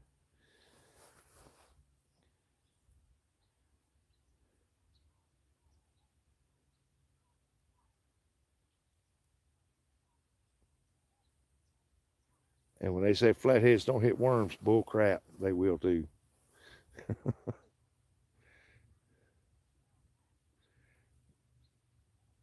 Yeah, you're the ones we get up to about 3 pounds. We got fish with teeth on their tongue. What are they called? Fish with teeth on their tongue. Uh, Trout. Trout has teeth on her tongue.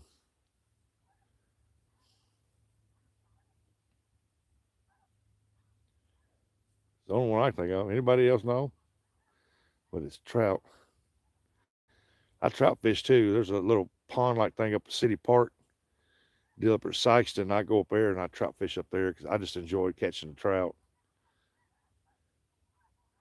Yeah, there's a bunch more coming. They all heading east now.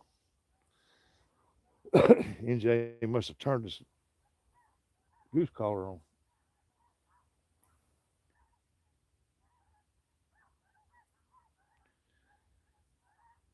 Well, it's warmed up quite a bit, that's for sure.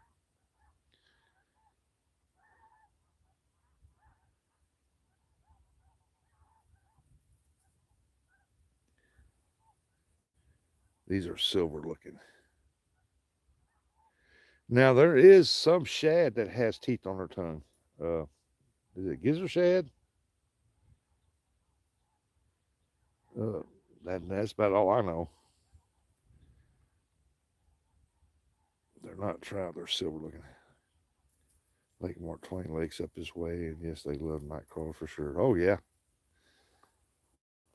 that guy was fishing with me out here. He was fishing worms. He caught that anywhere between 2 to 5 pounds. I can't remember exactly which flathead. It was on a worm.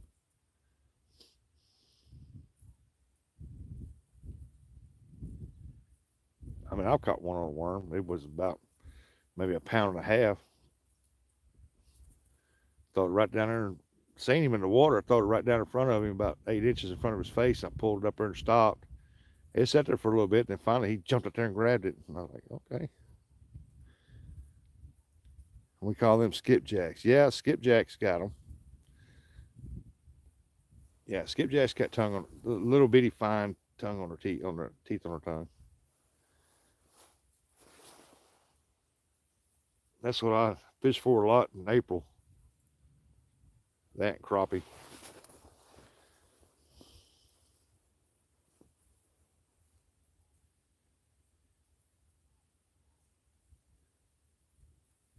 There's that turtle back out there again.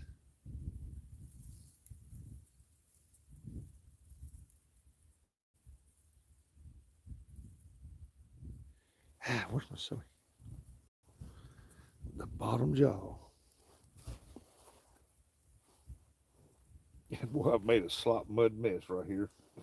Standing.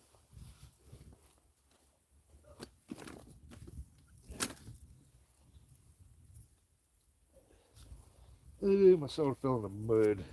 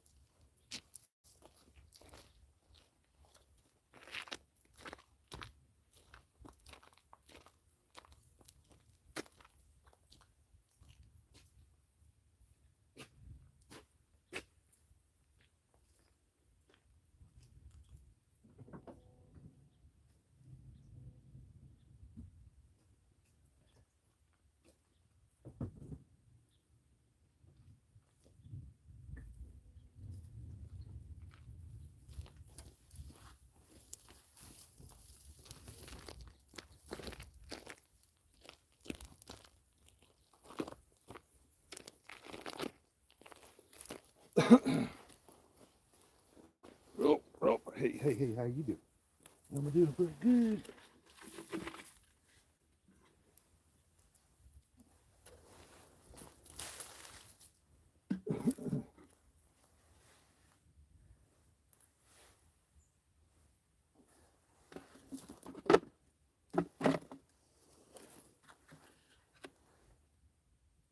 Huh. I'm just back.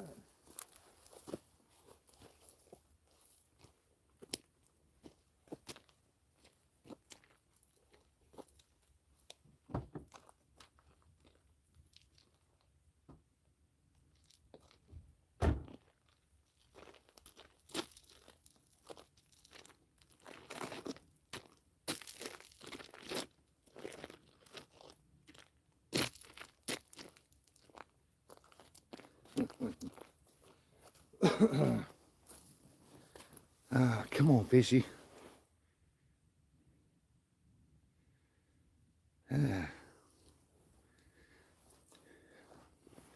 Yeah, I've caught one back when I was teenagers. When I was a teenager and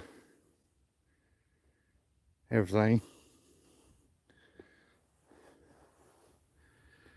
A little bit in the Ohio River, just south of where I live in Marysville, Kentucky. Oh yeah, Kentucky's got some good catfish.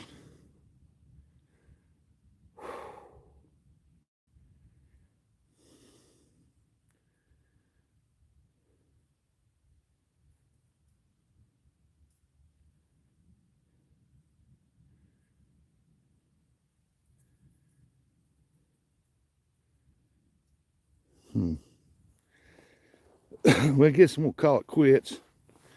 I got to go get gas in my daughter's car and get ready to pick up them kids. Oh.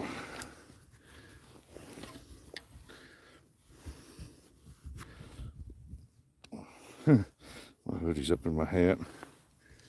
Yeah, I gotta go get them kids and stuff and